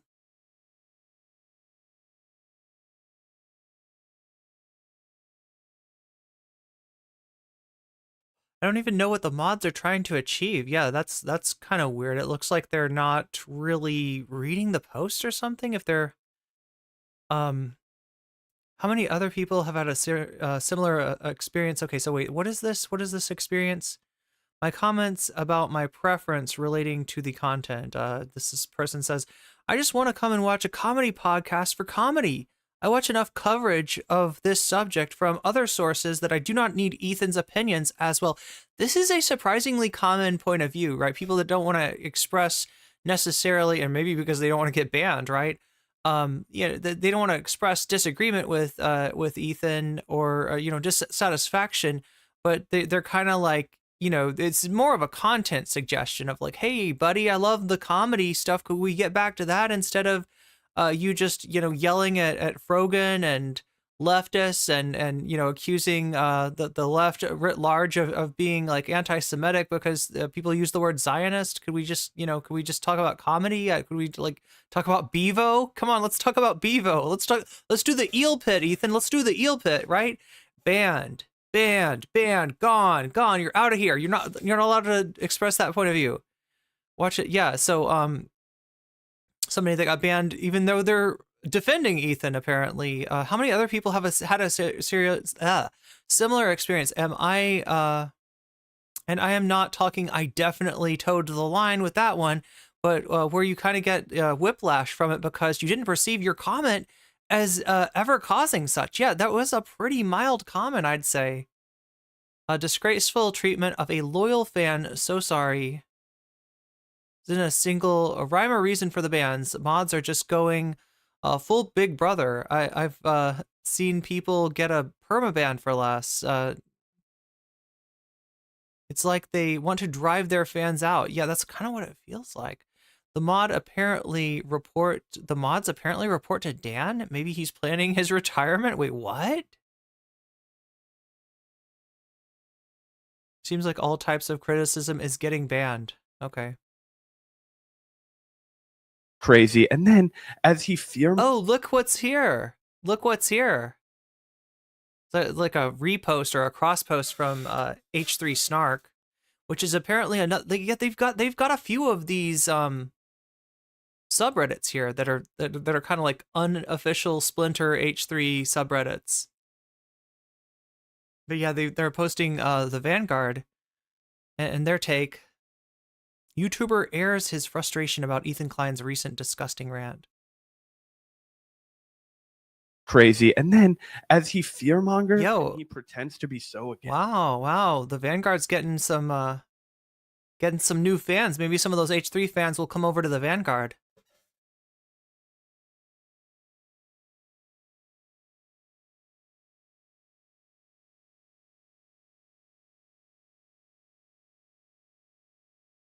Now muted for asking why I was banned. Oh.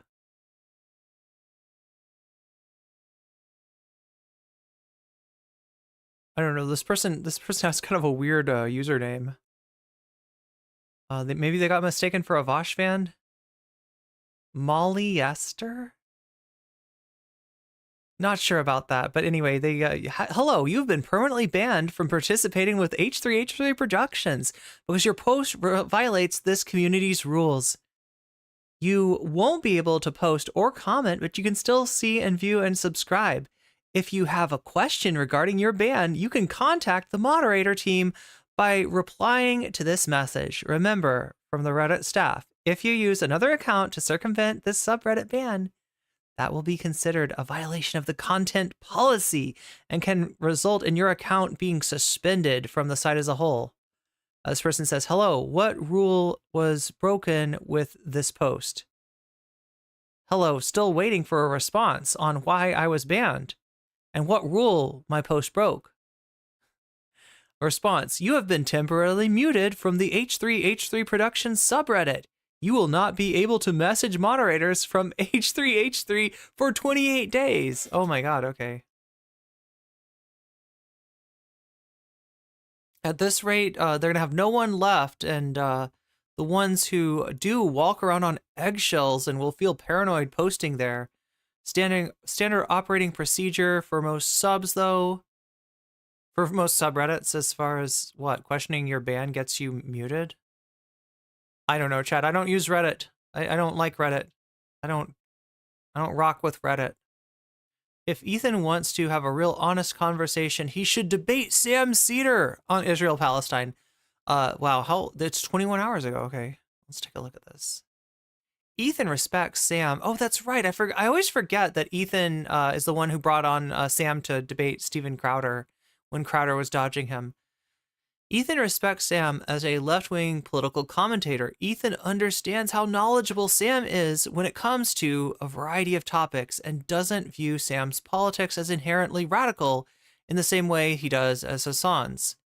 He also knows that obviously Sam is not anti-Semitic. I mean, you know, he's made some comments and would not be coming from a place of bad faith. In short, don't be a coward like Crowder. Ethan, invite Sam Seder on your show.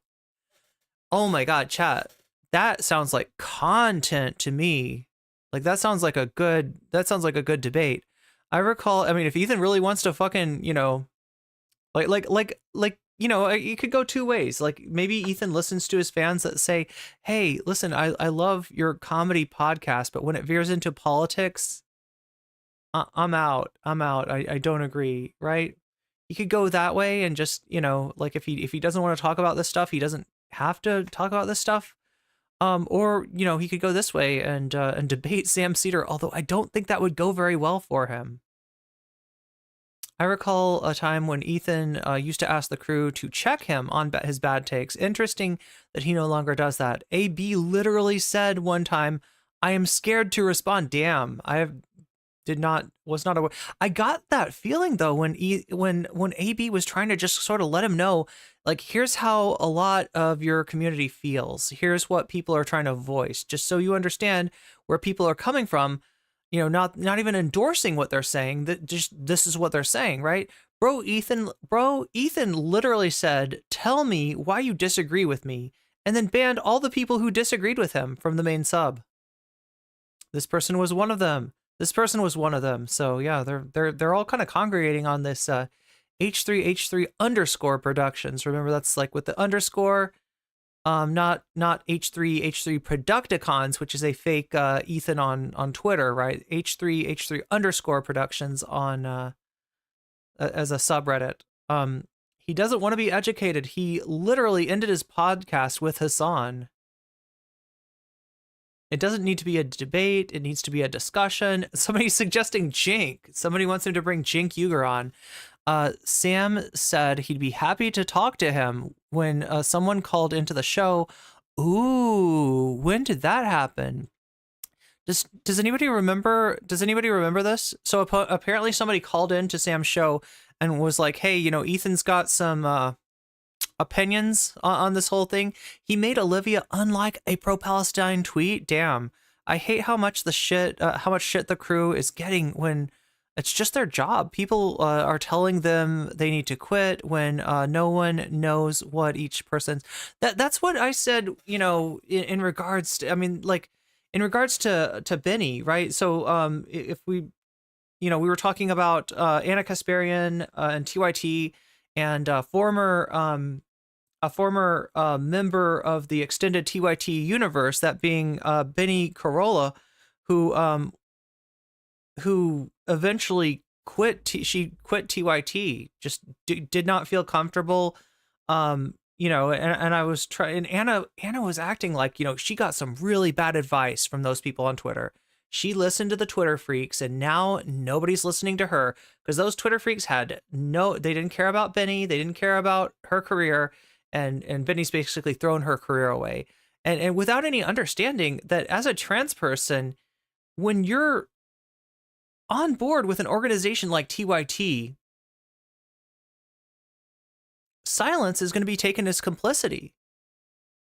And like, you know, like I have some understanding because I'm a streamer and independent. I don't get a paycheck from anyone, other than my audience, right? And in the advertising, etc., right? But so I sort of understood that Benny can't necessarily just like on a dime turn and walk away from TYT. So like I understood, her not immediately, and there was the birthing person's thing was not the first time that shit had gone haywire, and there were a lot of people being like, Benny, what are you doing? Like, why are you still part of this? And she expressed herself. She expressed, how she felt, that she didn't agree with Jink. That's, like Anna doesn't seem to understand that she was in an untenable position, holding her there and actually using her like they were using Benny as a fig leaf for TYT. But that being said, like, I don't expect, the cast of H3 to turn on a dime. And, even if they're really, outraged by what's gone on. I mean, that they're, for all I know, they're in a precarious situation too. It's her livelihood. These people are not rich like these big. Yeah, exactly. There's a huge difference between, the kind of financial situation of somebody that's part of the crew versus somebody who is, a main player on the show. We're talking about the Finance Bro podcast that Anna went on yesterday. If you want to check that out, that's in my, you can find that under the live streams playlist. You can also click over on my channel to the lives tab to find that. If you ever miss anything, that's where it all lives. You should be able to find it all there. But yeah, so this is what's going on the unofficial subreddit. Just a bunch of people kind of with whiplash from having gotten banned, quicker than they thought possible.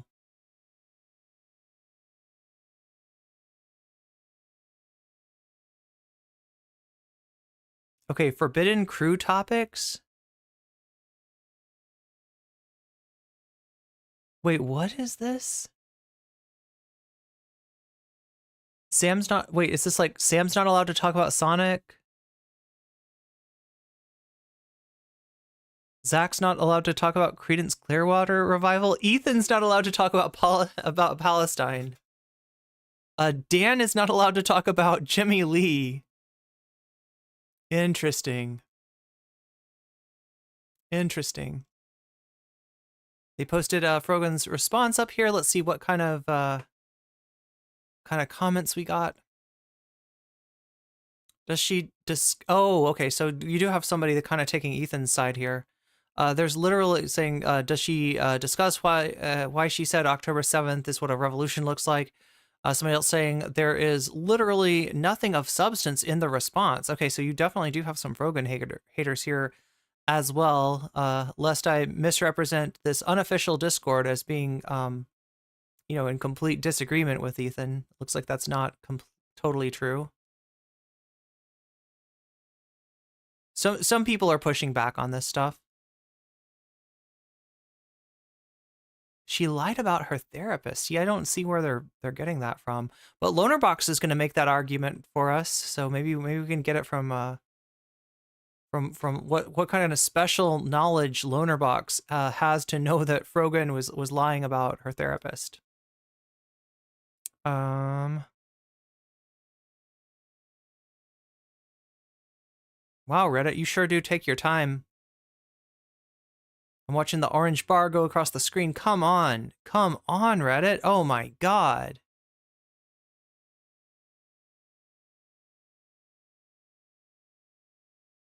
Seriously, it's taking me this long to load the, I'm just going to click on the subreddit itself. There we go. That was quicker. Crazy. And then Vanguard will be there, sir. I'm upset with Ethan, but Gila's the problem. Oh, I don't know if I like where this is going, right?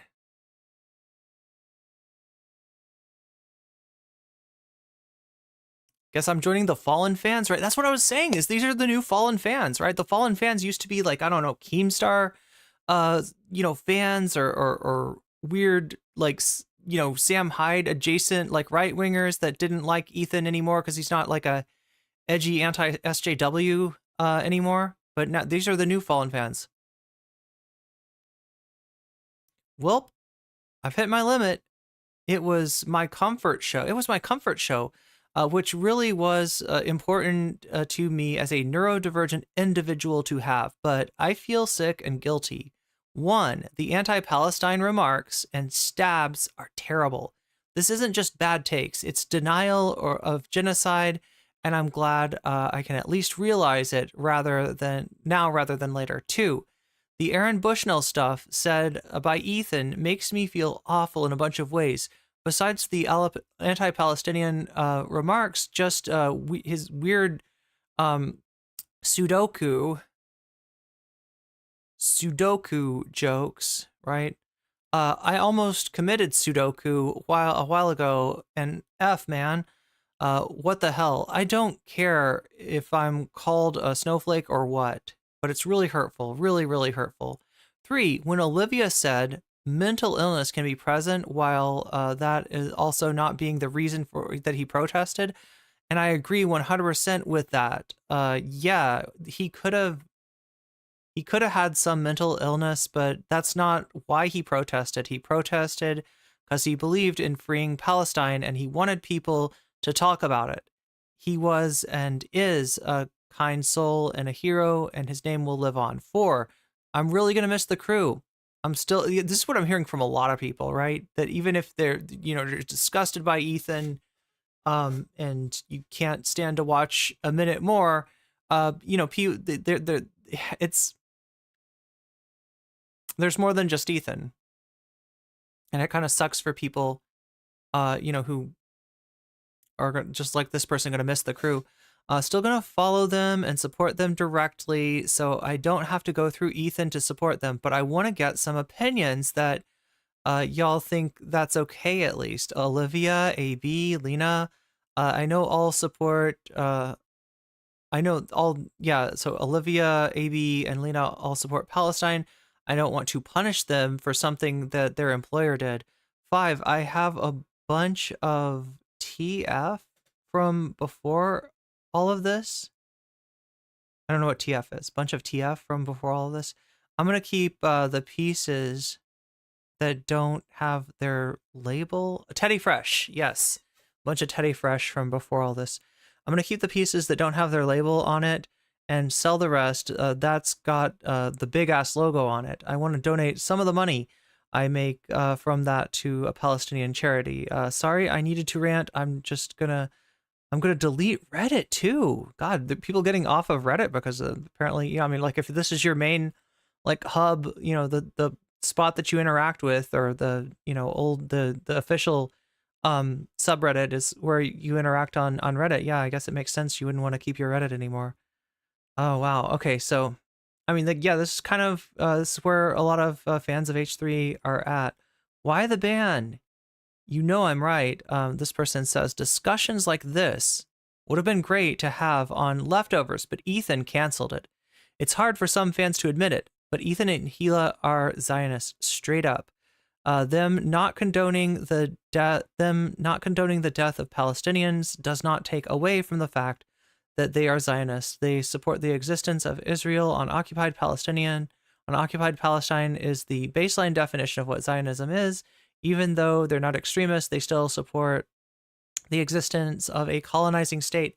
Saying that calling them Zionists is an anti-Semitic dog whistle is in such bad faith, especially when you hear the rhetoric they spew regarding the matter. Ethan still calls it a war instead of what it really is, a genocide against Palestinians. Whenever people try to have discussions about this, comments are either deleted. So they're talking about on the official subreddit, or you are downvoted to hell. It genuinely feels like witnessing people being on the wrong side of history in real time. RIP Aaron Bushnell and Free Palestine. So yeah, that's just a little taste of what's going on the unofficial subreddit. The official subreddit apparently is not really a place for people to express their points of view, if those points of view are in disagreement with Ethan. So But yeah, it doesn't look like there's anything about what happened last week here on the subreddit. So like I told you, there are other people who have given takes on what happened. One such person is Lonerbox, who I'm sure I have the... Wait, I'm trying to remember where I actually put this. Or who sent this to me, because I thought I had this open already.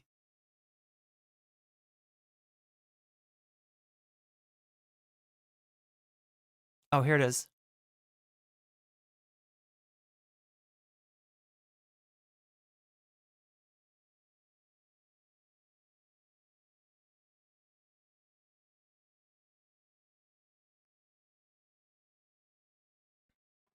I'm just waiting for the horses to pop up. No.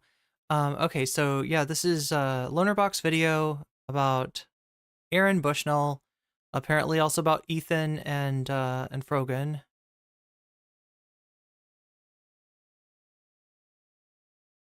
So he's gonna do a preamble. He's gonna do some React content.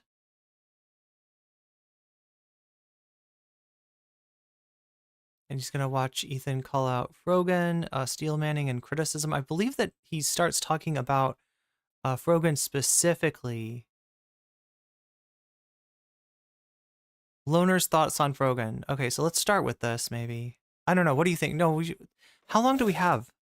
We have an hour and 20 minutes or so.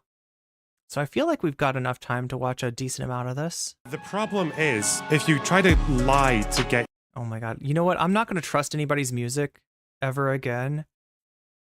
I'm not going to assume that the music's not copyright or that he hasn't licensed it or something. 3 and Frogan, and I don't know, it's given me a few thoughts about why exactly Ethan got into the situation he got into.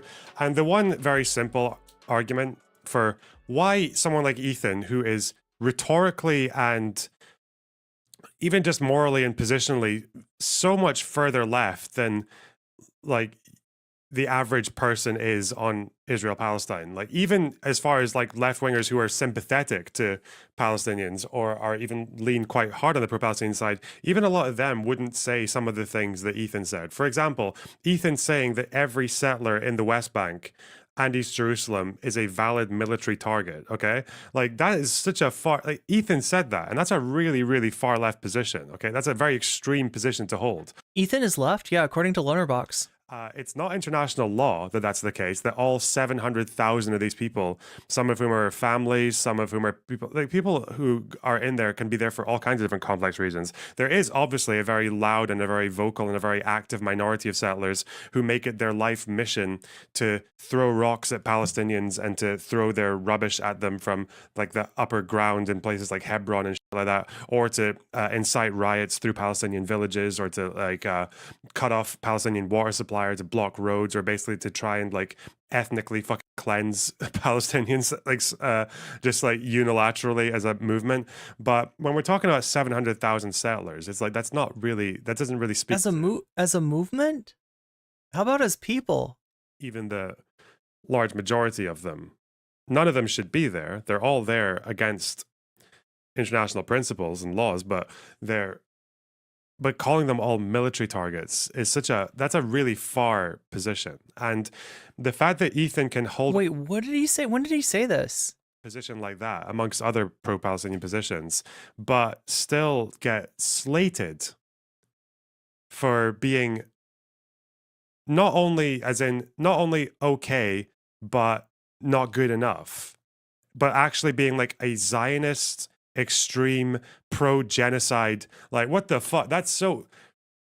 The fact that axe can fall on him, it just made me wonder. Like, the first thought I had is actually just because he found himself in a community of very plugged in extremists who are just like, they will just settle for nothing less than like full party discipline, right? But I don't even know if that's the reason. I don't even know if it's that complex. I feel like it's a bit more simple. It's just really funny for somebody that orbits destiny to be saying something that could just as easily apply to him and the other creators he does content with, right? In terms of towing the party line. Yeah, this is the thing with Twitch poll. There is an artificial Overton window that is skewed to the right. And there has been for a really long time, right? Ever since BreadTube spilled over onto Twitch, and that's why I, started streaming on Twitch. That was when I started streaming on Twitch, inspired by inspired by people like Noncompete and Lance from the Surfs. I decided to give streaming a try, and it turned out I really liked that. And, I wasn't, I don't think, politically atypical for the, expansion of BreadTube onto Twitch. However, when this happened, it was noticed. It was noticed by, people who were in the Destiny orbit. It was noticed by people who were adjacent to the politics Discord. Essentially, it was noticed by the far right political community and the, centrist fishhook political community. It was noticed by all the shitlibs that existed on Twitch and hated the fact that they were no longer the most left. They were used to being, because like you're talking about Twitch, you're talking about kind of post Gamergate environment, right? It was not a great place, and it was definitely not a great place to be a leftist. In fact, you would get ridiculed. So when leftists came onto Twitch to stream in mass, we had targets on us, and we just didn't notice. We looked at people like, Dylan Burns, as people that we maybe didn't agree with on everything, but, we're allies with overall against the alt-right. And they looked at us as more dangerous than the far right. And I don't know if they, dangerous towards their ideology or dangerous to capitalist realism, or dangerous to their careers. But for whatever reason, we were made targets of, we were marginalized, and one by one, we were either co-opted or picked off. But not a lot of people know this, but Chud Logic was somebody who would have called himself a leftist at that time. Chud Logic was part of that same movement. Now, anybody who knows Chud Logic and knows the kind of content that he does now, that probably seems absurd to you. But he's an example of someone who, either didn't have any super strong beliefs, leftist principles in the first place, or was co-opted, went along with the prevailing forces of Twitch poll. But yeah, anybody like me who stood up and said something about our opinions was called a bomb thrower, was like blacklisted from panels. I mean, it's kind of wild, and kind of hard to explain to an outsider there, because the political landscape of Twitch is so vastly different than the political landscape outside of Twitch. The actual thing is that his wife is IDF, yeah, ex-IDF, I think. It's not even that though. It's like,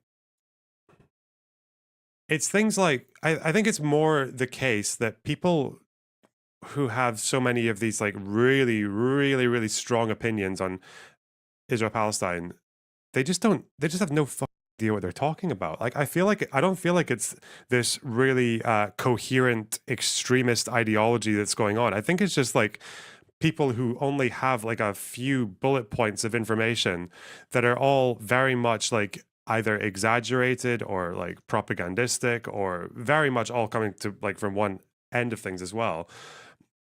And the reason I started thinking about this was because I had a sort of like a secondhand conversation. Like, someone was telling me about a conversation they had yesterday. And they're talking about how they met this person who was talking to them about Zionism. And they asked this person what Zionism meant. And this was like apparently Autumn Leaf says, he's like, if you try to clone Destiny in a lab, but you didn't quite use the right ingredients and measurements, and you wind up with a failed, messed up replica. Look, he does take a lot of, like I think I've commented on this before, his delivery, his manner of speech is, does seem to be at least partially cribbed from Destiny. Politically engaged person. I think it was like a, I can't remember the context, but I think it was like a university student or some shit. And they were asked what Zionism was. And their answer was something like, they believe in advancing Jewish supremacy at the expense of other groups, and they support the genocide of Palestinians, and they're like basically just the Jewish equivalent of a Nazi. Like, and I feel like the problem is that you get people who are just like very plugged into even quite, but these are people, and opinions like that come from people who can probably recycle a whole bunch of Twitter videos or it's different stories, or they can tell you about the 2014 hilltop people in Sderot, or they can tell you about Mossad, or they can tell you about Hasbara, or they can tell you about fucking different like events that are going on in Gaza right now. But like the lack of just like basic knowledge and understanding is just. Iraq says this guy is a motherload of incoherent and bad takes. That's not a terrible definition, not far off. Like, yeah, it could use some more caveats. Well, just wait. Just wait. It's so obvious. And I think the issue is that when you get people who... Yeah, he basically thinks that free Palestine... Well, yeah, like I told you before, there's a lot of people that would take an endorsement of a one-state solution as being this radical idea. Basically believe that because of just the incredibly one-sided and focused and manipulated stream of information they're getting, you do just get a lot of people who think that Zionism is like the... Well, I mean, this is coming from somebody whose stream of information, with all due respect, is coming straight out of Destiny's ass, right? This is coming from one of the back ends of the human centipede that is DGG. So forgive me if I if I don't take your analysis, Mr. Box, at face value. The Fourth Reich, but it's being done by Jews somehow, and it's like, oh God, like, and then as soon as you start to understand it in that way, the position that people are taking against people like Ethan would actually make sense, because if you believe the things about Israel and Palestine that these people seem to believe in, you would actually think that Ethan's stance is apologia, right? Because even if he's holding very strong stances against Israel, the fact that it's like there's a bit of sympathy there, or there's a bit of understanding for why Israelis feel the way that they do, or that there's a bit more nuance and and definitely a lot of very obvious issues with Hamas and the way that they approach what they call freedom fighting. You would just sound like the kind of person who's saying, yeah, the Nazis are bad, but look at some of these Jewish militias are pretty fucked up, right? And Germany's got their own problem. Like, that's what it sounds like to them. And I feel like getting around that is so... You get into... When you're starting from a position of like Zionism and Israel is as bad as Nazi Germany, it's just like you find out there's really little room for... There's really little wiggle room around people who believe that as their kind of like base assumption.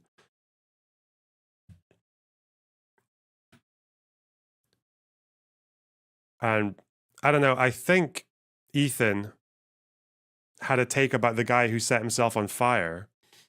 And I don't even think he said anything I don't think he was making fun of him or anything.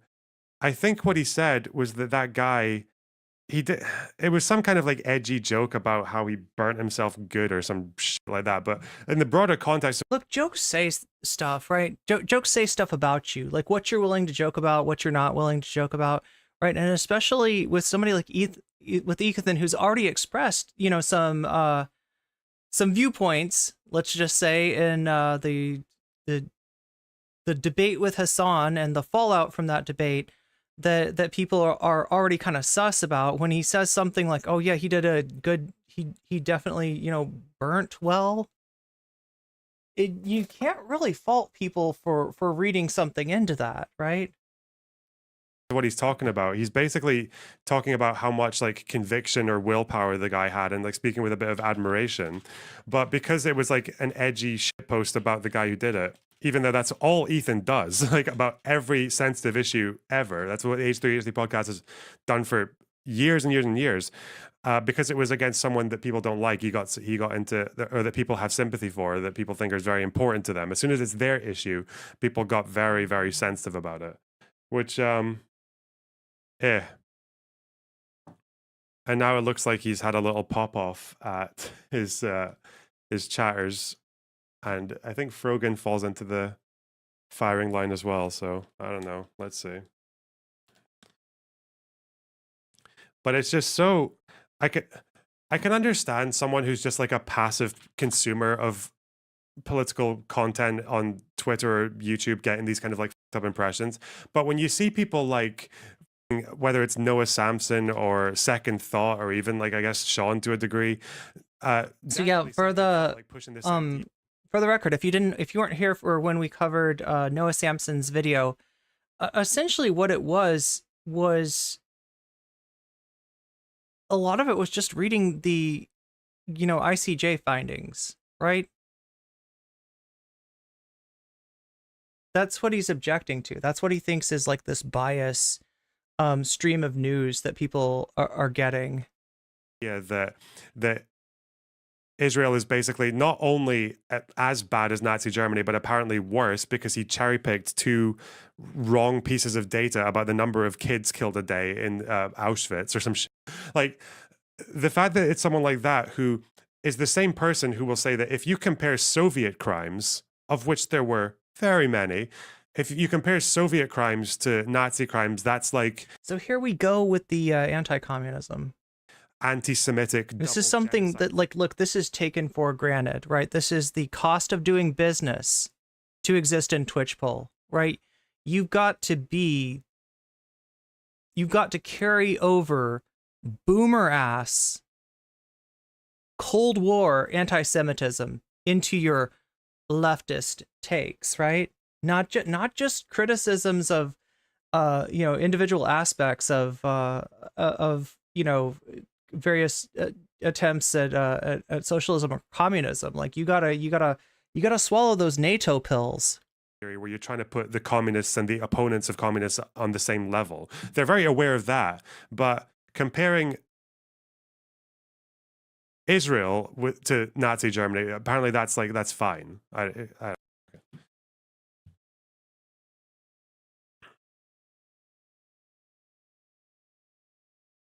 Anyway.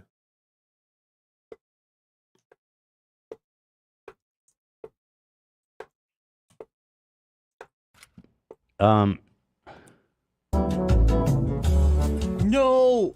Oh my god, Lonerbox, you suck! You suck! You suck! You fucking suck! Oh my god. Okay, I'm never forgiving this guy. Right, that's it. That's it. I was on the fence before. Now I'm totally against Lonerbox. Of all the music to listen to, Lonerbox, of all the music to put on, you have to put on music that literally got me demonetized and is literally going to get me demonetized again today.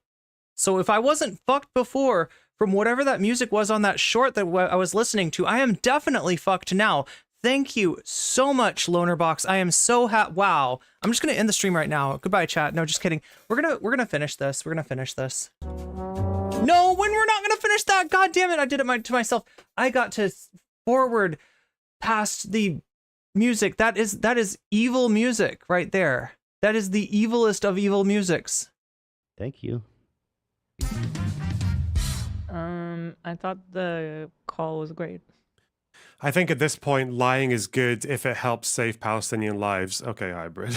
I like. Yeah, I mean, that is the quiet part. Yeah, it's from Ethan's stream, but no, he put it on his. It's okay. It's his editor. Technically, I should be mad at his editor. Out loud, unfortunately, but the problem is if you're lying, you're also. But I mean, I'm sure they know that too, because they probably got demonetized for it as well. Kind of giving people the wrong impression of what you might need to do to save Palestinian lives. So anyway.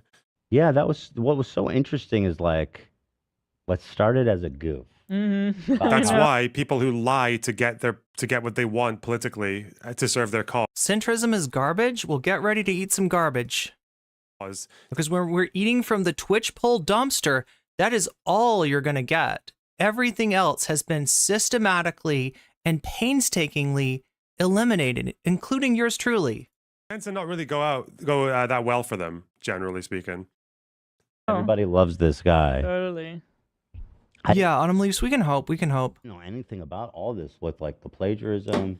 If you lie enough and if you give people enough disinformation, does anyone have that tweet? Does anyone have the Reddit post from the guy who set himself on fire? We're talking about October 7th. Does anyone have that Reddit thread? The problem is that if you try to lie to get your political way, the problem is that you're going to lead people down a path. I'm not sure. Was the person in chat literally saying like lie for a good cause? I thought they were being sarcastic. To pursuing their goals in ways that aren't helpful, like setting yourself on fire in the United States, when you live in a democracy and like one of the longest standing democracies in the world, where you've had so many different. There we go. This is a really similar to Ethan's take, right? If you live in the United States and you care about anything, you are a cringe, and I'm quoting his editor here, moral F slur, right? Literally like 4chan, like thought, right? Caring about something, caring about someone that is far removed from you makes you cringe, makes you a cringe person, right? So there's some maybe understanding for, somebody in the actual situation of being under that onslaught, of being under those bombs in Gaza. I don't know, maybe he's okay with that, but again, like I said, news is not exactly getting in and out of Gaza right now, so you can't really affect change from that standpoint, right? And you're already under bombardment. Recourse, or even ways that you can, even if you can't stop what you think is the genocide, you can still try to mitigate harm and shit like that. Like, at the very least, my God, Sean's video, at the very least, he ends it by saying, here's how you can get involved in BDS. Here's how you can get involved in legal fights against anti-BDS laws in America, which are a huge problem. Here's how you can, here's who you can donate to, like PCRF or whatever. So, like, at least there's that. But and the other problem is as well, it's like, if you're going to set yourself on fire and get a lot of attention onto your side of the cause, and you're saying things like, there are no Israeli civilians or tourists who have no part in the oppression of Palestine. Not even tourists, bro. Like, what the fuck? Again.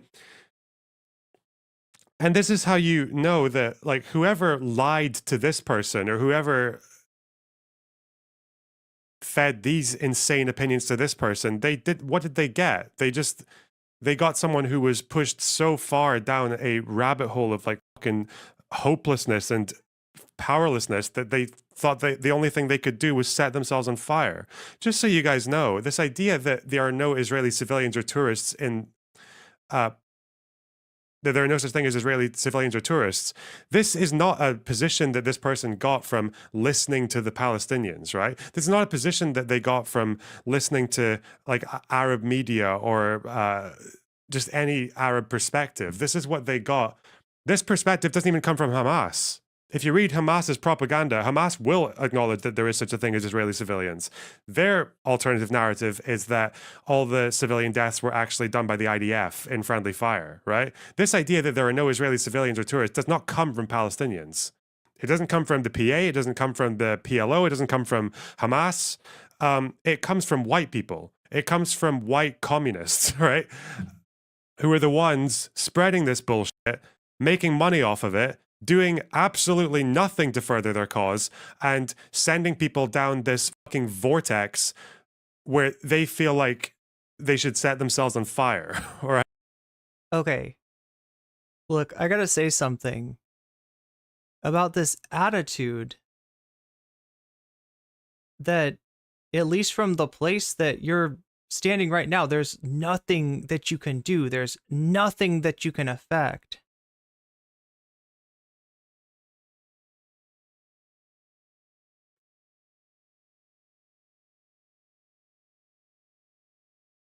Sorry, chat. I'm having trouble with my computer is threatening to stall if the stream goes down. The stream goes down. Green screen F. Wait, what are we doing? What are we doing? Are we green screened? Are we F? What's going on?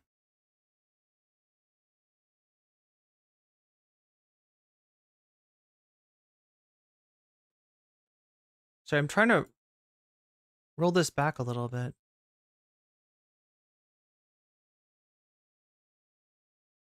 Oh my God. It doesn't even come from Hamas. If you read Hamas's propaganda, Hamas will acknowledge that there is such a thing as Israeli civilians. Their alternative narrative is that all the civilian deaths were actually done by the IDF in friendly fire, right? This idea that there are no Israeli civilians or tourists does not come from Palestinians. It doesn't come from the PA, it doesn't come from the PLO, it doesn't come from Hamas. It comes from white people. It comes from white communists, right? And it's weird to hear that, right? Which in any other context would be considered, you know, identity politics. From a source that regularly shits on everything else as being identity politics. Who are the ones spreading this bullshit, making money off of it, doing absolutely nothing to further their cause, and sending people down this fucking vortex where they feel like they should set themselves on fire, all right? It's so gross. Anyway, sorry. Whoa. Based Lennon, thanks for the $10. Really appreciate that. Looking clean today, King. Anyway. Listening to the Palestinians, right? This is not a position that they got from listening to like Arab media or just any Arab perspective. This is what they got. This perspective doesn't even come from Hamas. If you read Hamas's propaganda, Hamas will acknowledge that there is such a thing as Israeli civilians. Their alternative narrative is that all the civilian deaths were actually done by the IDF in friendly fire, right? This idea that there are no Israeli civilians or tourists does not come from Palestinians. It doesn't come from... So, like, just to, like, in case anybody's not aware of what is going on right here, what Lonerbox is reading, this is Aaron Bushnell's Reddit account. And Lonerbox is dunking on a dead person, right? Regardless of what you think about, you know, what the answer to the fact that there's a genocide in progress and nothing that anyone's doing seems to be having any effect of stopping it. Even if you don't agree with, you know, what Aaron said or what Aaron, you know, ultimately did, I feel like there's something really ghoulish about dunking on a dead person's Reddit post here. And I think there's something even more ghoulish of dumping people on in a position where they're like, you know, you're in the United States. There's literally nothing you can do. Oh my God. Oh my God. Look, I'm not saying that it's easy. I'm not saying that I have the answer. I'm not saying that I have a solution. But though you know, if you're in the United States, you are in a position relative to the people undergoing the bombardment of some power. You may not be able to do much with just yourself, but you can do something, because it is the United States government that is funding, that is arming, that is empowering, and that is ultimately emboldening what's going on in Gaza right now. And to see this jackass sit here dunking on a dead person's like Reddit post as a way of convincing people that no, in fact, there is nothing that you can do, and it's very cringe of you to even try to affect the situation. You're not the one being bombed, after all. I'm sorry, that is just the black pill of black pills. And also dropping food. Wait, where did the food get dropped? The PA, it doesn't come from the PLO, it doesn't come from Hamas.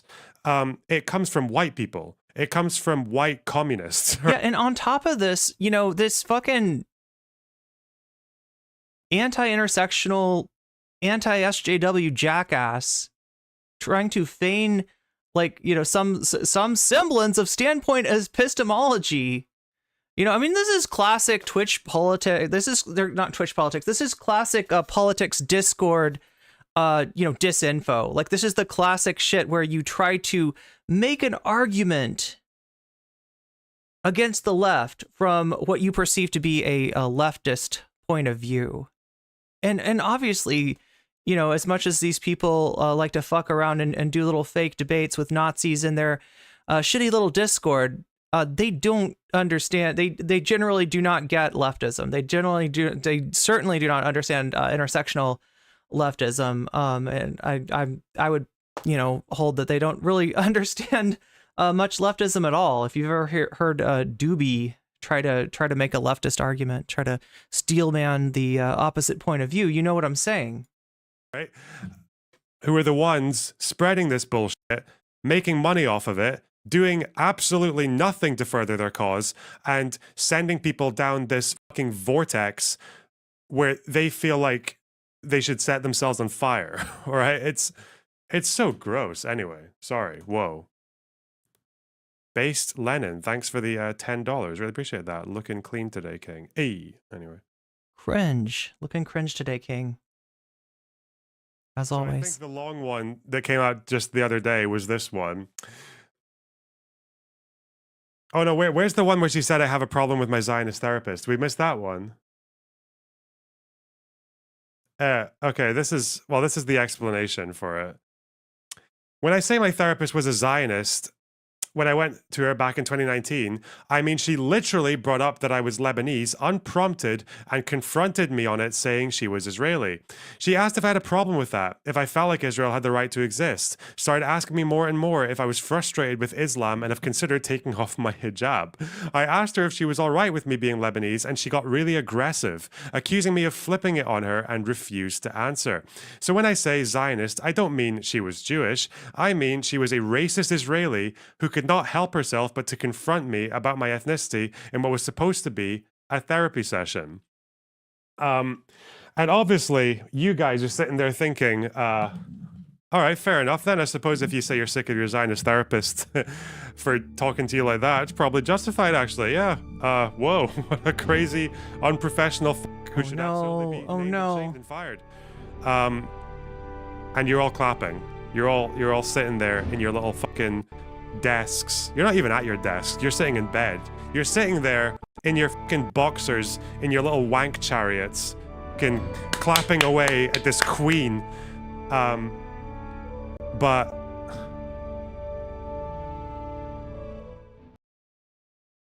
because there's no room for skepticism here. Oh, no, please, Lonerbox, be skeptical about somebody else's experience in a private therapy session. Elucidate us and debunk Frogan's lived experience, please.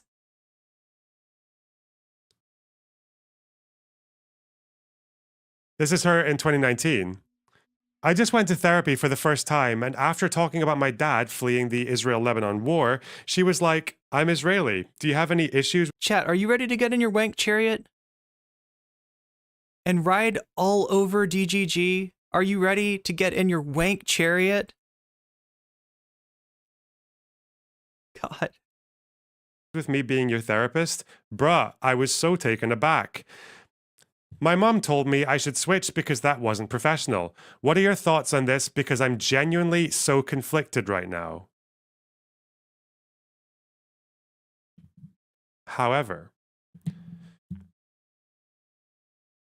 why would you be conflicted? You'd be conflicted if she said something like this, and this was like, okay, I understand you're like, because this could have been said in the context of, whoa, so you probably have a lot of good reasons to be fucking mad at Israel. Are you okay with the fact that I'm Israeli as your therapist? Like, will that be, can we go forward like that, or do you want to like that? I mean, did we get it? Because we watched. Why would you be conflicted? Why? I'm sorry, chat. Nothing is working for me right now. I am having massive problems with my computer. It's just like everything is slow. I can't even pause it on time. But like, we watched Frogan. We watched what Frogan, you know, how Frogan described this situation, and the conflict was this: that you don't want to think that a therapist is unprofessional. You want to think that, you know, maybe am I taking this too seriously, or maybe is this just a question that had to be gotten out of the way? Am I making too much of this? Like, that's the conflicted thing, is that you don't think of, like, you know, God, you know, the therapist was, you know, trying to, I mean, is this the part where we've got, yeah, this isn't the one where the therapist is saying, do you want to take off your hijab? Are you sure you're happy with Islam and stuff like that? But this is a legitimately, you know, questionable thing. Like, and he's using the fact that Frogan doesn't want to jump to the conclusion that this is an unprofessional therapist that I should not see. First thing, that Frogan's genuinely conflicted about this, as like, oh, see, if you're genuinely conflicted, then obviously, you know, you didn't think there was that much of a problem. Otherwise, you'd be like, yeah, that's obviously it couldn't have been that bad. I mean, this is the kind of, you know, this is essentially what happens in Twitch poll. Whenever a woman comes forward and says anything that is inconvenient, particularly to a large male creator, right? Let's hyper analyze what she said. Find something that we can say this is contradictory, and then just call her a fucking liar. I mean, this is textbook Twitch politics here. To be fucking mad at Israel. Are you okay with the fact that I'm Israeli as your therapist? Like, will that be, can we go forward like that, or do you want it like that? That could be one way that it went, but why would you be conflicted? Why would you be conflicted if she was saying all this shit as well? I'm sorry, if the Zionist therapist had only said this, yeah, you'd maybe be conflicted. I don't know if that's a professional thing to do. I think personally, if like Israel went to war with Lebanon and started fucking bombing Beirut right now, like full scale, and people in my extended family, I think some extended family are still there. If they all had to flee, or maybe someone died, I don't know, or maybe other people had their homes blown up as they were fleeing. Like, if that was happening, I probably would feel a bit weird with an Israeli therapist, because I'm trying to talk about that. I don't know if an Israeli therapist, and I'm not saying this is rational, by the way. I'm just saying that, like, if I was in that state, and if I was in that kind of like fight or flight fucking mode, I'd probably be thinking, okay, how is he turning this into somehow, turning this on Frogan? Oh, wow, they're conflicted. Oh my God, this is so hard, chat. Streaming, Hasan was right. Streaming is way hard. None of you understand. None of you understand. I'm the most oppressed person out here. No, just kidding. Sorry. I'm trying to find, there we go. How is he turning this somehow on them? Oh, wow. They were conflicted. A guy once tried to quiz me on Newton's laws after learning I was majoring in physics. And I apologized because I had no idea what the fuck was going on, and thought that it was somehow my fault that he was an asshole. Yeah. People can be fucking conflicted about weird interactions they have. Oh my God, yeah, and it doesn't mean that they were wrong in those interactions. like telling this to an Israeli therapist, thinking, what if this Israeli therapist is sitting there thinking like, well, you know, it's good that we're taking out Hezbollah. I gotta recharge my my social batteries. That's right, Autumn Leaves. I don't know. I probably wouldn't be in the best place to be making like a rational decision about that kind of shit. Maybe, but is it professional to just bring that up like unprompted? I don't know. But this, you would not be conflicted. Wait. Are you conflicted? Lonerbox, because you sound kind of conflicted there. Is that maybe possibly appropriate? Is that like a good question? Is that something that a therapist should be, you know, asking?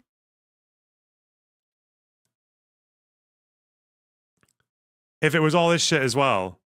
So what I think is happening here is that Frogan is lying. Yeah, that's kind of where I am at. Yeah, okay, that's where I'm at.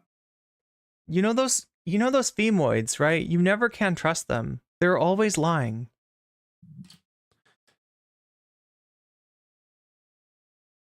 You would not say, what are your thoughts on this? Guys, I'm really conflicted. What are your thoughts on this person who's confronting me, bringing it up unprompted, which... Wait, so it is inappropriate then? Quizzing me on Israel's right to exist. It is inappropriate. But Lonerbox says she's lying.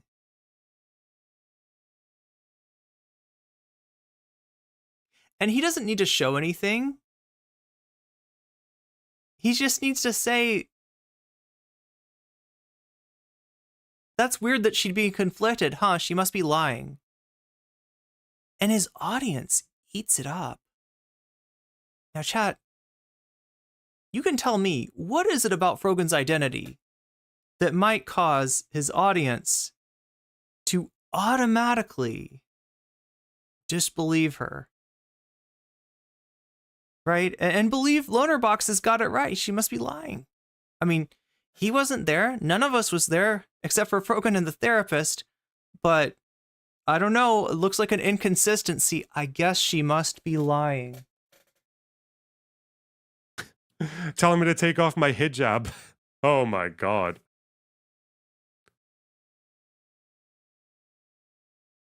So I'm gonna play this in the background. Let's make up more lies about them. That's a really good contribution, Hybrid. But the problem is, what if your opinion on Zionism and Zionists and Israel and Palestine is also been informed by people who came before you and decided to lie to get their way? And what if those people held their positions because they were lied to, and those people because they were lied to? Oh. But no, all the anti-Israel, anti-Zionism, like all the kind of like the propaganda machine. If I can get it to pause. Telling the truth. Lonerbox is really laying some high-level ideas on us here, right? We got to watch Dave Rubin debate Sam Seder in the first half of this stream. Now we're gonna get some high-level ideas from the intellectual dark web brain trust known as Lonerbox.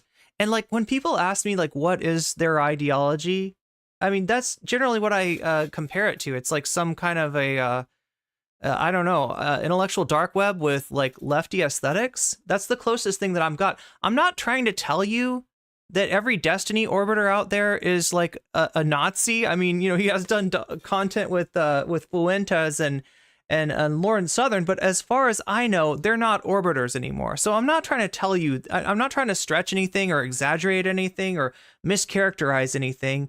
But, you know, this shit that's, you know, if you ask most people in this community, like, what is Lonerbox's ideology, they would probably say, like, a sock dim, right? I mean, that is the standard out of the box, like, lefty ideology and Twitch poll in general. But yeah, they would characterize it as a sock dim. And really, it's not. It's not. It's this weird IDW shit.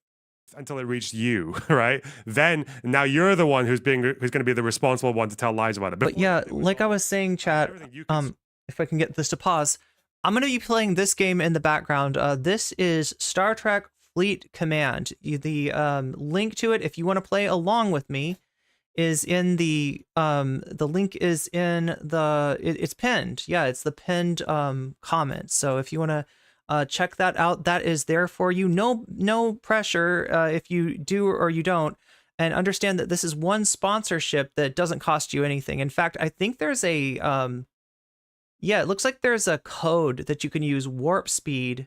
So click my link and type in warp speed. And I think you get in-game stuff. I think you get some extra stuff, so it'll be easier for you to build up your what do you call it in Star Trek? Your base. That's what I'm looking at. I'm looking at my base. We can go inside the base somehow, somewhere. I'm trying to remember how this works. Yeah, you just click on it and look inside there. Look at that. Look at that. We got like Parsteel factory. What is this? Tritanium. So yeah, you got your resources that you're making, the lithium crystals, you know, just all the stuff from Star Trek. You've got different different buildings within the base. This is the away team building, right? So you send, if you're not using people on in your starships, you can how do you do this? Away team, there we go. You can send them on missions like diplomatic relations, for instance, and you just take people that are not Wait, how does anything work?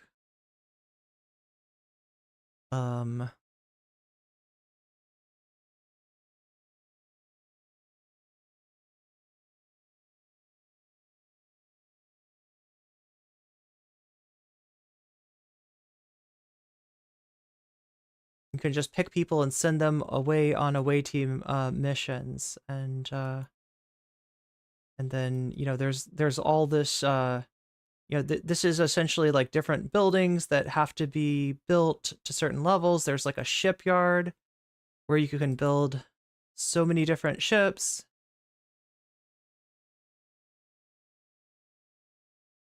Oh, that's how it works. Okay. Etc., etc., etc. So I'm just going to be playing this in the background.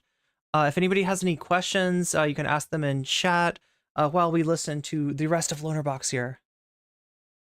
Doomed was honest. It looks green and white. God damn it.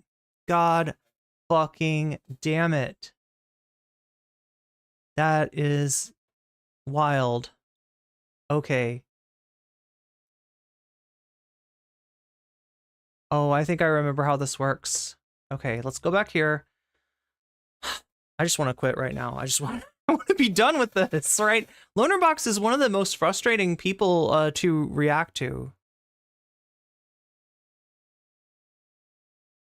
But thanks for letting me know that that wasn't showing up at all, because it's weird. In my studio screen, it was showing up. It was showing up perfectly. There was no problem. But then, like, when I look, like, literally behind me, it's just complete.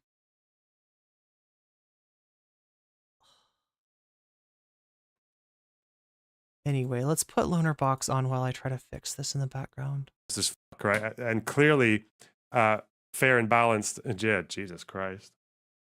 God.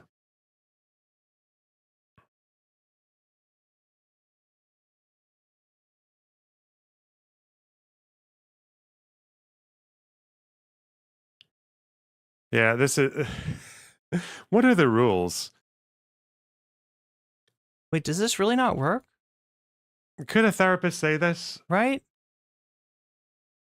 I think depending on context, it might be fine. Like, because yeah, if there are two sides of a national conflict, yeah, and you want to check if the person is like in the right place to be talking to someone who's from that side of a national conflict.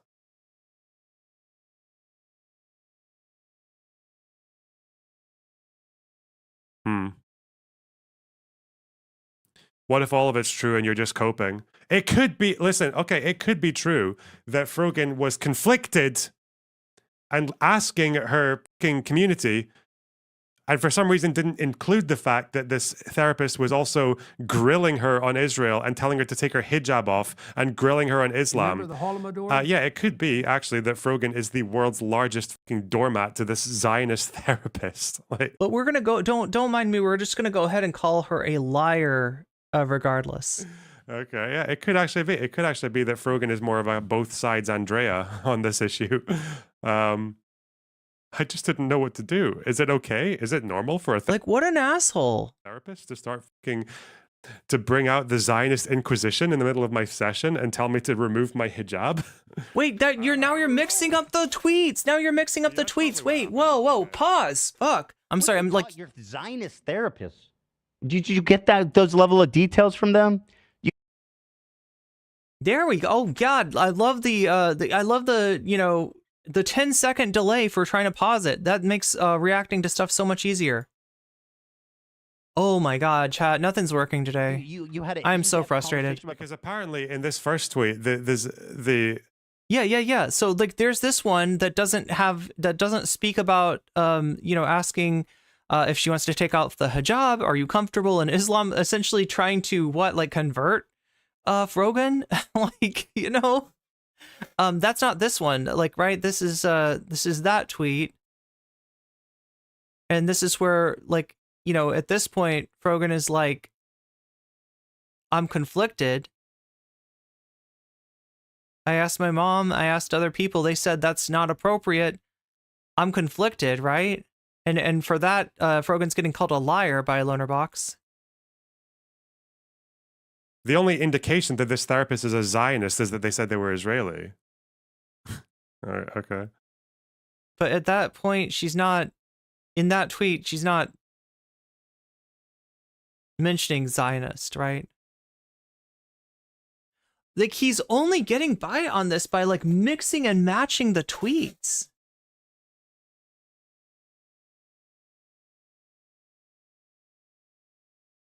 What a disingenuous bastard.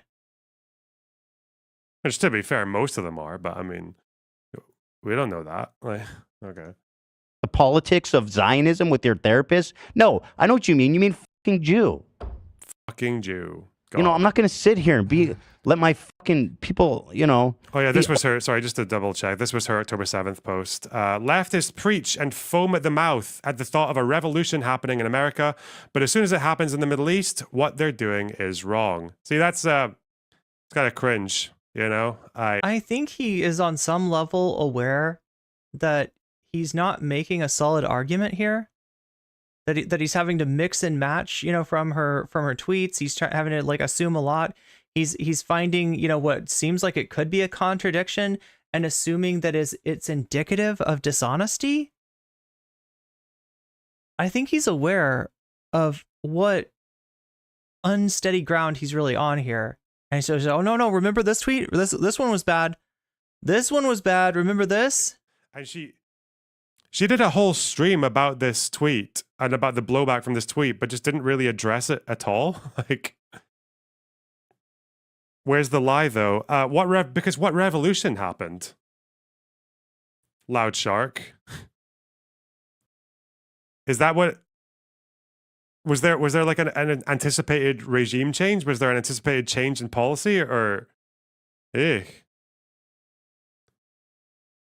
Sorry, I also just realized that we're getting a bit more vigilant right now. Sorry, wait, hang on. Why am I entertaining this absolute brain-damaged fuck who apparently just is okay with the idea of Hamas doing what they did on October 7th, and for some reason just hasn't thought about stage 2, about what the actual fucking repercussions would be for that, or what it would lead to, unless they're thinking it could have either led to the destruction of Israel. That's one option, but it could have also led to what's happening now, and you're okay with that. I don't know, because people who support this, at the end of the day, they just like it when they just want dead Arabs. They just want more dead Arabs so they can fucking like soy out about it on Twitter for longer. Like, anyway, more graves to dance upon. Anyway. Okay. Anyway, openly bigoted and racist. If I can get this to pause. Anyway, so if you're playing this, it's essentially that you've got all these different buildings in your base, and they all have requirements, like, right, these are the requirements. And so if you want to build your shipyard, okay, which I do, I want to get it to level 14. Oops, I can't, because my R&D is not level 14, because my tritanium generator B is not level 14. So then you go, actually, yeah, you can just click right here and see, okay, so I want to build my R&D department. Oh, I can't because my dilithium generator B is not high enough. Then you go to there, and that requires dilithium generator A. Yeah, you just can essentially have to click around until you find something that you can upgrade. And there we found it right there. The first thing that needs to be upgraded is this. Now, if you want to go quicker, which I kind of do because I want to show you a bunch of stuff, you can pay that platinum, okay? Now understand that you've got a limited amount of that stuff, right? So don't just, spend it willy-nilly, but yeah, it looks like I've got 404 of this. I can certainly afford 42 because I got to get this thing up to level 14. So that's how things work. Yeah, that's how almost everything works in this game. All right. That shit. Nobody would expect that from any other minority. Nobody. It's disgusting. It is. And I'm here. I'm with you. I'm on your side all the fucking way. I'm on your side as much as I possibly can be. And instead of, holding hands and having a real conversation, you spit in my fucking face and you call me a Zionist.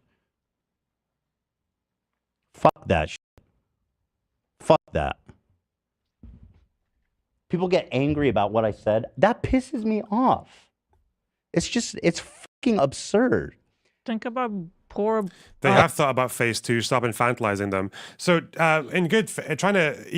there is such a thing as the phase 2 of October 7th. The phase 2 is that Israel retaliates to October 7th by committing extremities and war crimes and killing like tens of thousands of people. They respond with that, and the repercussions of them doing that is either or both. One, they lose international support, which they might do. That's still not impossible. Do you see how far we've moved, though? Right? He was bringing up Frogan's tweet, talking about the 7th of October, I think on the 7th October. In other words, right when everything's breaking, right when everything's happening, right? Right when there is most likely a dearth of information, to show us that Frogan is not a credible narrator. Frogan is a unreliable narrator, right? Because he's kind of uncomfortable with the fact that he's made these claims that Frogan is lying. He's got really nothing to hang his hat on as far as that. He's got nothing to base that on. It's just like, well, this seems like an inconsistency to me, therefore Femoid is lying. The Femoid is lying, right? How did I know? How did I know? No, on Twitch poll, the Femoid is always lying. That's rule number 1 of Twitch poll. The Femoid is lying, right? So he realizes what unsteady ground he's on, and then he tries to find something a little bit more stable and be like, remember this? Remember when Frogan said this? Yeah, this was pretty bad, right? You think that's a revolution? You think that's a good thing? You're in support of that? Now, all of a sudden, we're not talking about Frogan's therapist, right? Which is the subject matter, that you called her a liar on. We're talking about what? Like a support of the tactic and the strategy of October 7th, right? Which is not, I mean, who are you even arguing with at this point, Lonerbox? Have happened so far, and 2, that the Islamic world gets enraged and unites against Israel and destroys the Zionist entity and takes it over, right? That's like the other thing. But the second one, that's not happening, bro. I'm sorry. You think these fucking Arab states, these Arab states will pay a lot of lip service, okay? But at the end of the day, they don't give a fuck. Like, they're not at least not in the do something kind of way. As for Israel losing international support, well, they could lose international support. They could lose American support. Is there any guarantee that would make them less aggressive? I feel like that might make them even more aggressive, because then they would think it actually literally is a... There we go. So what? Withdrawing, military support, withdrawing aid from Israel, using the leverage that the United States has, that's a really bad idea, because it might make Israel more aggressive. So our best bet is just to be like, all right, Israel, do what you're gonna do. If that's ethnic cleansing, I guess we'll accept that, right? Because anything that we try to do to try to get them to stop risks what? Getting them to go more aggressive? Like, what are you even basing this on? Fight for survival, like an existential crisis, and everyone in Israel would be sold on that if they lost support from fucking the United States. So but again, even if that is the logical next step, that is the stage 2, that doesn't really get away. So that's why we gotta I'm sorry, we're gonna have to keep sending your tax dollars to pay for more weapon systems in Israel for civilians to be unalived with, because otherwise we risk Israel going even harder. I'm sorry, but that's what you're gonna wipe your hands of it with? That is disgusting. Away from the fact that you are accepting tens of thousands of Palestinian deaths in order to achieve those things, civilian deaths, which is was this heard during the Ethan Hasan debate?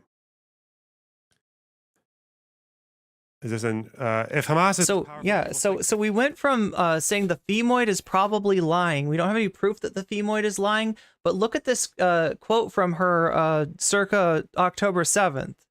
And now we're going to continue with the character assassination of Frogan, right? Because Lonerbox has put himself out there, made a claim about somebody else's therapy session that he has no way of fucking knowing. But he's just going to be like, oh, wait, this right here, this seems like it could be inconsistent if I tilt it the right way. Therefore, the Femoid is lying. And because, he's put himself out there, now he's got to show she's a bad person who is not worth any sort of just like logical consideration, right? This is why it's okay that I jump to the conclusion that she's lying without even coming close to showing you that, right? Remember how in Vaush's chat somebody came in and said, well, Lonerbox showed that she was lying. This is Lonerbox showing that she was lying, and he can't do it. He can't do it. So now he is coping. Now he's going to find every screenshot of Frogan that he can to convince you that even though I didn't show that she was lying, I'm going to show now that she's a bad person. So you believe me that she's lying. She's a bad person. Bad people lie. Here we go. Let's assassinate her character more. Wouldn't there be retaliation towards Israel right now? Is she talking about the rockets that we're still firing at this time? I'm being genuine. My grandparents are older than Israel, so why should Palestinians die? Yo, chat, my uncle has a Palestinian reparations card. If we get the house back, you're all invited. Jesus Christ. I would respect Ethan much more if he just said he hated Arabs and went along with his day. Okay. Natalie, you are on a bit of a streak. That's a 5 stream streak, actually. Shady, we've been making so much fun of the guy. Until now, we didn't even have a reason to. Like, now at least there's a reason. But the poor guy... There's been a war. Excuse me. There's been a war for no reason with the guy. Nobody's defending Jason. We're calling his eye collar fake. Yeah. And that's okay. No, but I make fun of all different groups of people. And the thing is, again, if you look at my joke... Do you think Ethan is a Zionist? It depends. In the real sense of the word, yeah, probably. He probably does think Israel has a right to exist. Making fun of a person or a type of people or a political ideology, you know, or whatever, you know, when you say make fun of, you know, in an innocent way, you're implying that, you know, it's just like a friendly making fun of, when actually the joke that Ethan made was about someone burning to like and he seems to have some emotional connection to Israel, so yeah, he would be a Zionist, yeah, in the sense that 99% of people who use Zionist as a pejorative, then no, he's not, because he's not like a Nazi adjacent, genocide supporting, Arab hating, like fucking IDF child slayer. Like, he's not that. Entropy fan says Lonerbox is using the same logic as the apologists for the Bosnian genocide and the ethnic cleansing of Albanians, aka it's impossible for me to keep up.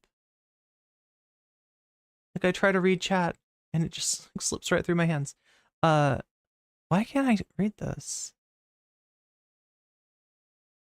Where is chat? I don't understand. I'm sorry, chat. Weird stuff's happening.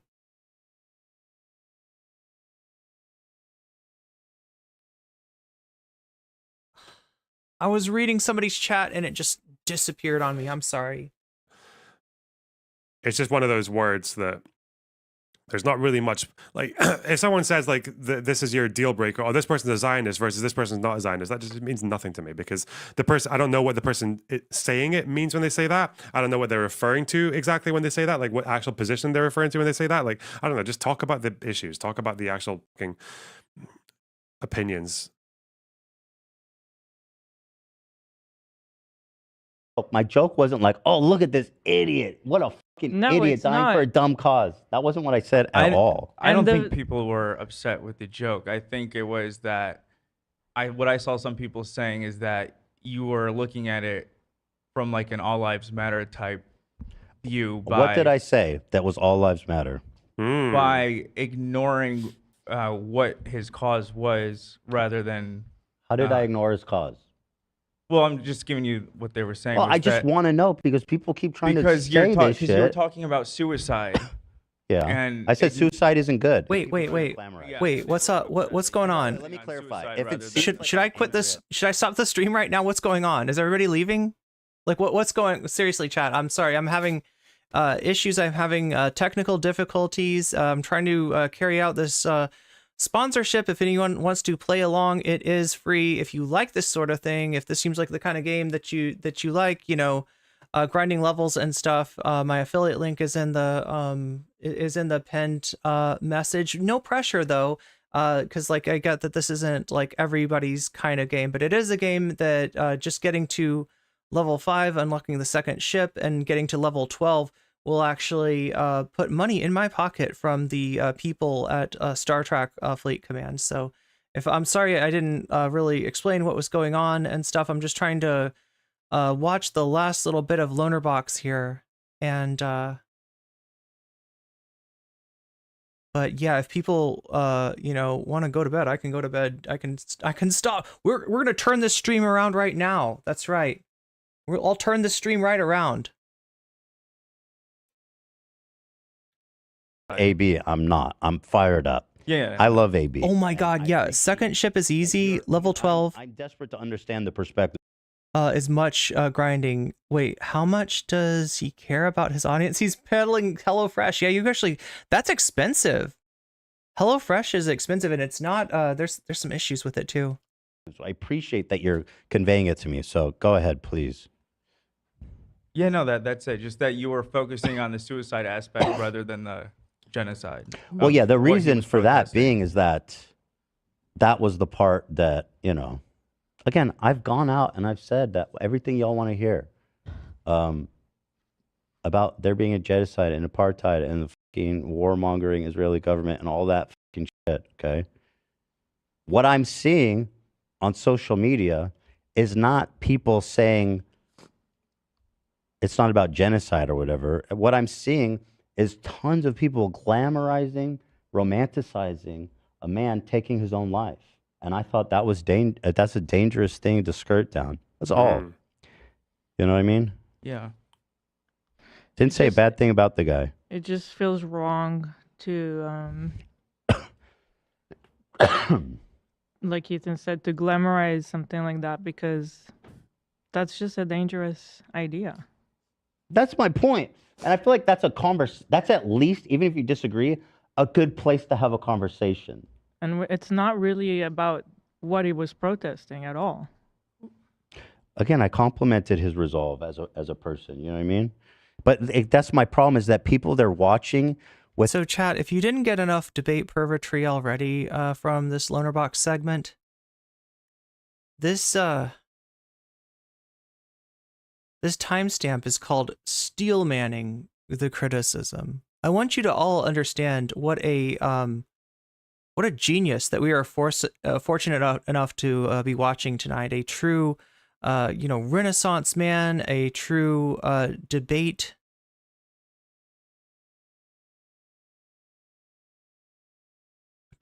fan, who is incredibly good faith, so good faith that we're going to steel man the criticism. We're going to use all the right lingo. We're going to use all the right buzzwords to virtue signal about what noble warriors we are on the battlefield of ideas today. The expectation, they're looking for any little nugget I saw like 100 comments on the Noah Samson video praising the self-immolator as a martyr. I don't know. I mean, I don't know what I don't really know the argument. What did people think it was going to do? It's like, because in a place where there is like a kind of powder keg or like a pressure cooker situation going on, say like in Tunisia or the Arab world during the Arab Spring, or even like Vietnam with, like, there are situations where people setting themselves on fire can be the spark that everyone around there empathizes with their suffering or with their cause, and then everything just kind of fucking explodes. Like, that could happen in America. Is that really going to be happening is there anyone who watched that video and thought, oh wow, that guy's setting himself on fire, like, suppose I actually need to do what exactly? Do it myself, or revolt, fight against the American government? Go do BDS?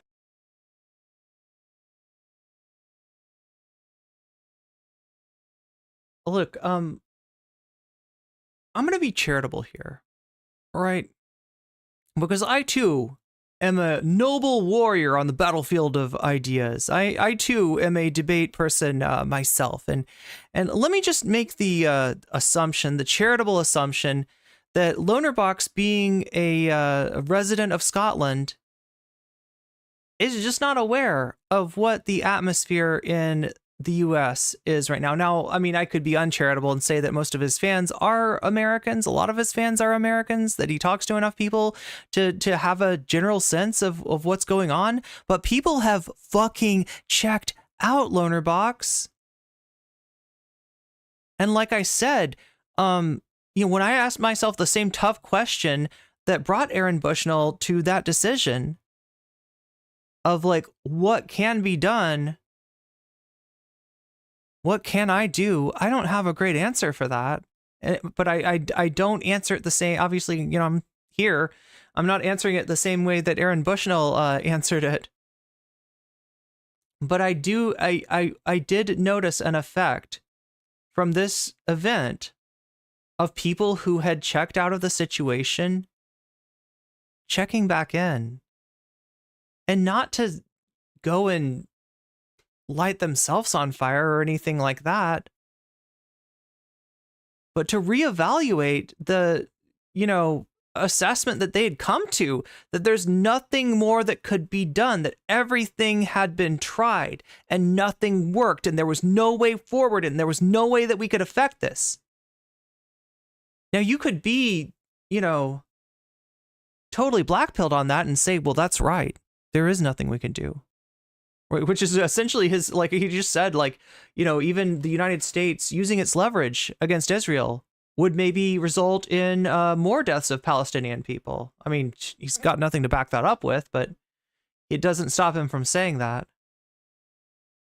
But I feel like other people are right now disrupting Democratic politicians, for example. And that may not work, and that may not be the best way, but it is something. And I will tell you something for damn sure, that is a better decision than checking the fuck out and numbing yourself and trying to pretend that what's happening isn't actually happening. Yes, I don't know.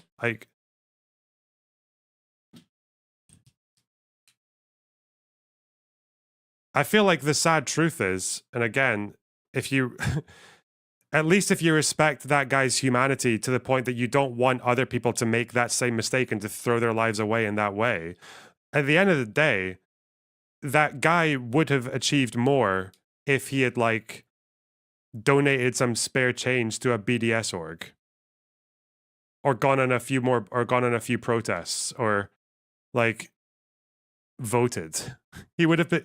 Voting would have been more effective than what he did, right? Because now it's just one less vote that I guess would have gone nowhere, or might even get Trump in. And Trump is going to be even worse for Palestinians than Biden is. So, wait, what? That vote might have gone nowhere or get Trump in? What is he talking? Oh, he's saying what if Aaron Bushnell had voted for a third party candidate or something like that? So anyway. This is somebody who is part of Brianna Wu's organization, Brianna Wu's Progressive Victory, not to be confused with Progressive Voice, who did nothing wrong. They did do some canvassing recently, but I wonder, is it just canvassing for the standard issue Democratic candidates, or is it something that, because the real action here is the action that's going to make somebody like Joe Biden feel like he can't take the votes for granted that he's taking for granted, that might affect Joe Biden's policy decisions. Right, that's where the rubber meets the road. That's where the real inflection point is. I don't think that that's the kind of political activism that Lonerbox is involved in. In fact, it's the kind of political activism that makes somebody like Genocide Joe feel like he's got this all wrapped up. It's all good. Even if they don't like what I'm doing, they're going to vote for me.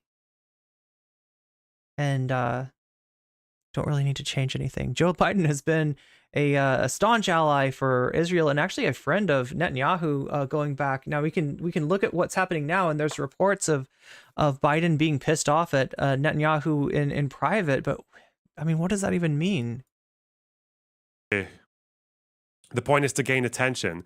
Stop saying the point is to gain attention. There is more attention on this war than there has been on any fucking war since like Iraq, I guess. Okay, so obviously, yeah, I guess I'm leaning on the idea that he doesn't know what the situation in the United States is. Because although there's a tension on the news events of this war, there's not a lot of attention. There's a lot of people that are checked out. There's a lot of people that have been to a protest. There's a lot of people that have done what they could, and they feel like, you know, and I mean, it's wrong, you know, you should still, you should keep trying, but there are a lot of people who checked out. I'm not saying that, you know, like I said, that his decision was the, you know, perfect decision, was the right decision, but I'm sure as fuck not gonna, you know, dunk on his social media post or denigrate, you know, Aaron Bushnell after, you know, he's passed, right? Because it is a difficult question what you can do, and I don't know that I don't have the right answer to it either. Ukraine didn't get this much attention. It definitely doesn't have this much attention now.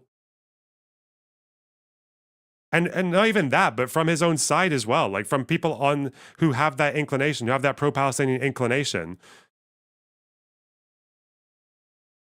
We're gonna have to advance to the Frogan part. It's not even like it's gotten old. It's not even like it's gotten old. No, unfortunately, like, I mean, I don't want to say it's gotten old, right? But people have checked out. I don't know what else to tell you. People who care about this issue, many people who care about this issue, are so frustrated that they've checked out. It's time to call Ethan a Zionist. Has he considered that Frogan is Semitic? Oh, good one. Hey, just wait until she comes.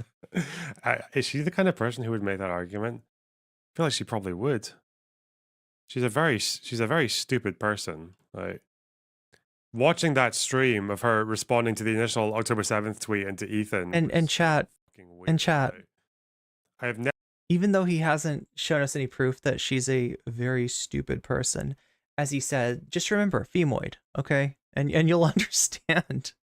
Incel box. I've never seen someone so poorly manage to fucking navigate discourse in my entire fucking life. Like, oh my god, Michael S., that's a good call. Yes. 6 hours is indeed approaching. Yeah, we're gonna try to get as much of this as we can. It's like watching a fucking clown running over a minefield. Oh god. And a racist. That's so he's talking about, like, he's talking about Frogan engaging in discourse. He's talking about Frogan having an opinion, offering an opinion, that it's like a clown walking through a minefield. Is he ever going to steal? We skipped the steel manning this criticism, Zara, because we just don't have enough time left. And I've got to 100% end this stream before 6 hours, because we've gotten several little pieces of music now on the VOD that I've got to be able to pull off of there. Genocidal freak. You can run in the pastures with your friends. Ethan's genocidal. Hold hands and skip in the daisies. Smell the beautiful air of Ethan being a genocidal Zionist. And then when you're done, you can handle my circumcised, tiny Jewish cock delicately into your mouth. It's Celine Dion. I just know. I was trying to wonder what that song was. It's Titanic. Okay.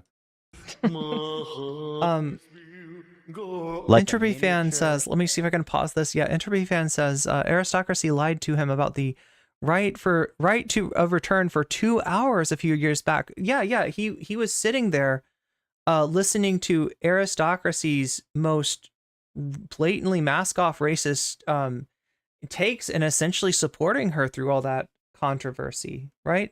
He's absolutely, you know, he might not be, you know, far right in the terms of this conflict himself, but he's absolutely, you know, caping for the far right viewpoint.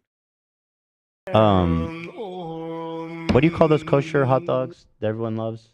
Hebrew National? Like a little Hebrew National appetizer plate with a toothpick in it.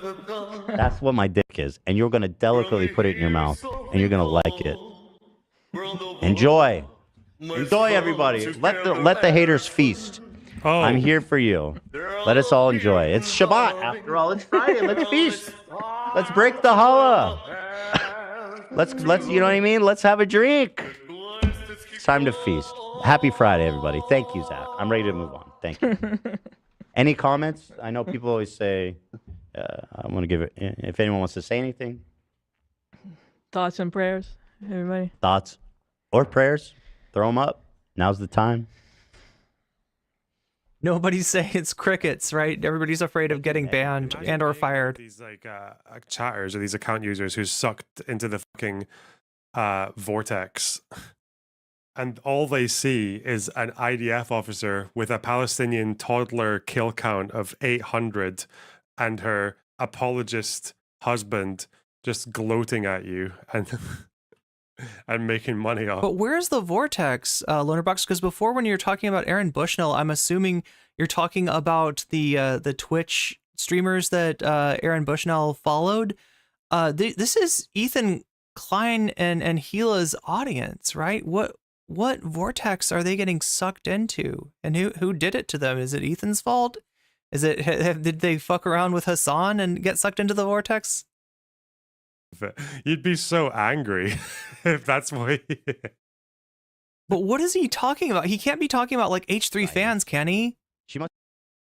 Like, right, people, somebody that feels that way is not, you know, an H3, is not an H3 fan, so. Must be a Zionist to give me. So saying people in the chat isn't, anyway. As somebody said, oh my God. Oh, pause this. That is as far as we can go.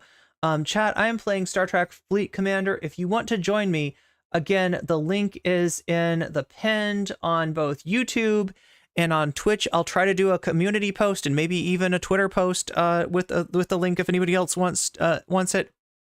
You can play along this game with me if this is the kind of game, and I'll try to bring it out again tomorrow and give you some idea of what the gameplay is like in it. We already have had somebody reach level 5 and unlock their second ship, so you can see you can do it in like one afternoon. That part is really easy, and guess what? I get paid when you reach level 5. I get paid when you get your second ship unlocked. I get paid when you reach level 12, right? So it's none of this is about paying for anything in the game. There are in-game purchases, but I've played this so far without making any such purchase, so it seems to be a game that you can play for free, and it's pretty fun. If you're into Star Trek, if this is your sort of thing, then give it a try. Michael, I believe, has been playing it and is the leader on the leaderboard. I'm going to start up the Weasel Alliance again, so make sure to join that. Anyway, I think that we are probably, oh God, we got 2 minutes left. Oh my God. Thank you, everybody, for being here. Thank you for all the support. Join the Weasel Alliance. Give that Star Trek Fleet Command a try if you want to, okay? Only if you want to. I don't want anybody to feel obliged to play this just on my account, but it is one way that you can support me for free if this is the kind of game that you like. If you're into Star Trek, if you're into building technology, to build facilities, to build ships, etc., etc., etc., going and exploring in deep space, getting involved in all kinds of drama with all kinds of different alliances and syndicates, and you're just sucked into essentially the plot of a Star Trek episode. If that sounds like fun to you, then give this a try. And we're gonna start up the Weasel Federation once again, and looking forward. I might be back tomorrow. I'm thinking Saturday though. I'm thinking Saturday is when I'll be back, but I'm just like, I wanted to have more time for the Lonerbox. I always end up shortchanging something. This time it was Lonerbox. Lonerbox, if you're watching, I'm so sorry. We didn't get to give you a thorough going over like I would have wanted to, but you're just not that interesting. So, no harm, no foul. I will see you most likely on Saturday. And until then, much love, everybody. Have a good Friday. Oh yeah, also Discord. If you're not in the Discord already, how much time? Oh my God, chat, I don't have enough time to give you the Discord link, but join the Discord because we're having our community day tomorrow, right? So Friday, 6 o'clock Pacific, 9 o'clock Eastern. That is our community event. You can hang out with me. If people have been wondering, where can I talk to Irene? Where can I see Irene? Irene will be in the Discord for you to talk with tomorrow on if you're